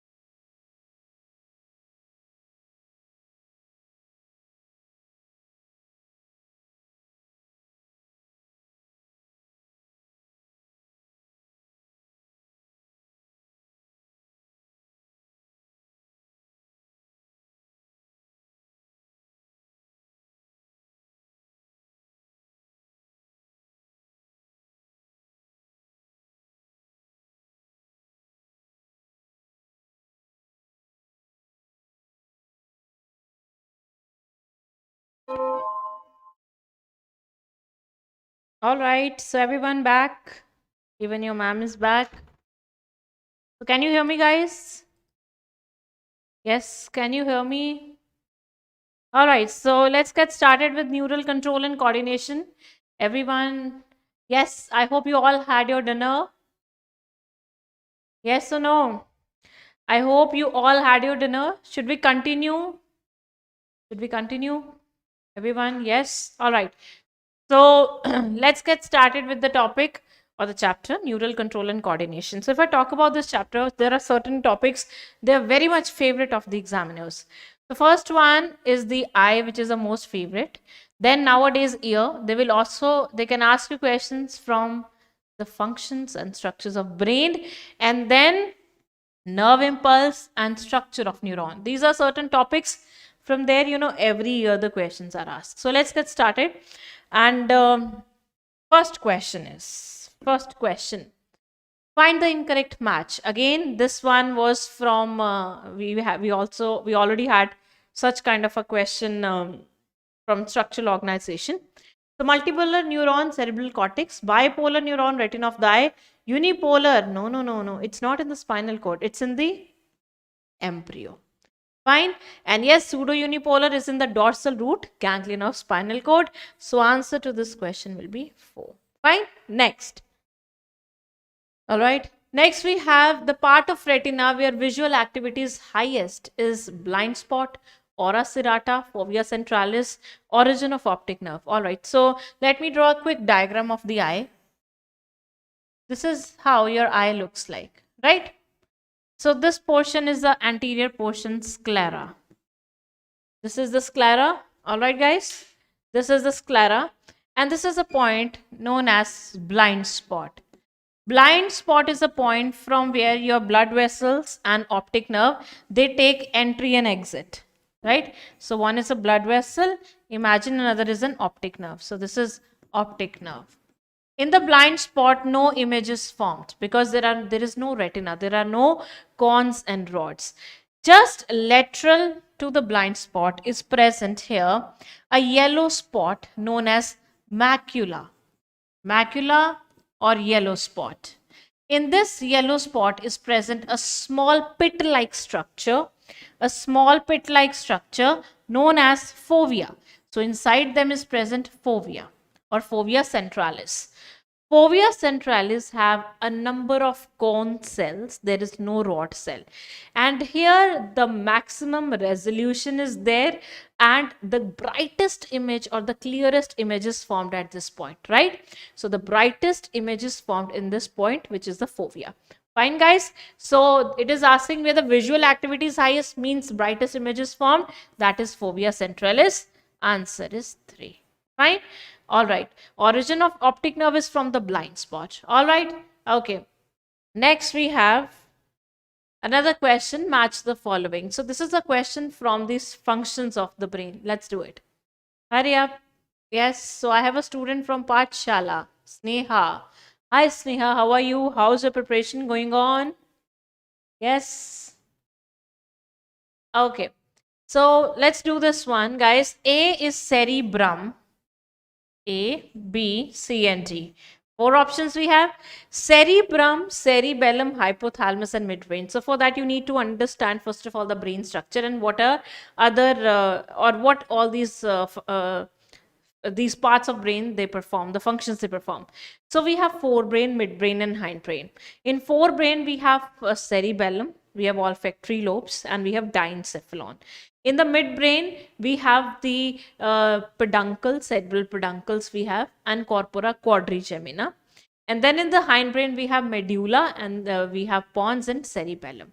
So if I talk about the cerebrum, cerebrum is a part of the brain which is considered as seat of intelligence. Right now, whatever you're learning, it's because of this cerebrum. So for first, we have 4. B, cerebellum.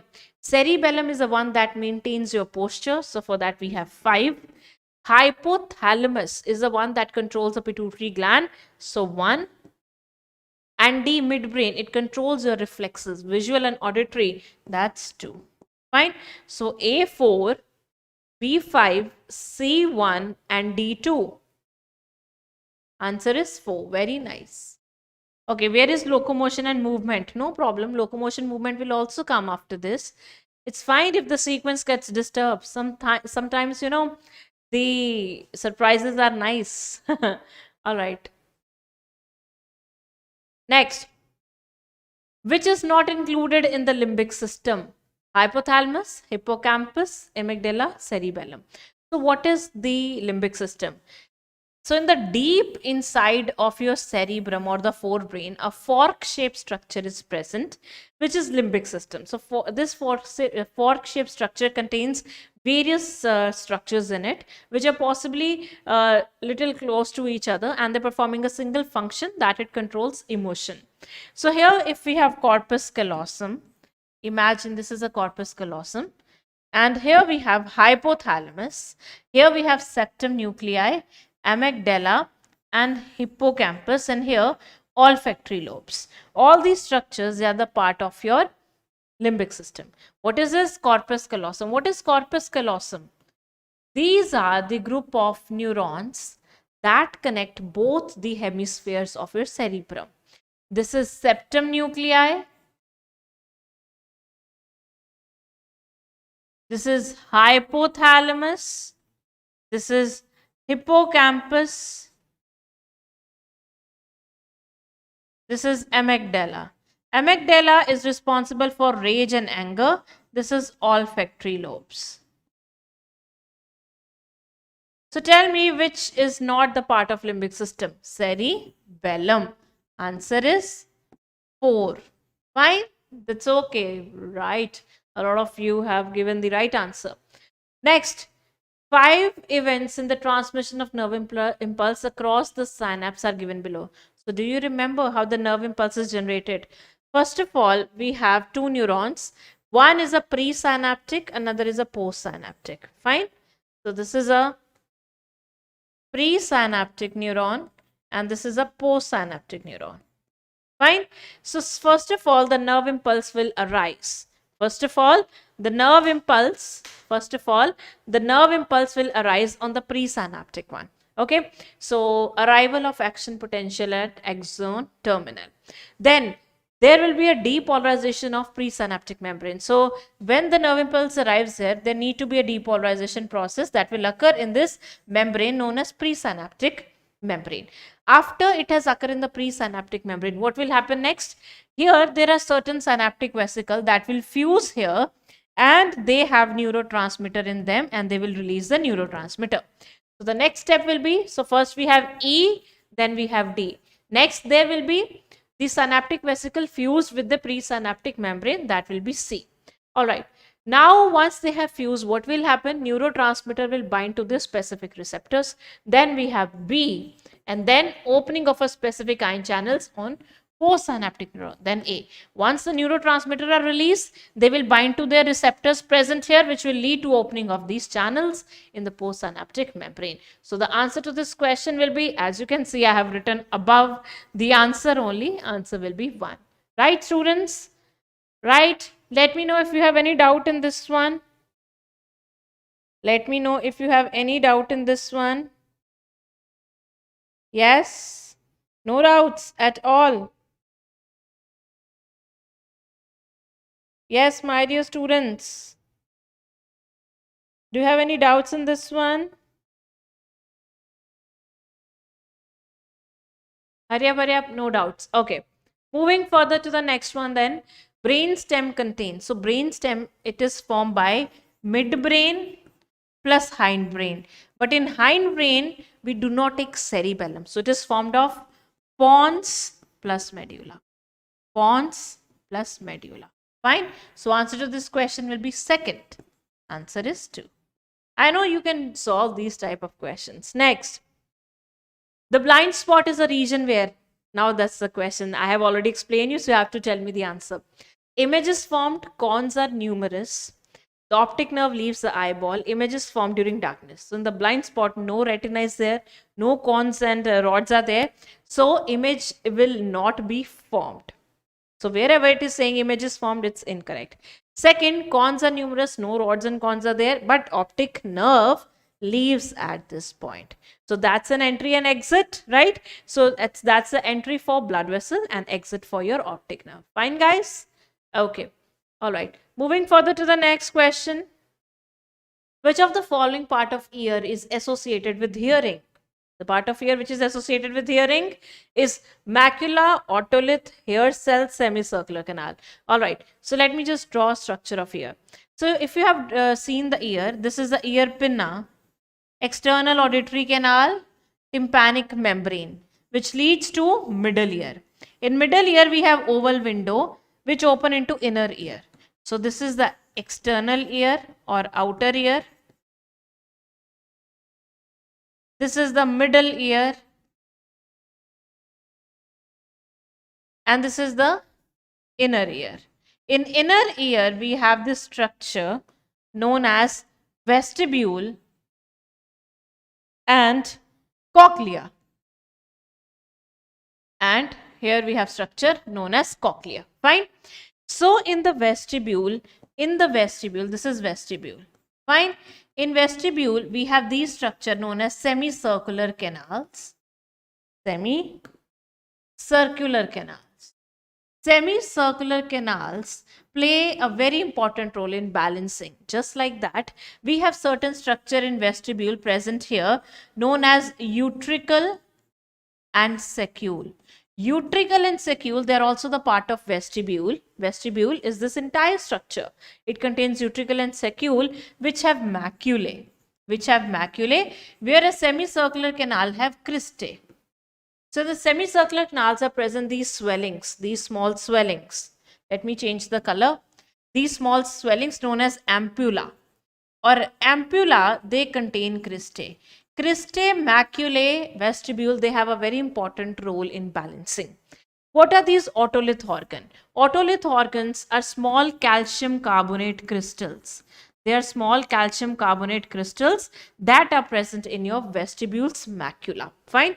So they have a role in balancing. They have a role in balancing. They also have a role in balancing. Whereas hair cells, they are present in organ of Corti. So they help in hearing. So answer is 3. So what do we have in the middle ear then? In middle ear, we have 3 ear ossicles: malleus, incus, and stapes. Remember? All right. Moving further to the next one. Yes. Hurry up. Next is locomotion and movement. Yes, guys. Hurry up. Next, we have locomotion and movement. What are the important topics here? So we have joints, muscle contraction, disorders, and ribs. These are very important, and from here the questions are asked. Fine. Are you listening to me? Joints are very important. Just eat them, drink them. I'll explain you joints in detail. No worries. Muscle contraction, disorders, and PYQs, previous year questions. All right. So let's get started with the first question, which is on the disorders. So by this, we'll revise all the disorders. First is tetany. What is tetany? Rapid spasms in the muscle. A, we have 4. What happened during tetany? Tetany can occur when you have more calcium ions inside your muscle cell. More the calcium ion inside your muscle cell, more the muscle contraction. Or second condition can be you have low calcium ion outside the muscle cell. This can cause further depolarization, which will lead to the more excitation of muscles and hence more contraction of muscle, the rapid spasm. Fine. Osteoporosis. Osteo means bone, pore means pores, cis means synthesis. Osteoporosis occurs in the female when there is low estrogen in them. It occurs during menopause, right? So here the bone mass decrease. So answer is 5. Fine. Because estrogen is in the female, it performs a very important function that it helps in mineralization of the bones. It will take up the calcium and paste it on the bones. Fine. Okay. Next, muscular dystrophy. So muscular dystrophy is a genetic disorder where there is progressive degeneration of the skeletal muscle. So this is a genetic disorder. Okay. Arthritis is inflammation in joints. It's the inflammation in joints. So for C, we have this one, 2. For D, we have 3. Whereas myasthenia gravis is an autoimmune disorder. So we have 1. So what will be the answer here, guys? A4, B5, C2, D3, E4, E1. So for E, we have 1. I think that's again a typo. Answer is 3. Okay. All right. See what happened in the arthritis. Your joints get inflamed. Fine. You have a synovial membrane. Against that, sometimes the antibodies are formed. So that's rheumatoid arthritis. Sometimes it can occur due to increase in uric acid. That is gout. And sometimes it can occur due to aging. That is osteoarthritis. Okay. So arthritis are of 3 types. Everyone, please listen, pay attention here. Arthritis are of 3 types. One is rheumatoid. Rheumatoid is autoimmune. So here antibodies are formed. What are formed? Antibodies are formed. In the gout, gout occurs due to increase in uric acid. When you have more uric acid in the blood. And then we have osteoarthritis that occurs due to aging. When a person is so old and the joints, they start to degenerate. Fine. Okay. Next question. Choose an incorrect statement. A band has both actin and myosin filaments. Length of actin and myosin is not affected during contraction. Length of A band decreases during contraction of muscle. In maximum contraction, M line and I band disappear. You have to find the incorrect one. Okay. If you remember the structure of sarcomere, this is the Z line. This is the Z line, and your thin filaments, actins, they bisect the Z line like this. They bisect the Z line like this. Then in between them, you have thick filaments. You have thick filament. All right, this is what it is. This is A band. This is A band. And this is I band. This is I band. And this is the M line. Fine. Now, A band has both actin and myosin filament. Very true. This one is myosin, thick filament, and this one is actin. It has both of them. Length of actin and myosin is not affected during contraction. Very true. During contraction, these filament, they move in this direction. But the size of filament, it never reduces. The size always remains same. This is also correct. Length of A band decreases during contraction of muscle. So whenever there is a muscle contraction, the length of A band always remains same. So this is incorrect. In maximum contraction, M line and I band disappear. So if this is a muscle during normal contraction, imagine it undergoes maximum contraction, then what will happen? These are moving into this direction. So your this thin filaments, they will overlap like this, and A band will come to the position like this. So you can see that M line will generally go away because everything gets overlapped, and I band, you cannot see it here, and A band remains the same. Fine. So during maximum contraction, M line, I band disappears, whereas A remains constant. Fine. So answer to this question will be, guys, 3. Okay. Next we have find the incorrect statement. Sternum assist in breathing.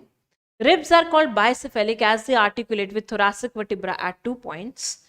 11th and 12th pair of ribs are called floating ribs. Ventrally, all ribs articulates with sternum with the help of hyaline cartilage. So let's study ribs because they are very important. So we have total 12 pairs of ribs. How many? 12 pairs. So first 7 pair of ribs, they are vertebrochondral ribs. Vertebrochondral ribs. Vertebrochondral ribs, they are also known as true ribs. Second, we have 8th, 9th and 10th pair. They are known as false ribs, or sorry, the first one is vertebrosternal ribs. I'm so sorry for that. The second one is vertebrochondral ribs. Vertebrochondral ribs. It happens with teachers sometimes, right?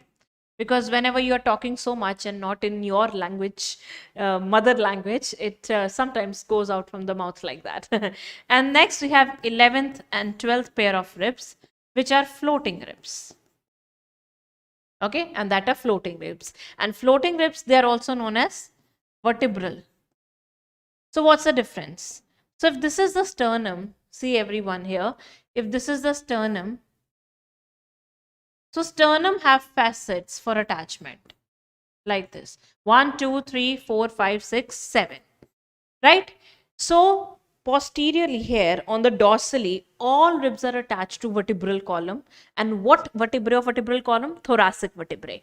So that's why you can say on every vertebral's name, ribs name, we have the word vertebra. Okay? And your ribs, they are bicephalic. Bi means two. Cephalo means head. So if you'll see the ribs, they are just like this.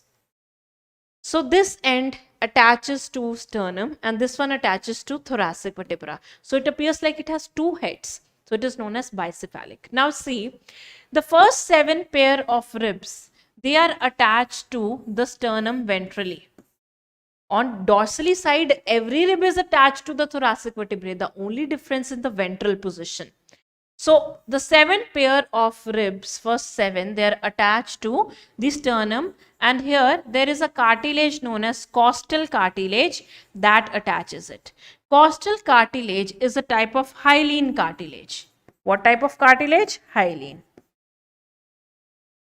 It's a type of hyaline cartilage. So first 7, they attaches like that dorsally to the thoracic vertebrae, and on the front it attaches to the sternum. Now 8, 9 and 10, they are attached to the cartilage of the 7th rib.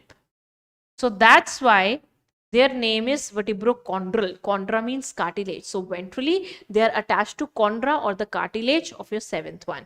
Whereas 11th and 12th, they are attached only to the thoracic vertebrae. So in front, they are floating in the air like this. Okay, so that's about the various types of ribs. So let's solve the question. So sternum assistant breathing, true, because it's a part of rib cage, so it helps in breathing. Next, ribs are called bicephalic because they have 2 points for articulation with thoracic vertebrae. This is also true. 11th and 12th are floating, but ventrally all ribs are not attached with the sternum. So answer to this question is 4 because we have to find the incorrect one. Next we have guys, which of the following pair is correctly matched? Again, let's talk about some joints. So joints are of different types. Okay, let me explain you joints here. Joints are of different types. One such joint is fibrous, which are very tight joints present in the skull bones. Second are cartilaginous, which are slightly movable. Very little movable. Fibrous are not at all movable. Cartilage are little movable. They are present between sternum and ribs. They are also present between the vertebrae and pubic symphysis. That means between two hip bones. Fine. And then we have the synovial joint. The synovial joint is a highly movable joint, and in between two, it is present between two bones, and the distance between the bone is more. That is why it is highly movable. Highly movable. Two bones are joined to each other via ligament. You can see that. Both the bones are joined to each other via ligament, and they have a synovial membrane on them like this. They have a synovial membrane. Right, first of all, they will be having here a cartilage, and then they will be having a synovial membrane like this. The pink one is a synovial. Okay, so here this cartilage which is covering the bone is articular cartilage, and this is your synovial membrane. Synovial membrane secretes a fluid known as synovial fluid here, which is rich in hyaluronic acid, and it decreases friction, right? It decreases friction between both the bones, bone 1 and bone 2. There are various kind of your synovial joints. One such is ball and socket. Where does ball and socket present? Here. How do you throw the ball? Like this? Like this now? So there is a joint that is forming between this bone humerus head and the glenoid cavity of your scapula. Then again in the leg hip joint we have the same acetabulum of the hip bone and head of a female, they joints. Fine. So shoulder and hip joint. Shoulder and hip joint. They are both kind of ball and socket. Fine. Next we have hinge joint. What's in the hinge joint? Hinge joint like this, elbow joint. And same we have in the knee and elbow. Then we have, guys, saddle joint. It's between carpal and metacarpal of thumb. Carpal and metacarpal of what? Thumb. All right. Let's talk about the question. Okay. Hinge joint between vertebrae. You have to find the correct one. No, hinge joint is not between the vertebrae. In vertebrae, we have intervertebral disc, and there we have the joint known as cartilaginous. Whereas hinge joint is in the elbow and knee. Gliding joint is, yes, it is present between zygapophyses. What is zygapophyses? If this is your vertebrae, in vertebrae we have these processes. So if this is first vertebra, one vertebra zygapophyses, we just imagine these are like arms, okay? They glide towards each other and form a gliding joint. And this gliding joint is also present in carpals and tarsals. Okay? Fibrous, it's not in the phalanges, it's in the skull, sutures of skull. And cartilaginous is not in the skull. So answer to this question will be 2. Fine, guys. I hope you can understand this. Yes? Let me know. Let me know if this is clear to you all. Hurry up, hurry up, hurry up.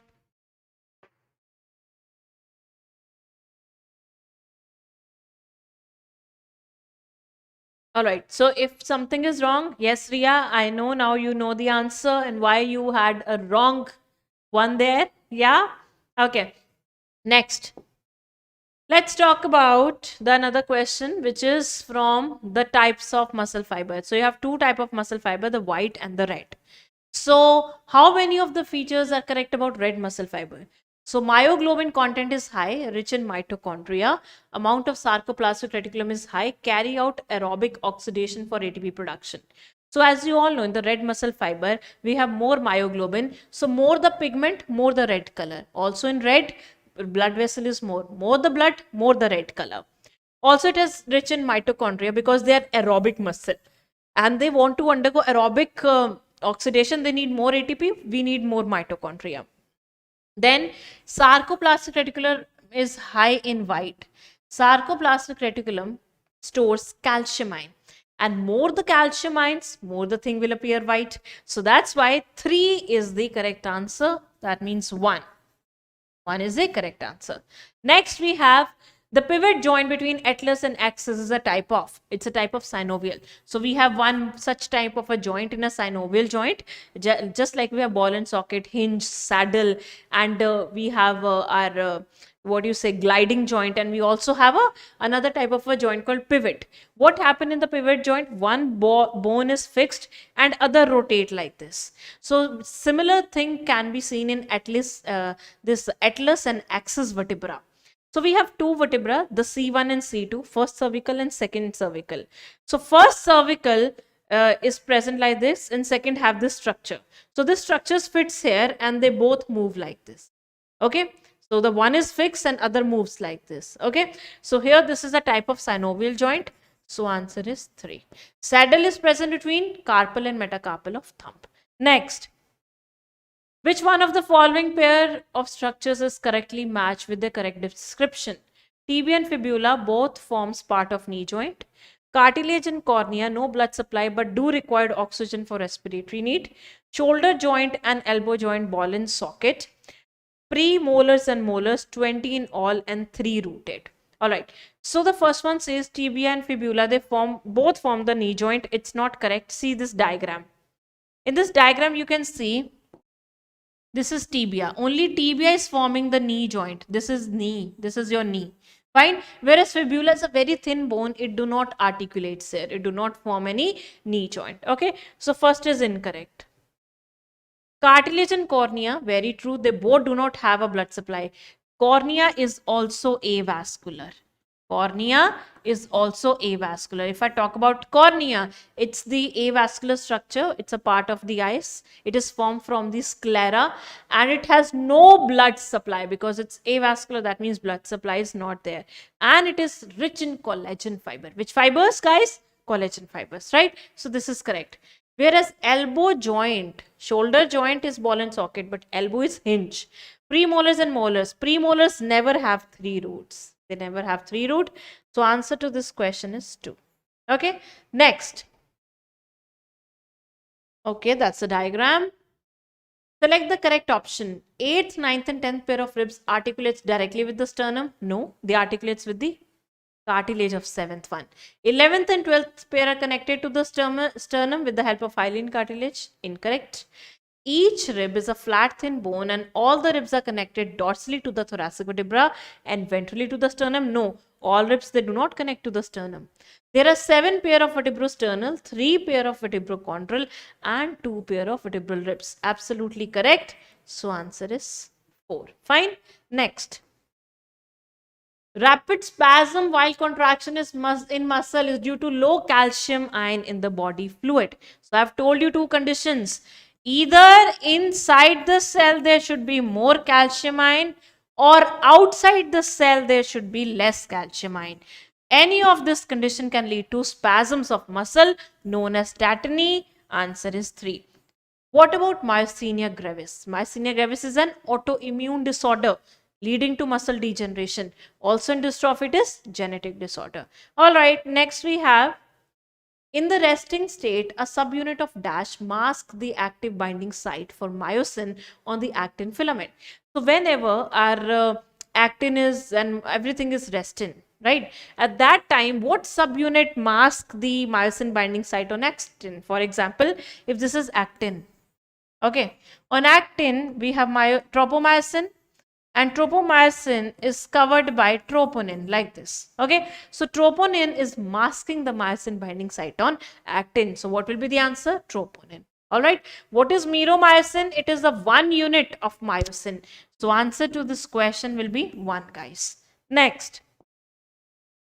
An active ATPase activity and binding site for ATP and actin filament are found on light meromyosin, short tail of heavy meromyosin, globular head of heavy meromyosin, long tail of meromyosin monomer. All right, let me show you the structure. This is how a myosin look like. Okay, so in the myosin we have the structure known as cross arm, and cross arm contains head. Right, this contains head. Cross arm means any structure that is out. So if we split the entire structure into 2, you get 2 parts in the entire structure of meromyosin. One is a light meromyosin. This light meromyosin only contains a tail structure. This is a tail, so it only contains tail. Whereas this entire structure is heavy meromyosin. Heavy meromyosin, it consists of head plus this short arm. Plus this short arm. Fine. Short arm. So heavy meromyosin contains the head, and head contain 2 sides, one to bind actin, another to bind ATP. Fine. So what will be the answer to this question? The globular head of heavy meromyosin. Answer is 3. All right, guys. All right. One of my favorite chapter. Very nice, Riya. Okay, let's move further, guys. What we have next? Progressive degeneration of skeletal muscle, mostly due to genetic disorder, is genetic disorder, muscular dystrophy, straight away. This is inflammation in joint, this is due to uric acid, this is just simple arthritis, tetany, rapid spasm due to less calcium in the body fluid. So muscular dystrophy is the right answer. So what happened in the muscular dystrophy? It's a genetic disorder where dystrophin protein is not formed. Which protein? Dystrophin protein is not formed and lead to muscle degeneration. Next. Glenoid cavity is associated with. So what is a glenoid cavity? You have this shoulder blade, scapula. In the scapula, we have this cavity known as glenoid cavity. And the head of humerus fits here and form a ball and socket joint. So it is present in the, not in the clavicle, it's in the scapula. Answer is 4. What is coracoid? It's a process, this process of scapula. Okay, and pelvic girdle is a hip one. This one is a pectoral girdle. Okay, next. Saddle joint is present between simple carpal and metacarpal of thumb. How to remember it? Okay, saddle, sat. All four fingers are together and your thumb is away. Okay, so it becomes sat. It becomes sat. So saddle joints are the type of joint that were poorly developed ball and socket. They wanted to be a ball and socket, but they were not able to become, so they become sad. Okay, so this is how I always tell my students. So this is how you can learn it. Next chapter is chemical control. Okay, so this is a kind of a chapter where you always get confused between hormones, their functions. But we'll do it, no worries. Let's get started with this. The most important things, mechanism of hormone action.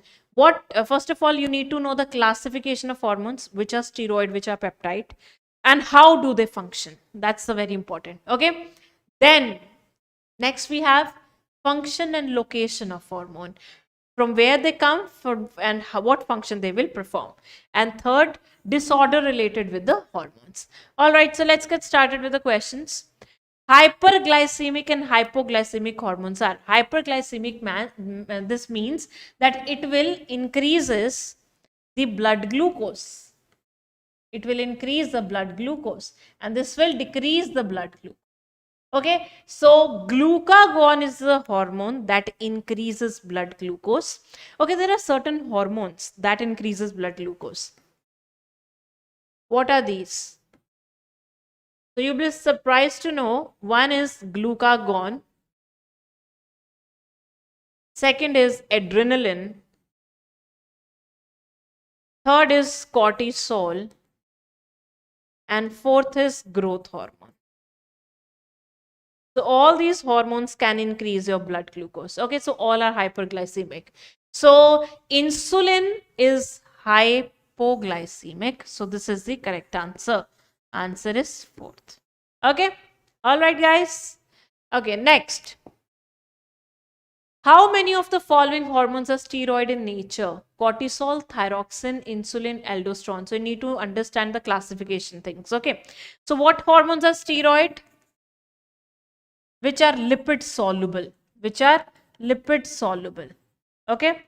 So steroid hormones are estrogen, progesterone, cortisol. All these are what? They are steroid. In fact, I would like to write here corticoids, because in corticoids we also have aldosterone. Okay, so cortisol, yes, it's steroid. Aldosterone is a corticoid, so it's also a steroid. Then we have progesterone, that's also a steroid. So how many? 3. 1, 2, 3. Thyroxine is formed from amino acid. In fact, adrenaline is also from amino acid. Insulin is protein. This is also protein. This is also protein. This is also protein. So one thing you will notice, mostly in the protein hormones, you will see IN in the last. Okay, you will see IN in the last. So answer to this question will be 3, 2. Next. All right, guys, let's move further. The given structure shows dorsal view of a gland that shows structure of the following diagram labeled as A and B. Find the correct function of hormone from A and B and choose the correct option. You have to find the correct one. Fine. So this gland is a parathyroid gland and this one is a thyroid gland. So parathyroid gland is present as 4 little dots on the thyroid gland. Okay, so first one, A is parathyroid. It increases calcium deposition in the bone. The function of parathyroid hormone is that it will take away the calcium from the bones and increases the blood calcium. Okay, so it increases the calcium level in blood. Okay, it also increases the calcium absorption in intestine also. That's one of the effect. I'll explain you calcium homeostasis. And second we have is a thyroid. Thyroid decreases the BMR, it increases the BMR. Yes, it stimulates the metamorphosis, but it does not, it have nothing to do with the adrenaline. Rather, it increases it does not have anything to do with the decrease in secretion. Rather, it increases the secretion of adrenaline. So answer to this question will be 2. Okay, let's see how does calcium balance takes place in our body. So whenever you have calcitonin, calcitonin is a hormone from thyroid gland. So most of you forget calcitonin. Thyroid gland do secrete T3 and T4, which is thyroxine, right? But apart from that, it also secretes thyrocalcitonin. The function of thyrocalcitonin is to increase mineralization of bones. So what does it do? It will pick all the calcium from the blood and paste it in the bones, and hence it decreases blood calcium. Whenever there is decrease in blood calcium, what will happen? PTH, parathyroid hormone, will come. Now it will increase the blood calcium. The question is, how does it increases the blood calcium? First, by demineralization of the bones. By demineralization of the bones. Second, what does it do? First, it will do the demineralization of the bone. That means it will take away all the calcium from the bones. Second thing it will it will increase absorption of calcium ion in intestine. Absorption of calcium ion in intestine. Okay, so these are some of the functions that PTH does to increase the blood calcium. All right, so this is the calcium homeostasis, my dear students. Let's move further and solve this question. Read the following. Stimulate gluconeogenesis, lipolysis, and proteolysis. Produces anti-inflammatory reaction, stimulate erythropoiesis. Which of the following hormone regulate above function? Mineralocorticoid, glucocorticoid, epinephrine, and insulin. Hurry up. Hurry up, hurry up. Yes. Do it, guys. Do it. Do it. Hurry up. What will be the answer? You will give it. I will not explain it now. Unless you all give me the answer. Yes. No answer at all.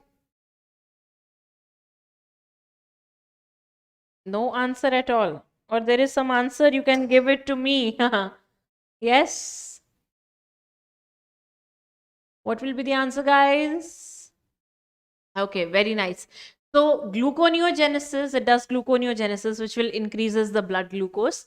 And yes, it is inflammatory. That means it will suppress immune response. So it is an immunosuppressant also. And it also stimulates erythropoiesis. So we are talking about cortisol. And cortisol is one example of glucocorticoid. So answer to this question will be 2. Right? Okay, next. Mark the correct combination of A, B, C, D regarding the adjacent figure showing the mode of action of hormone. So hormones work by two action, or we can say there are two types of hormones. Okay, where's the diagram I had? All right. So this is a diagram you can see. So we have two types of classification, or what we can see when in one type of classification, we say that we classify the hormones on the basis of what they are made up of. Okay, so we have one classification in which we say one type of hormone is lipid soluble and other are lipid insoluble. Okay, so one are friends with lipid, other they do not, they are not friends with lipid. So in the lipid soluble category, we have thyroxine. Yes, we also have our steroid hormones, and other all hormones, they are lipid insoluble. If a hormone is lipid insoluble, it cannot go inside the cell. If some hormone is lipid soluble, it can easily enter inside the cell. So, there are always certain receptors present which receive the hormones for their action. You call them as receptors, and these receptors, in case of lipid soluble hormones, they are present inside the cell, and they mostly are nuclear receptor, they are in the nucleus. Whereas in this case, these are usually outside the cell and generally they are bound in the membrane. So they are membrane bound receptor. So lipid insoluble hormones, they always function with the help of membrane bound receptors. Membrane bound receptors. Sometimes you also call it as extracellular receptors, and they function with the help of nuclear receptor. Nuclear or intracellular receptor. The intracellular receptors can also be present in the cytoplasm, but mostly they are nuclear. Mostly they are nuclear. So for example, here FSH is a hormone. FSH is follicle stimulating hormone and it is lipid insoluble. So how does it function? It will go to its target cell. FSH comes from pituitary gland. It goes to the ovarian cell membrane, right? FSH is the gonadotropin. It leads to the growth of gonads. So it will go to the ovary and it will bind to the receptor, forming hormone receptor complex, which will lead to the generation of response element 1 and then leads to the generation of second messenger. Second messenger can be CAMP or calcium ion. It can be CAMP or calcium ion or IP3, inositol triphosphate. All these three are what? They are the second messenger. Biochemical responses will be generated and then you will get your physiological response. What is a physiological response, sir? Ovarian growth. Fine. If the hormone is lipid soluble, then how will it function? Hormone will enter inside the cell. In the nucleus, there is DNA present. The receptor and hormone, they both will bind to the DNA and leads to the gene expression. So they are functioning by altering the gene expression. What will happen? RNA will be formed and protein will be formed. So lipid soluble hormones, they usually function by changing the chromosomal function. They will change what the chromosome is doing by altering the gene expression. Okay. Whereas this one, they generate a cascade of reaction. That means one after one reactions are going on. Everyone clear? Yes. Yes. Okay. So let's solve this question, and I'm looking at how you guys are going to give answer, whether it's wrong or right. All right. Yes, Sumit. Ruby. Yes. Hurry up. No voice. Can you hear me, guys? Can you hear me? Ruman is saying no voice. Can you please confirm whether my voice is there or not? Ruman, if my voice is not audible to you, please increase the volume in your device. Okay.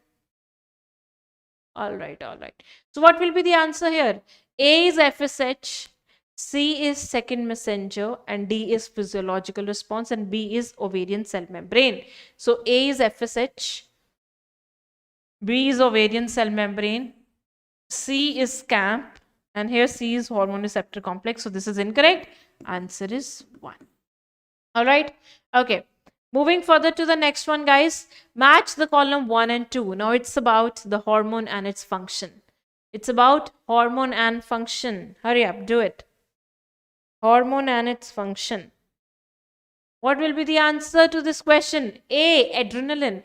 What's the function of adrenaline? Adrenaline increases your heart rate. We say na, adrenaline rush. So for A, we have 2. And B, hyperparathyroidism. More the PTH, more demineralization of the bone and increase in blood calcium level. So yes, so we have demineralization of bones here. So for B, we have 5. Oxytocin is the hormone that is produced by hypothalamus, stored in posterior pituitary. So this hormone, what does it do? It helps in childbirth. It helps in childbirth. So for C, we have 4. And it also helps in milk letdown. It also helps in milk letdown. Then hypothyroidism. That means decrease in thyroxine, which will lead to a disease in adults known as myxedema. So for D, we have 1. And then E, aldosterone helps in electrolyte balance. What will be the answer? A2, B5, C4, D1, E3. Answer is 3. Okay. Next. All right. Okay. So, where are we? So, let's solve the animal kingdom now. Let's talk about animal kingdom now. Okay.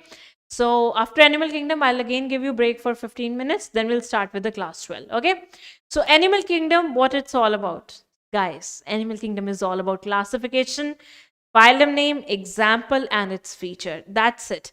So what you have to do is before exam, just read all the examples and phylum name and NCRT and features from NCRT only. That's it. Focus more on NCRT while you're talking about animal kingdom. Okay. All right. Next, file-like rasping organ, that is radula, is present in the members of phylum Annelida, Arthropoda, Mollusca, Echinodermata. So file-like rasping organ is present in simply Mollusca. Answer 3. Right? Radula. It's simple. Where is radula present? In the mollusk. In the mollusk. Right? Next. Match the following columns. Okay, so this is a question from common name and scientific names. Echinus is sea urchin. A2. So we have A2. Let's match it here. Aplysia is C here. So B4. B4. Ankylostoma is the hookworm. That's an that's the Ascalmanthus. Sepia is a cuttlefish. It's also the mollusk. D3. And Herodonaria is a blood-sucking leech. 1. So answer is 2. So see guys, that's why I always say examples are very much important and focus more on NCRT. It's very impossible. It's very impossible to learn animal kingdom outside the box, right? Like outside the NCRT as well. So it's very difficult.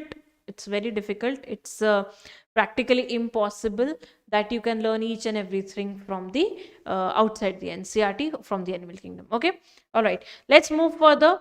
Which of the following pair of animals belong to the same class? Pristis, Torpedo, Chimera, Carcharodon, Scoliodon, Pterophyllum, Chameleon, Calotis, Salamandra, Apteryx, Delphinus, Pteropus. All right. Apteryx is aves. Apteryx is aves. Delphinus is dolphin. It's mammal. Pteropus is bat or flying fox. It is also mammal, right? Next, chameleon, Calotis, Salamandra. These both are reptiles. Salamander is amphibian. Carcharodon is great white shark. So it's cartilaginous fish. Cartilaginous fish. This is a bony fish. Whereas Pristis is a sawfish. Torpedo. Remember torpedo? Its muscles are modified. Electric ray. Chimera is also a cartilaginous fish. So answer to this question is 1. So you must be thinking, ma'am, chimera is not given in NCRT. But all these are given in NCRT. So you can also do the odd one out thing, na? Fine, you can do that. So answer to this question is 1. Next. Next we have match the column. So all these are the phylums and these are the features. Again, I told you feature-based question will be there. Annelida, in Annelida, we have nephridia and closed circulation. So A3. So for A, guys, we have 3. Arthropoda, chitinous exoskeleton, jointed appendages. Ascalmanthus, we have muscular pharynx, sexually dimorphic. Like Ascaris, there is a male and a female. You can easily identify male from the female just looking at its morphology. This is known as sexually dimorphic or sexual dimorphism. In mollusca, we have muscular foot and visceral hump. So what will be the answer? This is the answer 3. I hope you all are, oh my God, so all are giving the correct answers. Okay, next. Water vascular system of echinoderms helps in, okay, so there are 2 types of these water system. One is water canal or water transport system. Water canal or transport. This is found in sponges known as porifera. Whereas water vascular is in the echinodermates. Yes, they help in locomotion.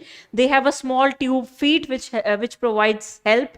And then yes, because water is coming, it will take the food with it, and respiration, it will take away the CO2, and fresh water is coming, it will be having a lot of oxygen. So all of this, answer is 4.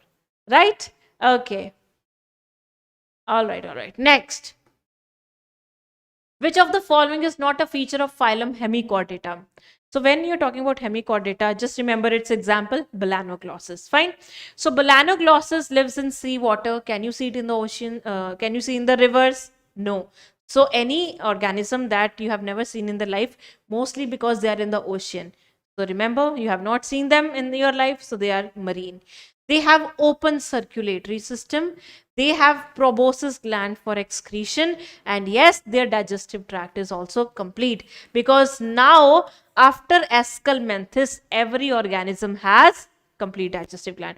Okay, most of the questions are asked particularly from the starting part of the chapter, which is the basis of classification, where you study closed and open circulation, types of digestive tract, and symmetry and so 50% of chapter is in that portion only. Okay, all right. Next is, okay, let's see what surprise we have next. Which of the following animals possesses all these three characters? Marine animal with streamlined body, teeth are modified placoid scale, mouth is on ventral side and digestive tract open into cloaca. So see, all these are the features of a fish. Which fish? Cartilaginous fish. Cartilaginous are exclusively marine. They have placoid scale, whereas bony have cycloid scale. They have cycloid scale. Whereas mouth is on ventral side, downside, downward, right? So whenever I'm talking about cartilaginous fish, they have mouth on this surface. Whereas bony have mouth which is terminal, right? They have placoid scale, they have cycloid scale. So you just have to find cartilaginous fish here. Cartila is bony. Exocetus flying fish is also bony. Clarias is magur, it is also bony. So answer is 4. Scoliodon, dogfish. It's a shark. Sharks and rays are all cartilaginous. Okay, very nice. Next. Select the incorrect statement regarding notochord. Notochord is restricted to larval tails in tunicates. Notochord is replaced by cartilaginous vertebral column in torpedo. Notochord is replaced by bony vertebral column in Ichthyophis. Notochord is present ventrally. So what is a notochord first of all? Let's see the diagram. If it is here. Okay. I think the diagram is not there. I had a diagram, one of the diagram. I guess I just deleted it accidentally if I'm not wrong. Okay, that's the diagram. It's another question, so leave it anyways. One question has been skipped, but if I do that, then you will get to know the answer. So no, I will not skip. I'll take that question back. So notochord is restricted to larval and tunicates. Very true. What is a notochord? So if we'll draw the animal, a chordate, it has a notochord which is present between nerve cord and gut. It's a solid, it's a structure that provides support. It's a rod-like structure. If I talk about tunicates, they do not have a notochord in the adult stage. They have it in the larval stage. So example of the tunicate is Ascidia. All right, they come under Urochordata. Notochord is replaced by cartilaginous vertebral column in torpedo. Now, what are vertebrates? Vertebrates are all those organisms where notochord is replaced by vertebral column. It is replaced by vertebral column. Now, in some animals, vertebral column is cartilaginous, like in cartilaginous fishes. In some, like us, it is bony. So, this is correct. Torpedo is a cartilaginous fish. So here they have cartilaginous endoskeleton. Yes, it is replaced by bony skeleton in Ichthyophis. Ichthyophis is amphibian. It has bony endoskeleton. Now, notochord is not present ventrally. It is present dorsally. So answer is 4. Fine. Next question. Do this one, guys. In the given characteristic chordata represented, identify A, B, C, D respectively. So A is nerve cord. A is nerve cord. B is notochord. C are pharyngeal gill slit and D is post-anal tail. These are the exclusive 4 features of your chordates. Fine. So A is nerve cord, B notochord, C gill slit and post-anal tail. Answer is 2. Okay, so what are you guys doing? What do you guys say? Hurry up, hurry up, hurry up. Yes. Rajat, yes. D for Diksha ma'am. Very nice. Very nice. Very nice. All right. All right. All right. Okay, let's move further, guys. Let's move further. And without wasting any time, let's solve this question. How many of the given animals do not shed their scales as skin cast? Chelone, Calotis, Naja, Vipera, and Clarias. All right, so these all are vertebrates, first of all. So in the vertebrates, the animal that sheds their skin as skin cast are snakes and lizard. So Chelone is turtle. It doesn't shed its skin. Calotis is a lizard, garden lizard. Naja and Vipera, they are snakes. And Clarias is magur. It's a bony fish. So only snakes and lizard, they shed their skin. 1, 2, and 3. Answer is 2. Answer is 2. Fine. Okay. All right. Moving further to the okay, so we have completed with the animal kingdom. So we have to start with the class 12. Let's take a break of 12 minutes or 15 minutes. How much do you want? Okay, do this question also. Hypothyroidism in adults leads to exothalmic goiter. Exothalmic goiter is due to hyperthyroidism. It's also autoimmune. It is also autoimmune. Myxedema is hypothyroidism in adults. Grave disease is another name of exophthalmic goiter. Cretinism is the hypothyroidism in children. So they are talking about adults. So answer is 2. Answer is 2. Fine. Okay. So we'll start with the human reproduction class 12. Let's take the break of 15 minutes because I am also anyhow human, right? Okay. So let's have a break of 15 minutes, guys. And then we'll resume the class. Till then, you get freshen up. Okay. All right.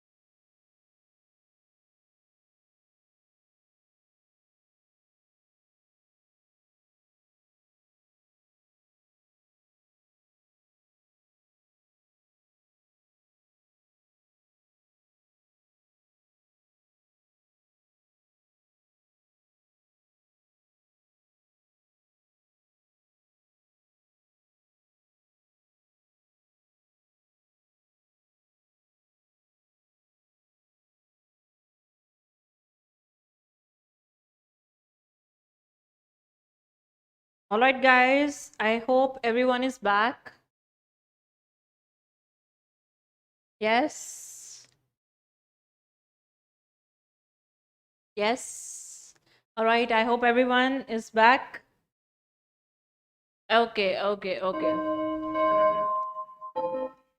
All right, so let's start with the human reproduction. The reproduction unit is really very important. It contains two chapters, human reproduction and reproductive health. So let's get started.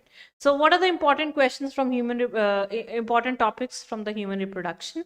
And that is fertilization, structure of graphene follicle, duct system of the male, gametogenesis, hormones, and development. These are most important topics. Fine. So let's get started with the first one. A fertile human male receives dash sperms per ejaculation, of which dash should have normal morphology and at least dash must have vigorous motility. So that's about numbers. Okay, because you mostly forget about numbers at the last. So a fertile man should have 200 to 300 million sperm, out of it 60% should have normal shape, and out of that 40% should have normal motility. So answer is 2. Right? Any doubts in this one? Quite easy. Yes. All right, all right. Everyone, please come back. All right, next. The amnion of a mammalian embryo is derived from. First of all, what is amnion? So there are certain extra embryonic membranes. What are these extra embryonic membrane? There are 4 extra embryonic membrane. The one is chorion. First is chorion. Chorion is present here, and the main function of chorion is that it helps in formation of placenta. It's present in the form of these villi, you can see. This is a chorionic villi, and its function is in the formation of placenta. So if someone asks you what chorion is made up of, it is made up of, the chorion is made up of, outside it is made up of ectoderm, and inside it is made up of mesoderm. Right? So you must have heard of ectoderm, mesoderm, and endoderm. So their origin are also from these germ layer, but these are extra embryonic germ layers, not the one which is in the embryo. So these membranes are also present outside the embryo. So you also call them as extra embryonic membranes. Fine. Next we have another is amnion. You can see this here. So amnion is this one, and this is amniotic fluid which this layer secrete, and this is your embryo. Fine. Amniotic fluid has a very important function. It prevents shock absorption. It helps in shock absorption, not prevents, and it prevents desiccation or dryness, because baby is in the water bag, right? And water bag contains water. In the layman language, you call it as water bag. And this amnion, it also amniotic fluid, it also has antibacterial property. It is made up of, outside it is made up of mesoderm, and inside it is made up of ectoderm. Right? This dotted one are all mesoderm. Talking about the allantois and yolk sac, they both have similar origin, endoderm and mesoderm. So you can see inside it's endoderm, outside mesoderm. Yolk sac and allantois are other 4 extraembryonic membrane. What are their function? Yolk sac is the size one. All right, so we have some students from Andaman and Nicobar Islands. Very nice. All right. Okay. Moving further to the next one. Next question, guys. Next is the question from duct system of the male reproductive tract, or the system, right? So let's talk about the ducts here. So as you can see, the male's testes are present outside the scrotum. Why? Because they need lower temperature for spermatogenesis. So that's why they're present outside the abdomen in the sac-like structures known as what? They are known as, yes, they are known as scrotum. Okay. So testes, inside the testes, there is another type of a duct system that's going on, and that starts from tubuli recti. So you know what are seminiferous tubules? Seminiferous tubules, they are the structural and functional unit of your testes, where sperms are produced. They open into rete testes, and rete testes open into vasa efferentia. Vasa efferentia open into epididymis. You can see here epididymis. This is epididymis. Fine. This is epididymis. They open into epididymis. Epididymis open into vas deferens. It opens into vas deferens or vasa differentia. So you can see vasa differentia here, these tubes, whereas this is epididymis, this one. Okay, so this is cut open. That one is intact. All right. Then it leads to vas deferens. Vas deferens, it is going here and it is meeting with the duct of seminal vesicle, and then it is forming the ejaculatory duct which is opening into urethra. So vas deferens, then it will form the ejaculatory duct. Ejaculatory duct is formed by vas deferens plus the duct of seminal vesicle, which will then open into urethra, and urethra open to the outside via this opening known as urethral meatus. So let's see what's the correct answer. So tell me guys, what will be the correct answer here? Yes, retidestes, epididymis, vasa differentia. No, retidestes, vasa differentia, then epididymis, then there is urethra. This is one of a kind correct. Vasa differentia, epididymis, this is incorrect. This is also incorrect. And this is absolutely incorrect. So answer to this question is 2. Okay, though they miss vas deferens, but it's fine. The flow is still the same one, right? Okay, so someone is asking me about inguinal canal. What is inguinal canal? See guys, this is scrotum. So scrotum's environment is entirely different from abdomen.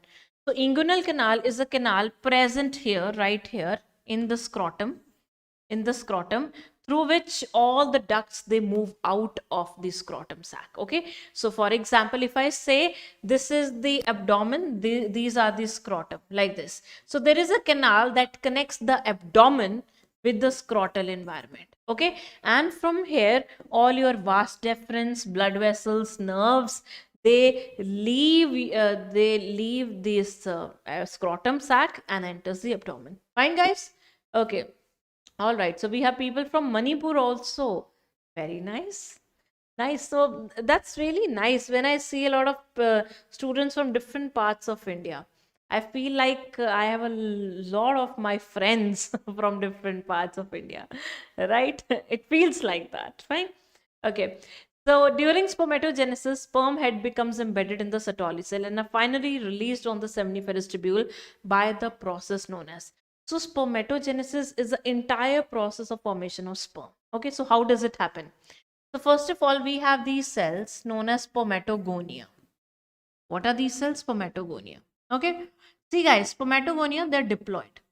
So the formation of sperm or spermatogenesis, it starts during puberty when there is increase in GnRH. What is GnRH? Gonadotropin releasing hormone from hypothalamus. So this spermatogonia, it gets its growth and it becomes primary spermatocyte. Primary spermatocyte is also diploid. And this one will undergoes meiosis 1 and form 2 secondary spermatocyte.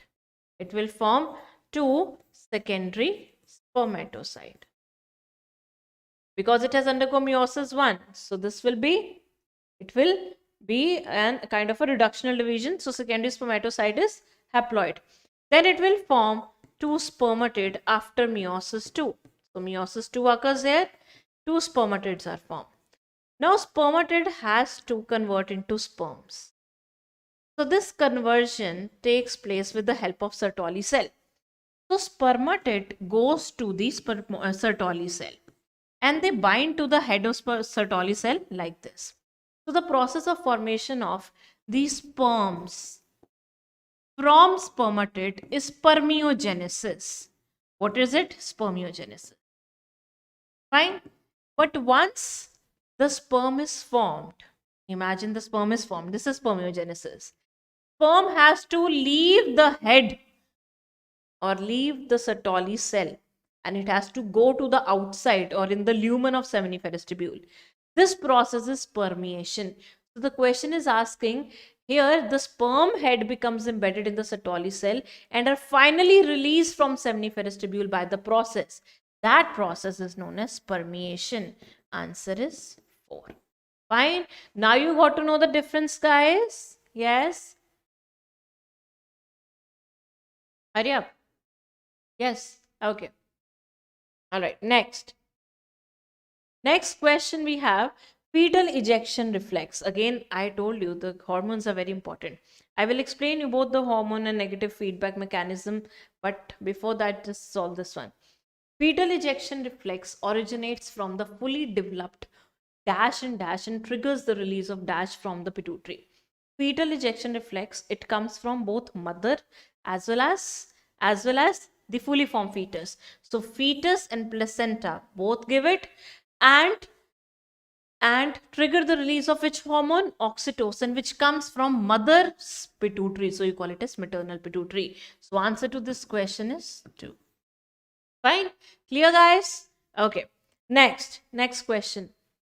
GnRH, a hypothalamic hormone needed in reproduction, acts on. So hypothalamic, okay, so let's solve or let's understand the hormones, okay? So I'll make you understand the hormones of both male and female, and then I'll also explain you the menstrual cycle, because I know you feel a lot of difficulty in the menstrual cycle, okay? So first of all, let's talk about males, because males are not much complicated. Females are, right? It's normal. We are complicated. Why? Because, we have a lot of hormones. That's why. So, first of all, hypothalamus of a male secretes a hormone that's GnRH. Okay, so here comes the GnRH, gonadotropin releasing hormone that goes to anterior pituitary. Now, on stimulation from this hormone, anterior pituitary will secrete two hormones. One is FSH, another is LH. LH is luteinizing hormone in case of male. You also call it as ICSH. Interstitial cell stimulating hormone, because they are secreted by interstitial cells. Okay. Then FSH, follicle stimulating hormone, they goes to Sertoli cell, and Sertoli cell also secretes a hormone known as inhibin, and on stimulation by FSH, Sertoli cell increases spermatogenesis. Fine. LH secretes androgen, which is testosterone, which is testosterone, which also helps in spermatogenesis. Whereas inhibin give negative feedback to anterior pituitary for FSH. Inhibin, wherever it gives negative feedback to the pituitary for the FSH. Let's talk about females. In females, same thing occur. Hypothalamus give rise to or give release GnRH will go to anterior pituitary, which will secrete FSH and LH. Now, FSH is the hormone which plays a very important role for the growth of Graafian follicle. So here comes the growth of follicle. Okay, so what's the function of FSH, guys? Follicle stimulating hormone. It will secrete follicles, or sorry, it will helps in the growth of follicles. So it will help in the growth of follicles. Whereas LH, or the luteinizing hormone, what is its function? Luteinizing hormones plays a very important role in rupture of the Graafian follicle, that's ovulation. Later on, it will form corpus luteum. Follicle, the mature follicle, the Graafian follicle, it is a rich source of estrogen. Corpus luteum is a rich source of progesterone, but it also produces inhibin and relaxin and a very few amount of estrogen. But inhibin gives negative feedback to anterior pituitary for FSH. Progesterone gives negative feedback to progesterone. It gives negative feedback to anterior pituitary for both LH and FSH. Estrogen gives negative feedback to anterior pituitary for FSH. What does this negative feedback means? It means that it will tell the anterior pituitary to not to produce a hormone. All right? Yes? Okay. So let's talk about the menstrual cycle, because I know from there you get so much confused. Okay? So let's do the menstrual cycle. So menstrual cycle comes from the word menses. Menses means a month, 28 or 29 days, right? So here it is of around 28 to 29 days. Sorry. So most important days we'll be marking here, others we are leaving. So most important days are 5, 11, 14, 21. These are most important days. Okay. So what happen is in the beginning of the cycle, the first 5 days, there is a phase known as menstruation. Okay, so the menstrual cycle, it comes in the phases. We have divided it into phases. Second phase is a follicular phase, which runs for around 5 to 13 days. It's a follicular phase. Also, you call it as proliferative phase. On 14th day is another phase known as ovulation, and from 15 to 29 is a luteal phase, also known as secretory phase. Okay. So in the beginning, the level of estrogen and progesterone is very low. The level of estrogen and progesterone is very low, quite low. It is estrogen and this is progesterone, this is estrogen. The level is low. As a result, there can be a peak of FSH. FSH will start to rise. So when FSH starts to rise, there is a growth of follicle. The follicle starts to grow.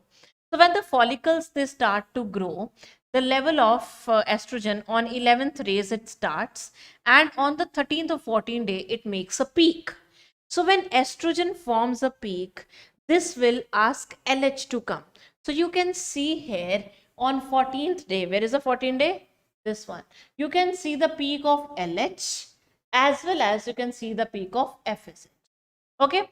So more the FSH, more the follicles growth, more the estrogen. More the estrogen, more the LH. More the LH, there will be ovulation. In ovulation, there is rupture of Graphene follicle. Fine. So side by side in your menstrual cycle, 2 cycles are going on. One is the uterine cycle, another is the ovarian cycle. So these are ovarian cycle. In uterine cycle and during menstruation, because level of estrogen and progesterone is low, and progesterone plays a very important role in maintenance of endometrium. So what happened here? The endometrium, it starts to shed off. Fine, but when the estrogen comes, the proliferation of endometrium it starts. That's why the phase is proliferative phase, because it leads to the growth of endometrium.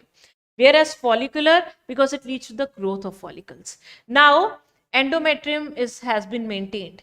After the rupture of the Graphene follicle, corpus luteum will be formed. And when there is corpus luteum, it's a rich source of progesterone, then the endometrium will be more complex.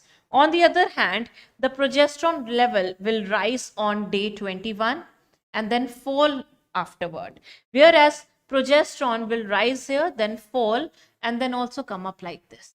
Okay, so here you can see on 21 day why there is a peak of progesterone, because corpus luteum has been formed and it is a rich source of it.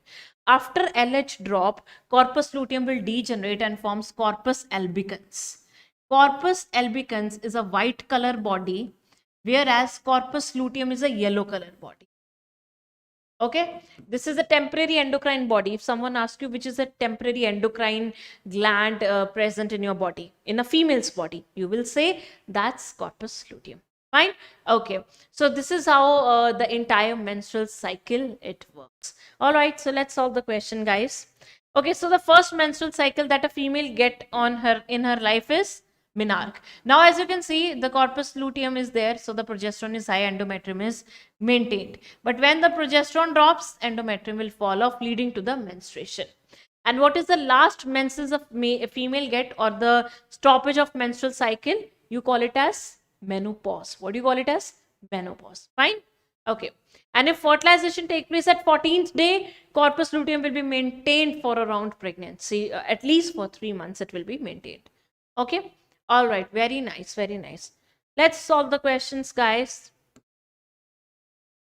GnRH, a hypothalamic hormone needed in reproduction, acts on anterior pituitary and stimulates secretion of LH and oxytocin. Anterior pituitary gland and stimulate the secretion of LH and FSH. Posterior pituitary and stimulate secretion of oxytocin and FSH. And posterior pituitary gland and stimulate the secretion of LH and relaxin. First of all, hypothalamic hormone GnRH in the reproduction, posterior pituitary has no role.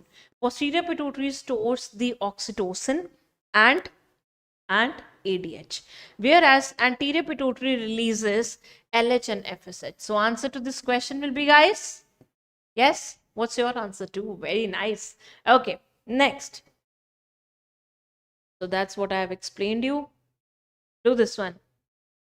Second, polar bodies release after dash in dash region. Choose the option which fills the blank correctly. Let's talk about oogenesis. Like in male, there was spermatogonia. That's like in female, we have oogonia. But the difference in the oogenesis and spermatogenesis is that oogenesis starts during embryonic stages and spermatogenesis in puberty, right? So while female is in the womb of a mother, oogonia, they started growing and they become a primary oocyte. So primary oocyte is also 2n. Just like male, everything is same here. Here, the primary oocyte starts meiosis 1, but it has not completed it. It is at halt. It is at halt here, and everything is occurring before birth. And now this primary oocyte, which is at halt of meiosis 1, which is at halt of meiosis 1 in the prophase. Which phase? Diplotin prophase. It gets halt in the prophase, diplotin prophase, right? So it gets halt here, and the female is born. While female, she born, she has around 2 to 20 lakhs of follicle that have primary oocyte in them in the halt stage. So now puberty will come. Once the puberty hits the female, the meiosis 1 gets completed, and what is formed here? The two types of cells are formed, one large cell and another a very small cell. This very small cell is a polar body. So this polar body is the first polar body formed by completion of meiosis 1, and this is the secondary oocyte, which is now single N. This polar body, it is meant that later on it gets degenerate. Then why did we form? Because we want reductional division, but we don't want to give any cytoplasm, because sperm is also not bringing cytoplasm during fertilization. Okay, so that's why we don't want to give any cytoplasm. We want just take the half of the chromosome and go away. Fine. Now next, what will happen? Now it will start meiosis 2, but again it will go at halt. Halt at metaphase. Okay, so if I talk about follicles, what type of follicles contains what type of oocyte? The primary oocyte is present in the primary follicle,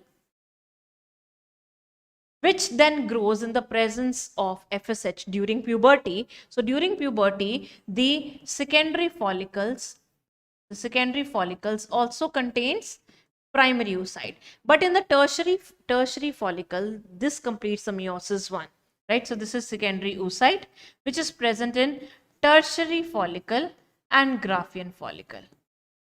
Fine. Now what will happen next, guys? The secondary oocyte, it will complete the meiosis 2, and it will only complete the meiosis 2 if it receives sperms, that is during fertilization. So most of the time during fertilization only, or we can say during most of the time, if a female does not receive sperm, her secondary oocyte stage is released from the body. Ovum is only formed when sperm arises and enters inside the cytoplasm like this. Then there will be completion of meiosis 2 and leading to the formation of second polar body. So what is the site of fertilization? Site of fertilization is oviduct. So second polar body's formation takes place in oviduct. First polar body's formation takes place in ovary. So that's the ovum. Okay, so the question is asking, where does the second polar body is formed by which meiosis? Second meiosis. Okay, and at which place? Oviduct. So answer is 2. I hope you all understand this concept. Yes, guys, let me know. Hurry up. Let me know if this is clear to you all. Give me thumbs up.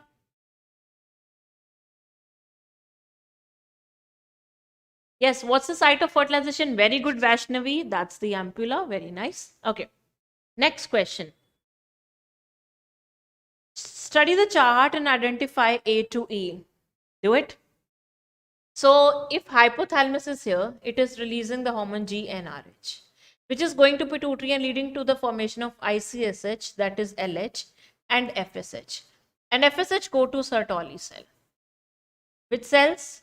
Sertoli cells in male. And D will be your interstitial cells or Leydig cells.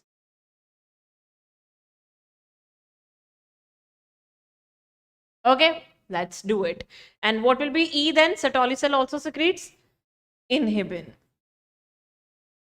So A is GnRH. It can be the hormone also, it can be the gland also. So that's anterior pituitary.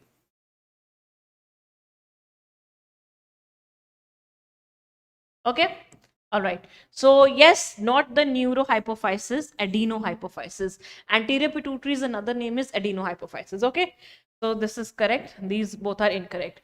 So B is FSH. B is FSH.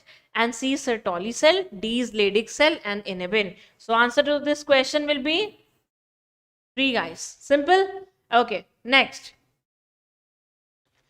Next. Correct sequence of spermatogenesis. First of all, we'll be having gonia, spermatogonia, primary, spermatocyte, secondary, then spermatid, then sperm. Answer is 4. We already have done the process, if you remember. Yes? Yes, yes, yes. Tell me. We have already done the processes. All right. Ma'am, please little bit fast. Ruchi, if I'll be more fast than that, nobody will understand what I'm saying. Okay. All right. Next. Find the incorrect statement. By the end of second month of pregnancy, fetus develop limb and digits. Very true. The first movement of fetus and appearance of hair on the head are usually observed during 5th month. This is also true. First sign of growing fetus can be noticed by heart sound. Very true. By the end of around 12 weeks, end of that is second trimester, the body is covered by fine hair. No, 24 weeks is the second trimester. Okay. So answer to this question will be, guys, 4. All right. Okay. Next. Next we have.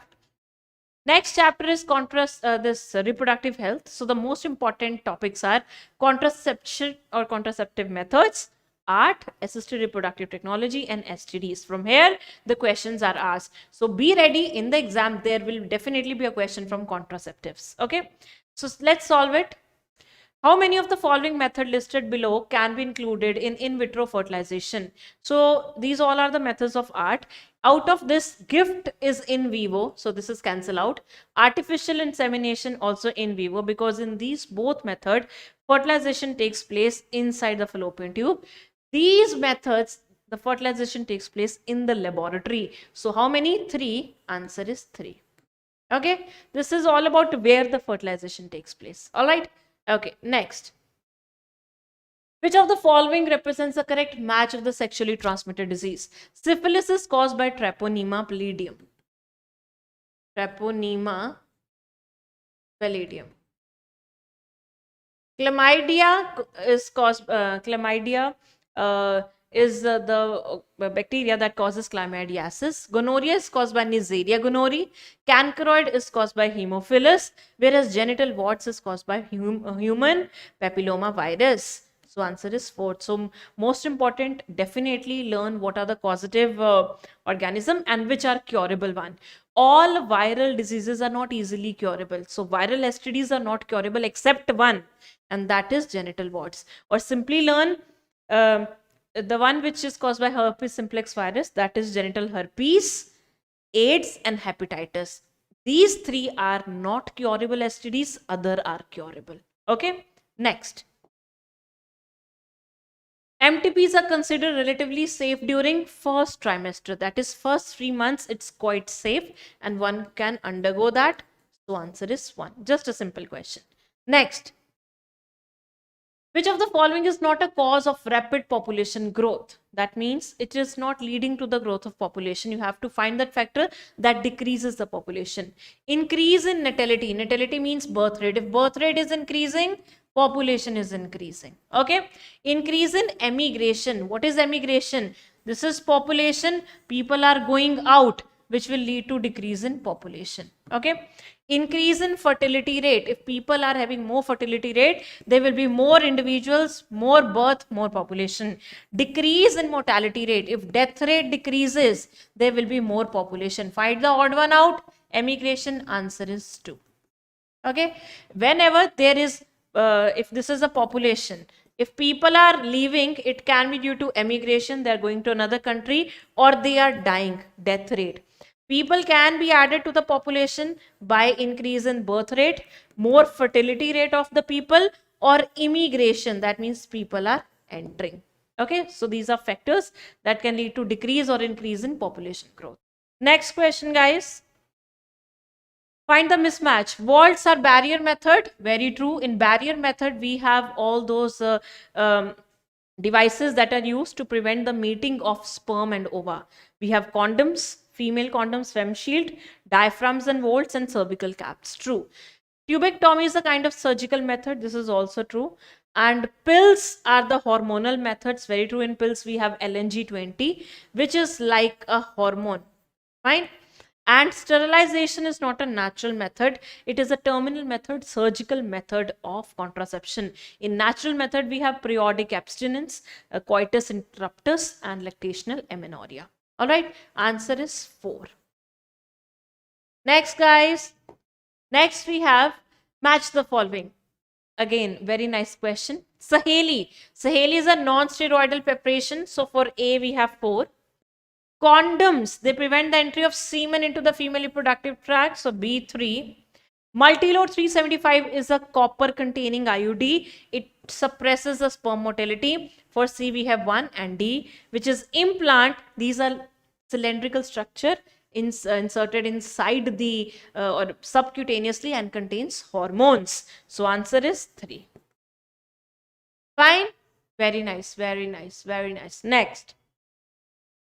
Next we have, which of the following contraceptive method prevents ovulation? Copper T, LNG20, mini pills, Norplant, diaphragm.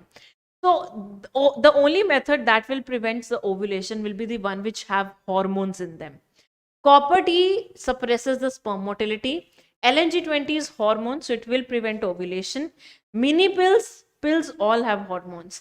Diaphragms, they're barrier method, they don't have any chemicals, whereas Norplant is like the implant. It also have hormones. So all the things which have hormone, that will give negative feedback to pituitary and prevents the ovulation. So 1, 2, and 3, which is B, C, and E. Answer is 2. All right, guys. Okay, next. Lactational amenorrhea is a natural method of contraception. It is due to the high level of. So, lactational amenorrhea is considered as a natural method of contraception. Why? Because during or after the birth of the child, up to 6 months from like today the child is born, and from there start counting the days, and up to 6 months, the female is under lactation. And when she is lactating, there is increase in prolactin. And prolactin give negative feedback to anterior pituitary. Hence, there will be no FSH and no LH. If no hormones are there, there will be no ovulation. So it's a kind of a natural contraception. But again, with no guarantee, because in females, you never know when hormones are up and down. So here, it is due to prolactin, high level of prolactin. And prolactin is a lactating hormone, or we can say milk secreting hormone. It helps in production of milk. Milk releasing or let down is oxytocin. Fine. Next.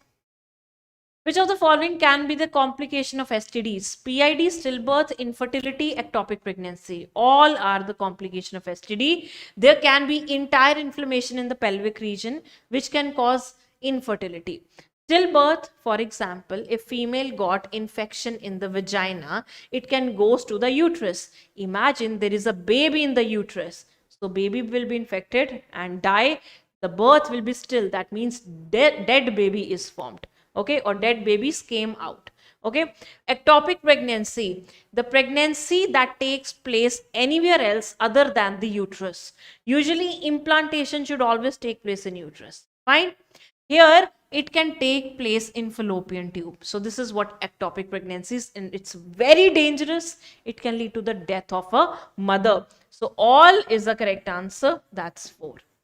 Answer is 4. Fine, guys. Give me thumbs up if this is clear to you. Yes, D for Diksha ma'am. Very nice.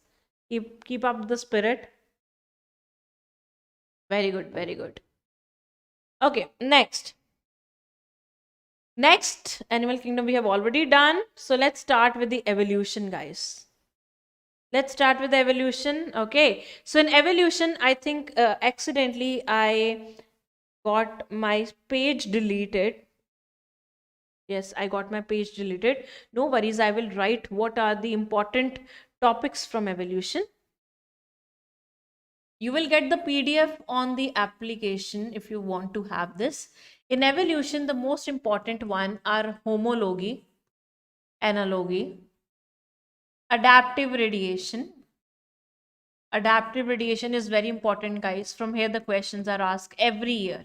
Homology and analogy, from here, the questions are asked, and I'll also tell you the trick to solve these questions. And then human evolution, Darwin's theory about natural selection, everything about that. These are the most important topics, and evidences. Fine? Okay, let's get started. Then, find the mismatch of different categories of human with their corresponding character. Homo habilis. First of all, let's revise the entire sequence of human evolution. First comes the Dryopithecus, then Ramapithecus. I'm writing the short forms, okay? Then Australopithecus, then Homo habilis, then Homo erectus, then Homo sapiens. Fine? So learn this sequence first of all. Only then everything will be clear. Okay? Okay, so the brain capacity of Homo habilis is very true, 650 to 800. Australopithecus, they were found in East African grasslands. This was also found in Africa, Tanzania and Ethiopia. Rama was found in, its fossil was found in the Shivalik Hills, India. Australopithecus, this was supposed to, they were living in the East African grasslands around 3 million years ago. Homo habilis, this was the first tool maker. Erectus knows the use of fire, and this was the first meat eating. And Homo sapiens have different types, like Neanderthal was there, Fossilis was there, and then comes us, the modern man, the Homo sapiens. Fine? And it is supposed that Homo sapiens arise during the Ice Age. Neanderthal, they have a cranial capacity of around 1400 cc, and they had a religion, and they used to cover their body with the, you know what, those hides made up of animal skin, right? So here Homo erectus, they eat meat. I just told you now, right now. And this is also correct. They existed 15 million years ago. So answer to this question, guys, is 3. Next. Which of the following example does not show analogy? Forelimb of vertebrate, eyes of octopus and mammals, fins of shark and flipper of dolphin, wings of bird, bat and insect. The very important trick to solve this question, in analogy, we have different origin. We have different origin of organism. In homology, we have same origin of organism going into various habitats. Fine. So in homology, always the group of the organism will be same. In analogy, the group will be different. As you can see here, octopus is mollusk and mammal is a mammal. Shark is a fish. Dolphin is a mammal. These all are different. Aves, mammal and insect. So they all are analogous. But here, forelimb of vertebrates like cheetah, bat and all, they all are vertebrates. So they have a common group. So answer is 1. Simple, no? So use this trick. It's really helpful. Every time kids, when they came out from the examination hall, they call me, ma'am, our trick goes well for homology and analogy, right? Okay. Next.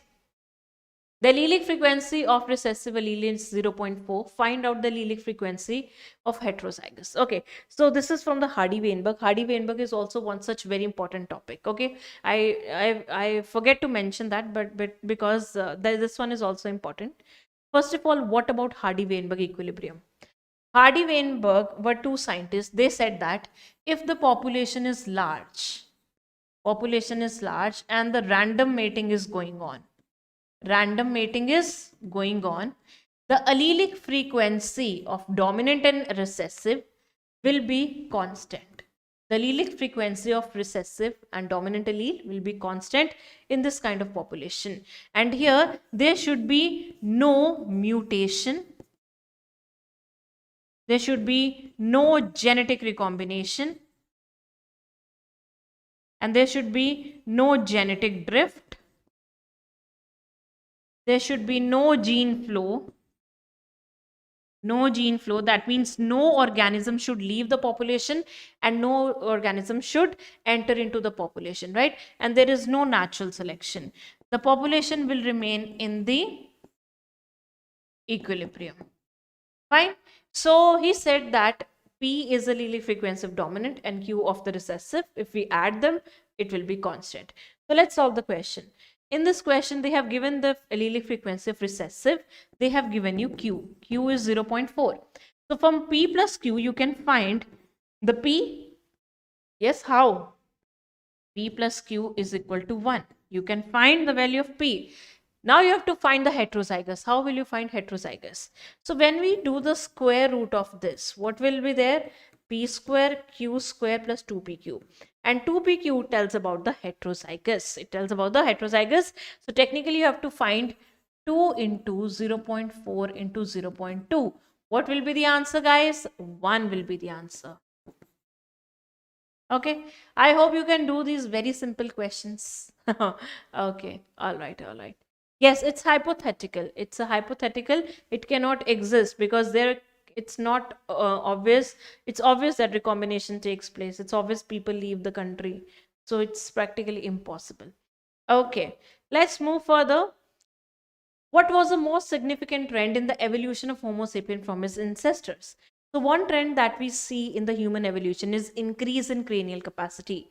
Homo habilis have the cranial capacity of 650 to 800. Erectus have 900. If we talk about your Homo sapiens, they have different types of cranial capacity. Neanderthal have 1400. Fossilis has 1650 and us we have 1600. So there is an increasing trend of a brain capacity, cranial capacity. So answer is 4. Yes, answer is 4. Fine. All right. Moving further to the next one. How many of the following are essential to keep genetic equilibrium constant? So when we are talking about Hardy-Weinberg equilibrium, what should be factors that will lead to its equilibrium? Selective mating, no. There should be a random mating. There should not be a genetic drift. There should not be any genetic recombination. There should not be any mutation. And there should not be a gene flow. So what are the options here? C, F, G and D. 1, 2, 3 and 4. So answer is 2. Fine. Answer will be 2. All right, guys. All right, Rajat. All right. So these are all the factors that can lead to the genetic equilibrium. Others will disturb it. Okay. Next is find the correct sequence of human evolution. Again, I told you already the sequence. Who came first from all these? Australopithecus. Then comes Homo habilis, then Erectus. Who is Cro-Magnon? This is Homo sapiens fossilis. Cro-Magnon is Homo sapiens fossilis. C, D, B, A. Find it's on the answer number 4. Okay, it's simple. Easy peasy lemon squeezy. Right, guys? All right. Okay, next. Adaptive radiation is best shown by. So what are the examples of adaptive radiation?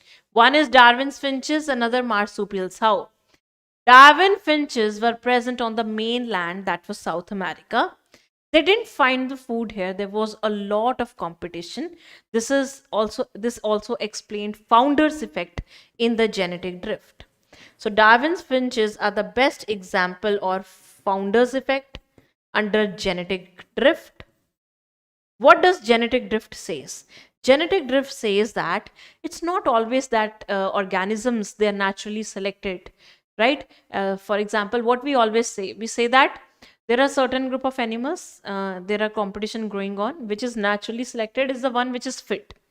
Imagine the other is not fit and it leaves that area and goes to some other habitat where no competition is going on. There also that animal is fit. Fine. So this is what Darwin finches did. They start emerging out from mainland and goes to Galapagos Island. And there they adapted themselves accordingly. So they adapted their beak accordingly. They were original seed eating finch. They were seed eating, and in the island they emerge into insectivorous. Actually, they just change their beak according to the food they eat. Some becomes woodpecker and etc. So yes, this is an example of adaptive radiation. Also marsupials. Marsupials are of various time, like wombat, koala, kangaroo. You must have seen all these, right? So these are two the example of the adaptive radiation. So answer is 4. Fine. Next. Next is identify correct match with respect to convergent evolution of marsupial and placental mammal.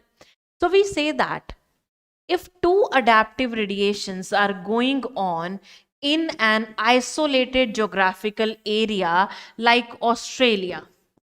So Australia was an isolated geographical area because it was away from the mainland. Fine. And two adaptive radiations are going on different habitat. This is habitat number 1.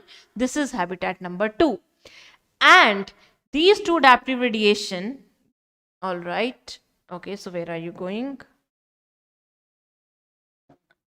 So these two adaptive radiation, guys, see, these two adaptive radiations are giving rise to new organisms. Okay, but we saw that their result was same. The result was same. Like we found out that here anteater and numbat both were the mammals. One was marsupial, another was placental.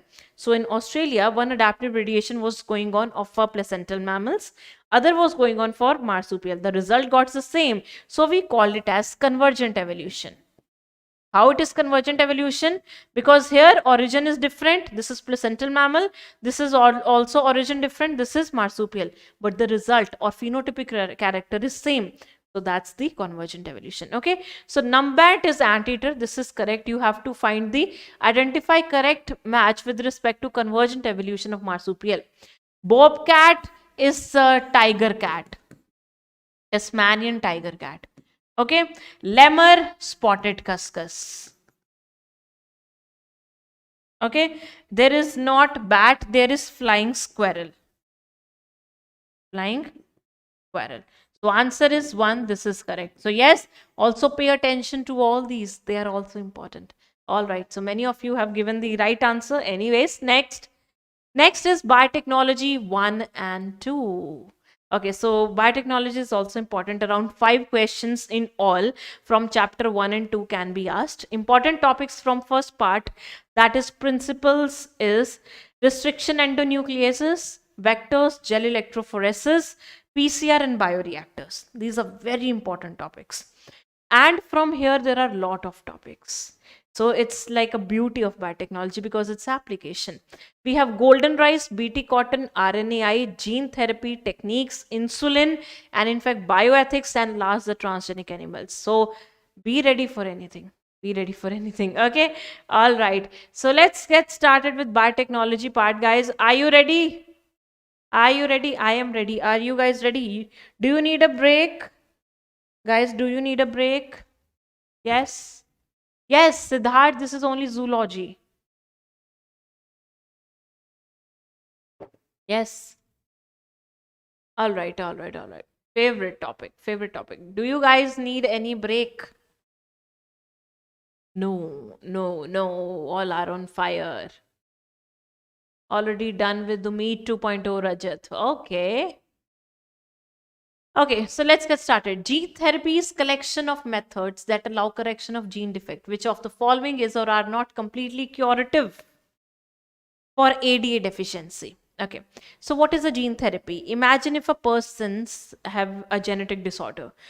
So in genetic disorder, the gene of a person is not good or it's disrupted.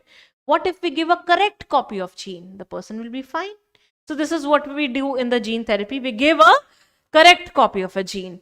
So here it will be completely curable. So ADA deficiency leads to a disorder known as SCID, severe combined immunodeficiency. So what happened in the patients of SCID? They do not produce the enzyme ADA, and which can lead to low immune response. So the immune response is less. So we have a lot of treatment options. One is you can undergo bone marrow transplant, but it's not an easy job. Bone marrow transplant is not that easy. Why? Because you cannot find that so easily. Second, enzyme replacement therapy, but this is also cumbersome. Why? Because every time you have to take the injections. Then we have introduction of ADA gene isolated from marrow cell and enter in the embryonic stages. So what we do in the gene therapy is that we add a correct copy of gene. So what if we add the correct copy of gene in the embryonic stages only? Every cell of the body will pick up the gene and the person will not have a genetic disorder. So answer to this question will be, guys, 3. Okay, the 3 will be the correct answer. Okay, very nice. Next, vector used for introducing a DNA fragment corresponding to adenosine deaminase in human lymphocytes. So how does we do the gene therapy? So first of all, we take the cells. Which cells? Lymphocyte of patient. We take the cells from the patient and we culture them, we grow them. Then we ask a retrovirus to give the cDNA. Which DNA? cDNA. Because retrovirus have RNA as genome. So we have added RNA and RNA becomes DNA and this DNA is cDNA. C means complementary DNA. The DNA that is formed from the RNA is known as cDNA. So cDNA is that DNA which we need our cells to take. After these cells, they have their genes. We transfer to patient.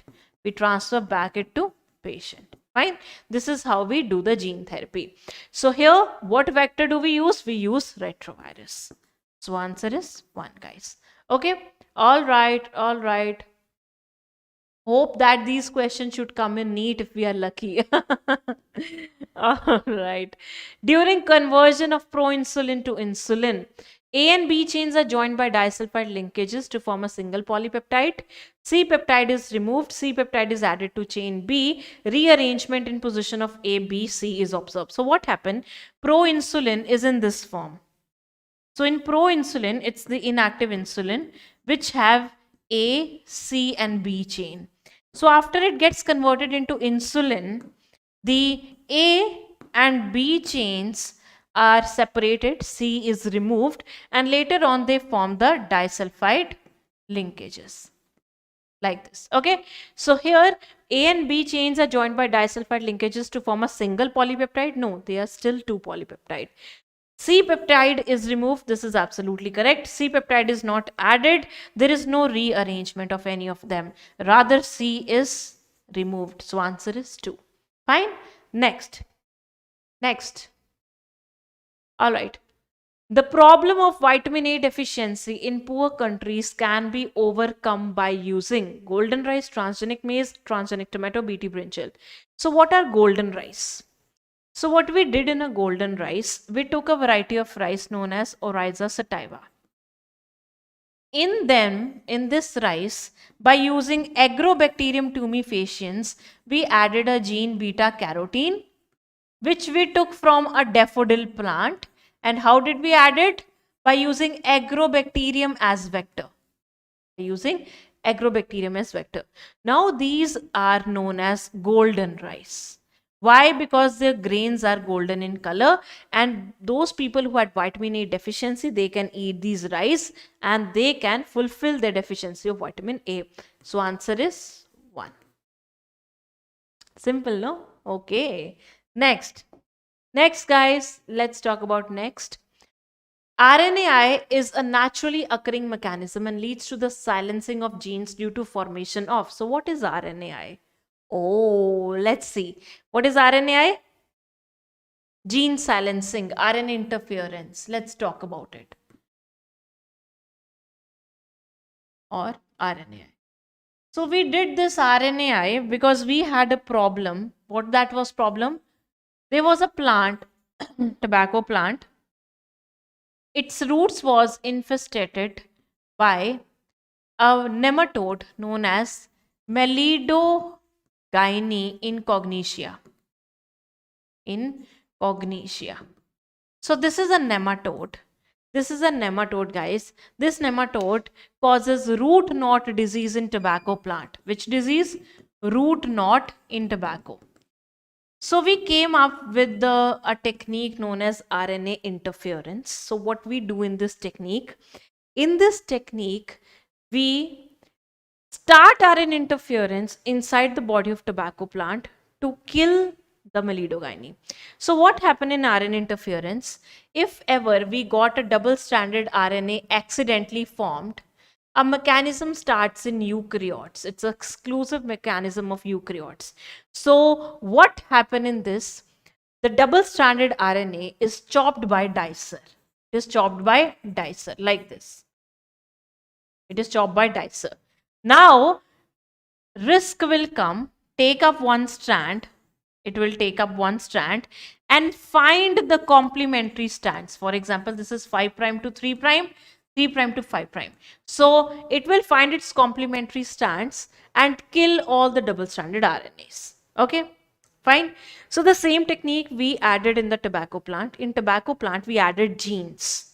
These genes will form RNA, which will form double-stranded RNA. In tobacco plant, we added genes, they form double-stranded RNA. When the double-stranded RNA are formed, RNA interference is started. And a risk is formed which contains a strand which is complementary to the RNA of Melidogyne.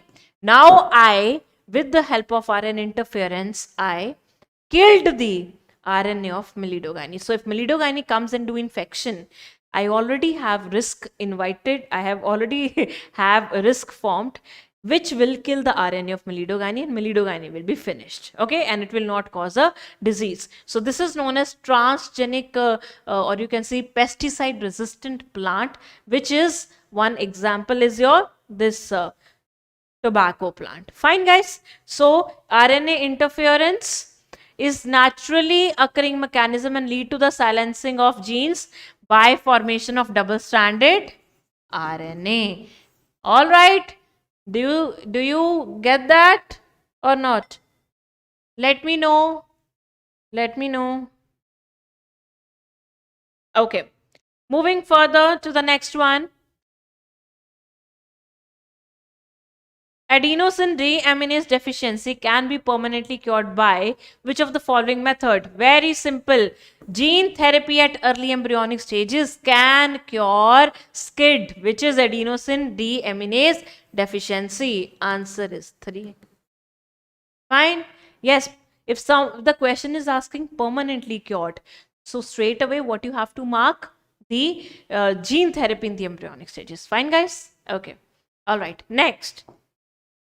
Next, we have a set of standards that may be used to regulate activities in relation to the biological world while creating GMO is called. What are the set of standards? That are bioethics. Patent are rights that are given to the people or the person who invents something. Biopiracy is the theft that companies create, or they take the resources from other countries without telling them. Okay, so answer to this question is 1. Next, A generally modified organism, rosy, is known for producing protein-enriched milk. The milk contains alpha-lactalbumin in the concentration of 2.4 grams per liter. Answer is 2. Okay, so Rosie was a transgenic cow, and in the milk of transgenic cow, what comes there? What comes there in the milk of a transgenic cow? The protein, because we have added the gene of that protein, that is alpha lactalbumin, and in what concentration it gives? Around 2.4 gram per liter. Next, recombinant protein used for the treatment of emphysema is caused due to cigarette smoking. So what happened in emphysema? The walls of the respiratory tract, it breaks. Why does it breaks? When, in fact, imagine this is a wall of bronchi like this, and here nicotine of the cigarette smoke, it enters, which will lead to the production of a enzyme known as trypsin. Trypsin will break the fiber. Trypsin break the fibers. Okay, so what if we block the trypsin? The fibers will not be broken and your bronchi will be fine. Okay, so we produce alpha antitrypsin. And alpha antitrypsin was produced by Tracy. Tracy was a transgenic sheep. Tracy was a transgenic sheep. Okay. All right, guys. So answer is 1. Very good. Varsha is saying, ma'am, you're so cute. Thank you, Varsha. Thank you so much. All right. So, okay, that's a page that I have already written and I got it misplaced. So that's here. Anyways, next we have another question from Biotech. What triggers activation of protoxin to active Bt toxin of Bacillus thuringiensis in bollworm? So Bt cotton is one such important topic, right? Is another one such important topic. So what happened here? So we had a cotton plant. What was the problem? The worms of or the insect used to eat the balls of the cotton plant, and cotton plant got destroyed. So what they find out, the scientists, they found a bacteria, Bacillus thuringiensis. It produces a toxin that can kill the insects by bursting out the cells of their gut. So, you know, that toxin gets inside the gut of the insect, the wall, mid-gut wall gets lysis, eroded, burst, insect dies. So what they did, they added this toxin inside the cotton plant. Fine. So this produces a gene known as cry gene. Cry gene produces protoxin. And protoxin, when it enters into the gut of insect, and insect gut has alkaline pH, it gets converted into endotoxin, which is the active toxin. So for its conversion, it needs alkaline pH of gut. It needs alkaline pH of gut. Fine. Okay. Next.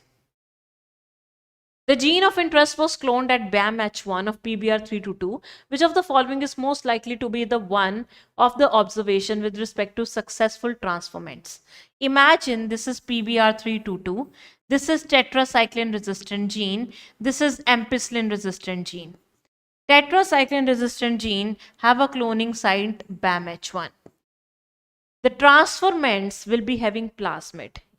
First of all, remember what transformants are? They have plasmid. So all transformants will live happily in presence of ampicillin. Okay. So here the transformants remain resistant to ampicillin. This is all true.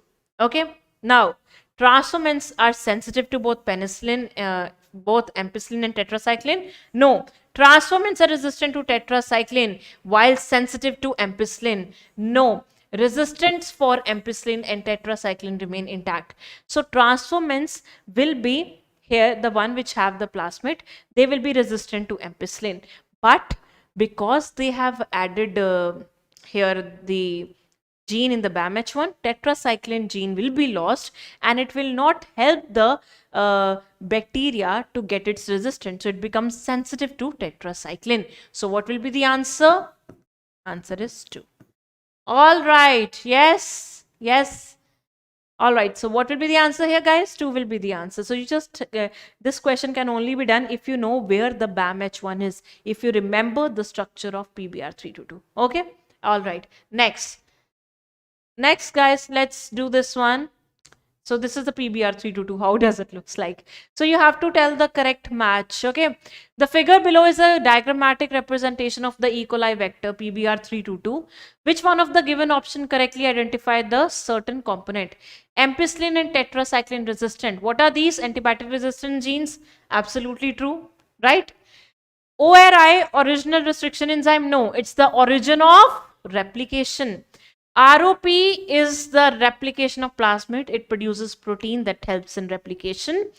Hint 3, EcoR1, they're not selectable markers. Selectable markers are ampicillin resistant and tetracycline resistant. So answer to this question is 1. Cool enough, huh? All right. Okay. Next. Which of the following is not required to amplify a gene of interest by PCR? So what do we do in PCR? In PCR, we take a DNA template. We give the temperature of 94 degrees Celsius and the process is known as denaturation and 2 strands are separated. Now give it a temperature of 50 to 60 degrees Celsius so that at this temperature RNA primers could add and you call it as annealing. What do you call it as? Annealing. Okay, so second step is annealing. Now comes the third step where we use the enzyme Taq polymerase, which is the DNA polymerase from a very thermal stable bacteria, Thermus aquaticus, which can survive at 94 to 96 degrees Celsius. Now comes the extension. So here the extension occurs. So this is extension. Extension takes place around 72 degrees Celsius. So that's the step in PCR. This is how it is done. Ma'am, I'm getting confused between options and getting answers wrong. How to solve it? Akash, OP, the only thing that you need to do right now is to revise things nicely. Whenever you got confused between two options, there is only one reason, that you have not studied it well. Okay, so that means you have to revise things nicely. Okay, so that means you're 50-50% sure. You have done it 50-50 only. So which of the following is not required to amplify a gene of interest? So we need a denatured DNA of interest. That's a template. DNA polymerase we have written. Magnesium ions are important for catalyze the reaction. DNA ligase has no role here. So answer 2. Okay. Next. Match the following enzyme with their functions. Select the correct one. Restriction endonuclease. What does it do? Endonuclease cut the DNA within. So cut the DNA at specific location. Exonuclease, they cut the DNA at the ends.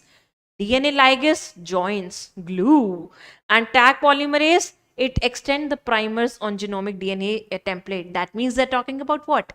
Extension, replication. So A3, B4, C1 and D2. Answer is 3.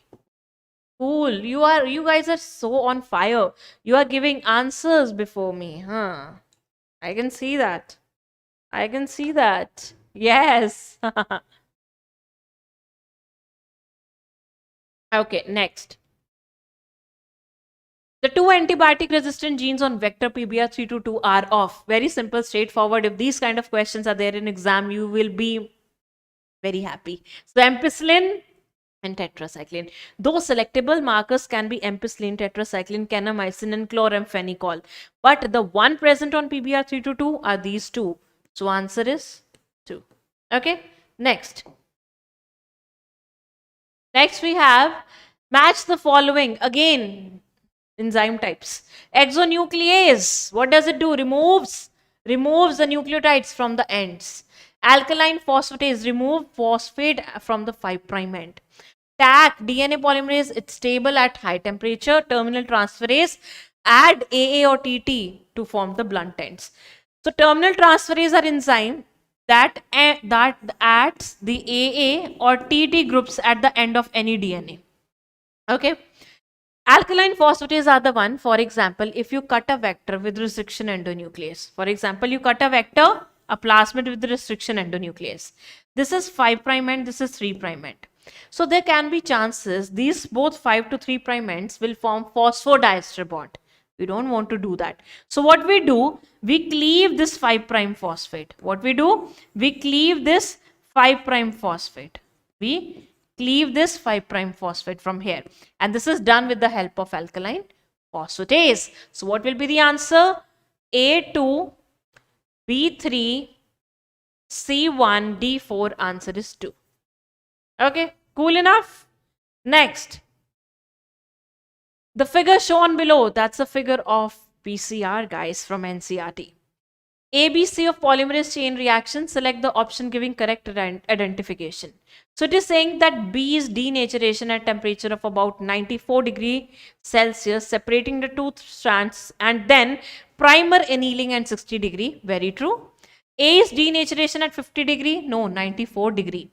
C, extension in the presence of heat labile. Labile means that can be broken with the help of a heat. It's not heat labile, it's resistant. And A is not annealing. It is not annealing. So answer is 1. Any doubt in this one? Any doubt in this one? Yes, yes. Who did this wrong? Tell me. Who did this one wrong? No one. No one. Really? Really? How many of you? A lot of students are there. I didn't expect this much, in fact, from PW English. Come on. What are blunt ends? What are blunt ends, guys? Blunt ends are, there are two types of ends produced by restriction endonuclease. One are sticky ends, which are like this, and other are blunt ends. These are like this. Okay? All right? Okay. Next. The correct order of steps in polymerase chain reaction: denaturation, annealing, extension. As simple as that. Answer 4. Next. Okay, next is from gel electrophoresis. The figure below is a diagrammatic representation. Yes, Pratibha, what should I repeat? What should I repeat, Pratibha? The figure below is a diagrammatic representation of a typical agarose gel electrophoresis. Choose the correct one. DNA fragments. So what do we do in gel electrophoresis? We put a sample of DNA here, and DNA is negatively charged. Okay, and we put anode, which is positively charged at this point, and we allow DNA to run from negative to positive. And it is running inside the agarose gel, and agarose gel have pores in it. So DNA has to pass through these pores. The larger one will not be able to easily move from these pores. So larger segment you will see on this side, and smaller you will see on the other hand.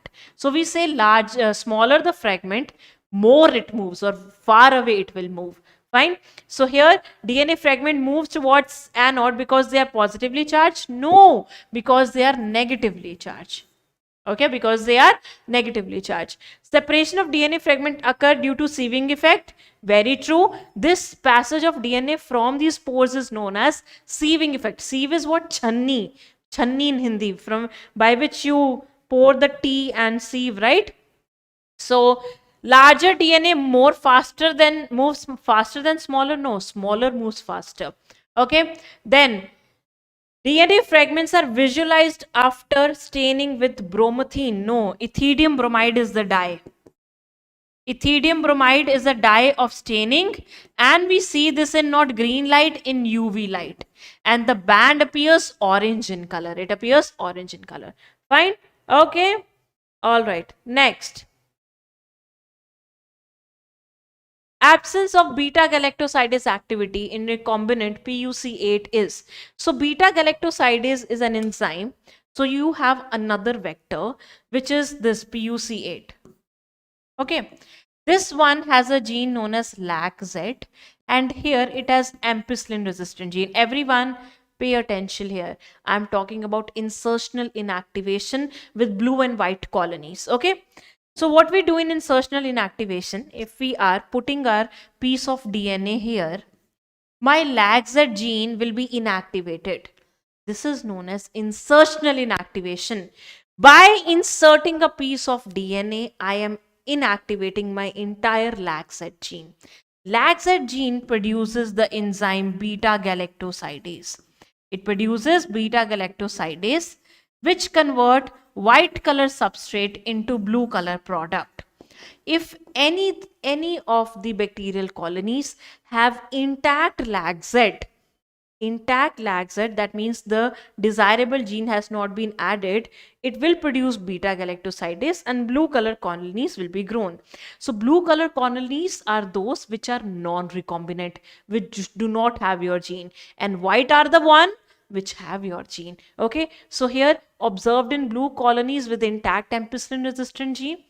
So absence of beta galactosidase will be seen in which have DNA. That means it will be observed in white colonies with intact ampicillin resistant gene. Ampicillin resistant gene has nothing to do here. Okay. All right. All right. So answer is 3. Answer is 3. Okay, guys. Okay. Next. The intercalated agent that stacks between base pairs of DNA and helps in visualizing UV light. They are asking about the dye. What is that dye? Ethidium bromide. Answer is 3. Okay. Next one. Next one. Stirrer in stir tank bioreactor. What a bioreactor? These are big vessels like this. And inside them are present stirrers like this. Okay, the stirrers function, they will keep on rotating, and as a result the things are mixing, and when things are mixing there is also more oxygen that can enter inside them. Stationary things have lesser oxygen. When you move things there is more aeration. So why do there are certain stirrers like this which can mix the things? Because we want more oxygen throughout the process. So answer is 4. Read this question, hurry up. Read this, read this. Hurry up, hurry up. Hurry up, guys. Hurry up, hurry up, hurry up. Zia is saying something. Let's see what Zia is saying. PCR question. What's wrong, guys? What's wrong with the PCR question? Yes, what's wrong here? What's wrong? What's wrong? Everything is correct, guys. On B, denaturation has done and then primer has been annealed there. On C1, extension is taking place, but it's not heat labile. That means heat labile are something which can modify the structure, but these in the presence of heat they cannot be modified, right? Heat labile is opposite of the heat resistant. Okay, all right. Next, we have the chapter strategies. In strategies, the most important topic is animal breeding. Okay. So the first question is on the crossbreeding. Hizardale was developed by crossbreeding technique. Which technique? Crossbreeding. What we do in crossbreeding, we take two different breed and we cross them. This is what Hizardale is. Hizardale was formed by Bikaneri eaves and merino rams. Okay, eaves are female, males are rams are males. Okay, and it was produced in Punjab. So that's the example of crossbreeding. Next, MOET, a program for herd improvement, have been demonstrated for all of the following except cattle, hen, rabbit, mare, hen. MOET is a technique, and what we do in this technique, we inject our cow. Imagine this is the cow. Okay. So this is your cow. So first of all, what we do, we inject the cow with FSH hormone. And now what cow will do? The cow's ovary will produce number of eggs. Number of eggs are produced. And now we inseminate the cow. For example, 6 to 8 eggs are produced by the cows. Now we will give sperm to the cows and sperm will fertilize them. Okay, sperm will fertilize them. After fertilization, embryos will be formed. So embryos at 8 to 32 cell stage are taken out non-surgically. Without any surgery, we'll take out the embryos out and put it in the surrogate mother. Why we are not putting in the same, or why not we are making this pregnant? Because we want this mother to produce eggs. Because this cow has great features. It is high quality cow. If we make it pregnant for many months, this cow will be consumed in pregnancy. So we keep this just to produce eggs and to produce baby. So for this, development, we can go for surrogacy. So it is transferred into the surrogate mother. So that's why its name is MOET, multiple ovulation embryo transfer. Here number of ovulation or multiple ovulation is occurring and embryo is transferred there. So it is not done for hen. Hen is a bird. It is done for rabbits, cattle, cow, buffalo, rabbits and mares, but not for hens. Okay. All right. Next question. Next is choose the incorrect match with respect to animal breeding. Okay, so let me just explain you breeding process. First of all, one is inbreeding and another is outbreeding. In outbreeding, we have two things. One is outcrossing and another is crossbreeding. These are breeding techniques, mating techniques. Okay. So what happened in inbreeding? Organisms, both male and female, they belong to same breed. So there is same breed and they are related. That means they are related from 4 to 6 generation, they are related. In outcrossing, they are from same breed, but these organisms, they are unrelated from 4 to 6 generation. The difference is they are related, they are unrelated. Okay. This one is done to produce pure lines. Whenever, if we know female is also having good quality, male is also having good quality character, we want to produce pure lines, we go for inbreeding. But this one increases homozygosity, and during homozygosity, a lot of homozygous recessive disorders comes up. These disorder would have eliminated if we does the breeding by selection, but by inbreeding, homozygous recessive disorders comes up and fertility decreases. You call it as inbreeding depression. In inbreeding depression, the fertility decreases. So to overcome the inbreeding depression, outcrossing is done. Outcrossing is done to overcome the inbreeding depression. And in the crossbreeding, as I've already told you, two different breeds are crossed. Two different breeds are crossed, right? So let's solve the question. Outcrossing, cross between same breed, but no common ancestor for 4 to 6 generation. Very true, they're unrelated. Crossbreeding, cross between different breeds, Hazardale, true. Interspecific hybridization, cross between two species. So in this one, we cross between two species. For example, we have an example of mule.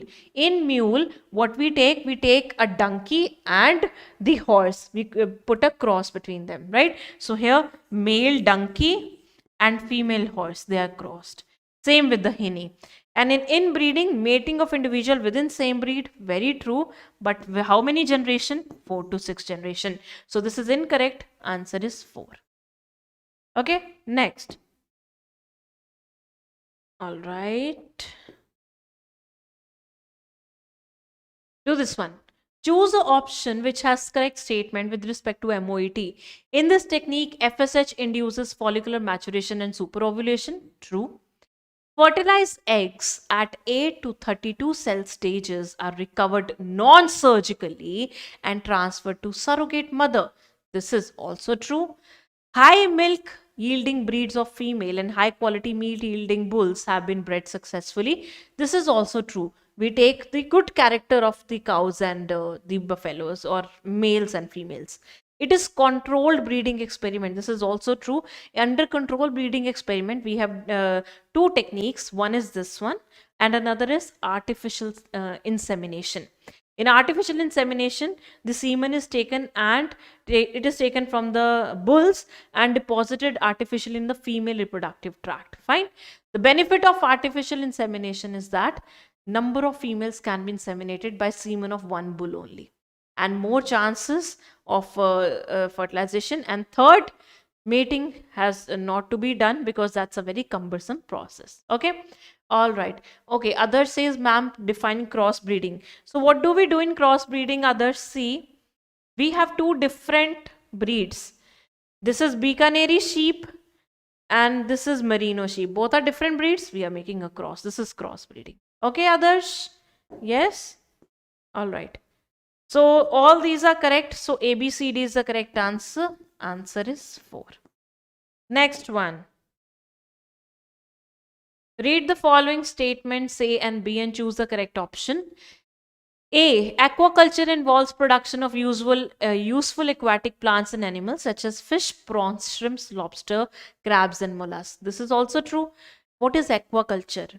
Aquaculture is the culturing of all aquatic organism, whether it is aquatic plant, whether it is aquatic animal, any animal, whether it is prawn, octopus, fish, even crocodile, any animal.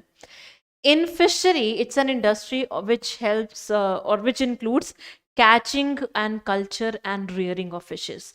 And also in fisheries, we do not have only fish, we can also include other animals. In pisciculture, it is all about fishes, pisces, pisci. In fishery, it's all about aquatic animals. Aquaculture, aquatic organisms. Matlab, it can be, or meaning, it can be the animal and plant both. Fine. So both are correct. Both statements are correct. Answer is 2. Next. Next one is human health and disease. So let's take a break of 10 minutes and we'll do our last chapter, the one of the most important chapter. Okay, so I need some 10 minutes. I want to have some water, guys. Okay, so I hope you will allow me to have 10 minutes break and then we will resume. All right, all right.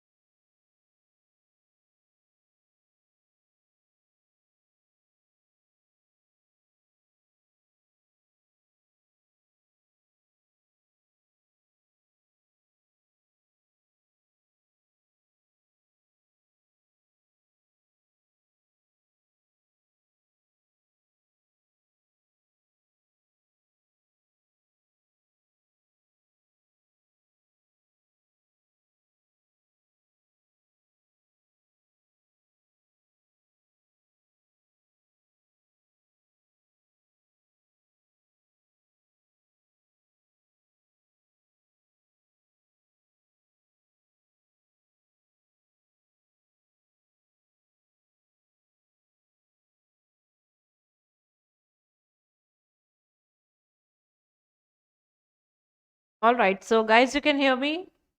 Yes. Yes. Can you hear me? Yeah. Pratibha is saying, ma'am, ki shadow dikh rahi hai. You guys are very brilliant, right?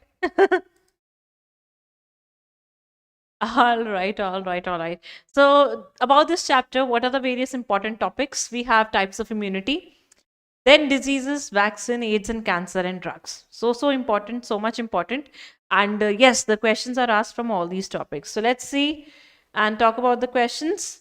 First is diseases. So we have here gonorrhea. So these diseases, they fall under the category of sexually transmitted as well as any kind of a disease. So that's why I've just put this question here. So gonorrhea is caused by, it is caused by the Neisseria. So answer A 2. Syphilis is by treponema, or it is caused by treponema. B3.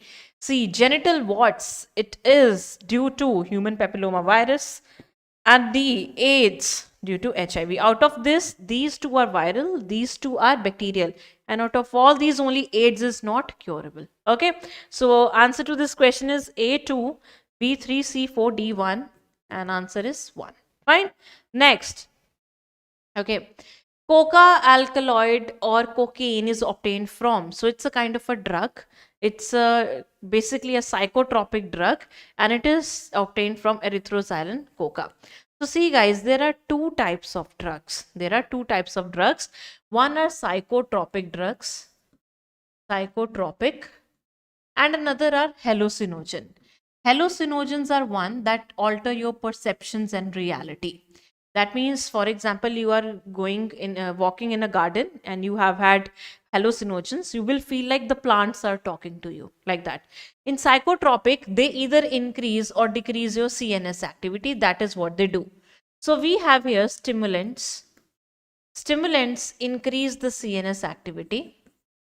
They increase the CNS activity. In stimulants, we have one like caffeine, which is in coffee and tea. We also have here coca, or the one which we have done, coke or crack or cocaine. This is what we call it as. Okay. And in stimulant, we also have tobacco, and tobacco contains nicotine. Fine. And another category of drugs that we have here is sedatives. Sedatives, in sedative, there is decrease in CNS activity.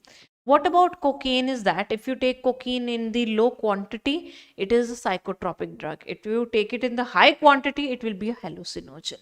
Okay. And then we have in sedative, the example is barbiturates. Barbiturates. And third one that we have are opiates. In opiates, opiates also decreases CNS activity. We have morphine, we have codeine in these, right? Morphine, codeine, etc. All right. In hallucinogen, what are the drugs we have? LSD, cannabis. These are hallucinogen, and also datura atropa, and cocaine in the more quantity. All right, guys. So what will be the answer here? Erythroxylin coca, that we already have done. So let's talk about the humans have acquired immune system that provides antibodies to neutralize pathogen, but innate immune system is present at the time of birth because it provides passive immunity, is very specific and uses different macrophages, provides memory cells for mounting fast secondary response as natural killer cell which can phagocyte and destroy microbe. There are two type of immunity. One is innate, which you get since birth. So this type of immunity does not know which is a bacteria, which is a protozoan. So this immunity is just given to you. It contains your first and second line of defense, like your cellular barrier, cytokine barriers in second line. In first line, we have physical and physiological barriers like your skin, like your acidic pH of stomach. Fine. This immunity does not know anything about microbe. It does not produce any memory cell. It is not specific and it does not produce memory cell. So, but it do have certain cells like natural killer cell which can phagocytose and destroy the microbes. Fine. So it provides passive immunity. No, it's a part of a required. Very specific. It is not at all specific, and it does not produce memory cell. So answer to this is fourth. Fine. Right. Next. Identify A, B, C, D from the given diagram. Select the correct match between the labeling column 1 and 2 and choose the correct option. So A is the heavy chain. This is the entire structure of antibody, which is formed by 2 heavy chain and 2 light chain. A is a heavy chain, B is a light chain, and C is a part of your this chain which produces, or which on which your antibody attaches, right? So let's see. A, what is A here? Column 1 is talking about A. A is the heavy chain, right? And B is a light chain, and C is the antigen binding site. So it's very simple. A1, B2 and C3. Answer is 1. Okay, so antibody is a glycoprotein. It's it from the family of globulin. We have just done it today only. Okay, or yesterday I can say, because I think it's past 12. Yeah, yesterday. Okay, when we were discussing the chapter structural organization. No, not structural organization, body fluids and circulation. Okay, all right, next one. The phenomenon of movement of tumor cell from source to the other parts of body showing proliferation and rapid secondary growth is called. So there is a property of tumor cell. Okay, uncontrolled division of cell is tumor. Okay, tumor are of two type: benign, which is not that dangerous and is present at one body organ only, and then we have malignant. Malignant is such tumor which have a property where the cells can move from one body part to the other body part, and this property is metastasis. Teratogenesis is a property of certain substances. Teratogens are certain substances or food products or chemicals or drugs. If a female consumes during pregnancy, a baby's body organs are deformed, right? Like there are certain drugs or alcohol. If it is consumed by pregnant female, the baby will not have a developed brain. Okay, metagenesis is a property of obelia. It is alternation in generation where polyp and medusa forms are there, and they alter their generation. Medusa multiplies or reproduce sexually and produces polyp, which grows and produces medusa asexually, right? Mitosis is just multiplication. So answer to this question is 2. It is a property of traveling of cancer cell from one body organ to another, and it's a dangerous property. And this is how it is now. Malignant tumor is considered as a cancer. Okay, next. HCl of stomach belongs to the same barrier of immunity as. So HCl of a stomach is a kind of the physiological barrier of first line of defense, of which immunity, innate immunity. Okay, so it's same as skin and mucus? No, they are the part of physical barriers. Lysozyme in saliva and tears, very true, they are physiological barrier. They are the part of cellular barrier. Cytokines, they are the part of cytokine barrier. Okay, so answer to this question is 2. Simple. Yes, guys. Very nice, Anisha. Nice. Okay, next. Next we have, select the incorrect match with respect to disease and causative organism. Diphtheria is a disease caused by Corynebacterium diphtheriae. True. Smallpox is caused by variola virus, not varicella. Plague is caused by Yersinia pestis, which is present, it's a bacteria, is present in rat flea, and rat flea is present on rat. That's why plague is associated with rat. And pertussis is caused by Bordetella pertussis. It is also known as whooping cough. Okay, so answer to this question is 2. So yes, guys, you also have to learn all the causative organism, whether it's bacteria, virus, what's the name of the virus. Okay, then anamnestic immune response is. So there are two types of immune response, amnestic and anamnestic. You also call it as primary or secondary. Imagine you got the chicken pox for the first time in life. When you got the chickenpox for the first time in life, your B cells does not know what chickenpox virus is. So during the first exposure, that is at that time, primary immune response is going on. What happened at that time? B cell will recognize how the chickenpox virus looks like, and it will eat the chickenpox virus and produce two types of cell, the plasma cell in response to the antigen and the memory cell. And memory cell will be stored for the future purpose. If the chickenpox virus will come, the immunity is ready to be formed against that. Okay, and plasma cell produces antibodies. So that's a primary immune response. It occurs when you have first exposure with the pathogen and your immunity is low, so the organism causes you disease. So during first exposure with the chickenpox virus, you get your disease. So second time when the same virus come, you already have preformed memory cell and antibody, and the virus will be killed. And that is it is more intensified. It has more intensified immune response. Fine. So primary leads to the activation of new plasma cell.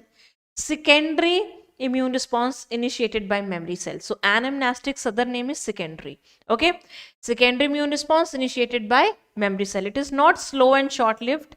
It is faster rather, because now immune cells are already there. So answer to this question is, guys, 2. Okay, all right. Okay, Vishnu, thank you so much. Next, extracts of A and B primarily have hallucinogenic property. Cannabis and papaver. Papaver somniferum is poppy. It's an opiate. It's an opiate.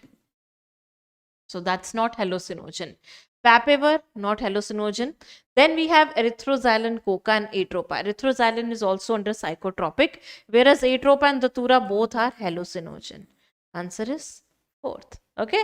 Next we have, select the component in tobacco smoke which stimulates secretion of adrenaline and noradrenaline.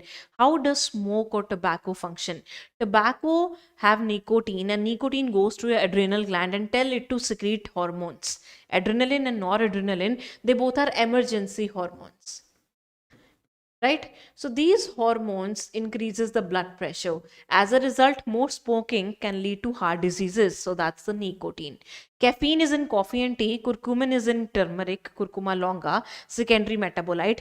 And cocaine is obtained from erythroxylin, coca. So answer is 4. Fine. Okay, next. Also, cigarette smoking can lead to cancers of urinary bladder, mouth, throat, and lungs. Okay. All right, so that's it. So this is how we have covered the entire marathon, and I didn't even get to know that we have covered. So such a surprise. So I have tried to cover all the very important topics, but it doesn't mean that you will ignore the other ones, guys. Okay, so be very serious. Something serious business is here I'm talking about.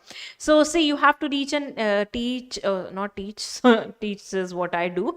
So you have to read each and every line of NCERT very seriously, very carefully. So all these days that are left, all you have to focus is on NCERT. This is what I would like to tell you. And stop panicking at all. Don't panic. Whenever you feel like you are having stress, just close your eyes. Take 10 breath in and 10 breath out. Take 10 breath in and 10 breath out. Just breathe in and breathe out. Breathe in and breathe out. This is what you have to do. Okay, just stay calm. Even if in the exam you feel the same thing, just apply this one. And even if you are sleepless due to your stress this time, also perform the same function. Close your eyes, lay down, and don't use your phones. Take 10 breath in and 10 breath out. This is what you have to do. It's a very, foolproof mechanism. Even I was at one time in my life, I was into so much stress, I can't tell you. I was literally into a kind of a depression. So I read a book, and in that this was written, and it is also performed by a lot of yogis and monks. And this one really, really helps a lot. Right? So try this one, and you don't have to think negative at all. If this time, if you start feeling negative and you're putting yourself into this type of a condition, you will not be able to revise nicely. And this is a time where revision is the key for a nice score in the NEET. Trust me, especially in bio. All right. So with this, all the very best to you guys, and I will try to bring more videos and live session before the exam so that you can get a lot of more revision. And this was all about 11th and 12th Maha Marathon, and I hope you enjoyed a lot, and everything is completely covered also side by side, and you have everything on tips. So let me know in the comments, and I'll meet you in the next classes also. Lots of love. Have a good night. Have a good night's sleep. Sleep well, sleep tight, and eat healthy. And all the very best for your NEET exam. This is going to be a life changer for you. And just stay calm. That's it. Just stay calm. Whatever it will be, it's your hard work. You have put a lot of hard work. This will be reflected in the exam. And it's just see, it's exam, it can be, it can choose your career, but don't put it so much on your head. Fine. So I'll meet you in the next class. All the best, all the very best. All my blessings are with you guys. You are lovely students, and all the very best. Bye bye. Thank you so much.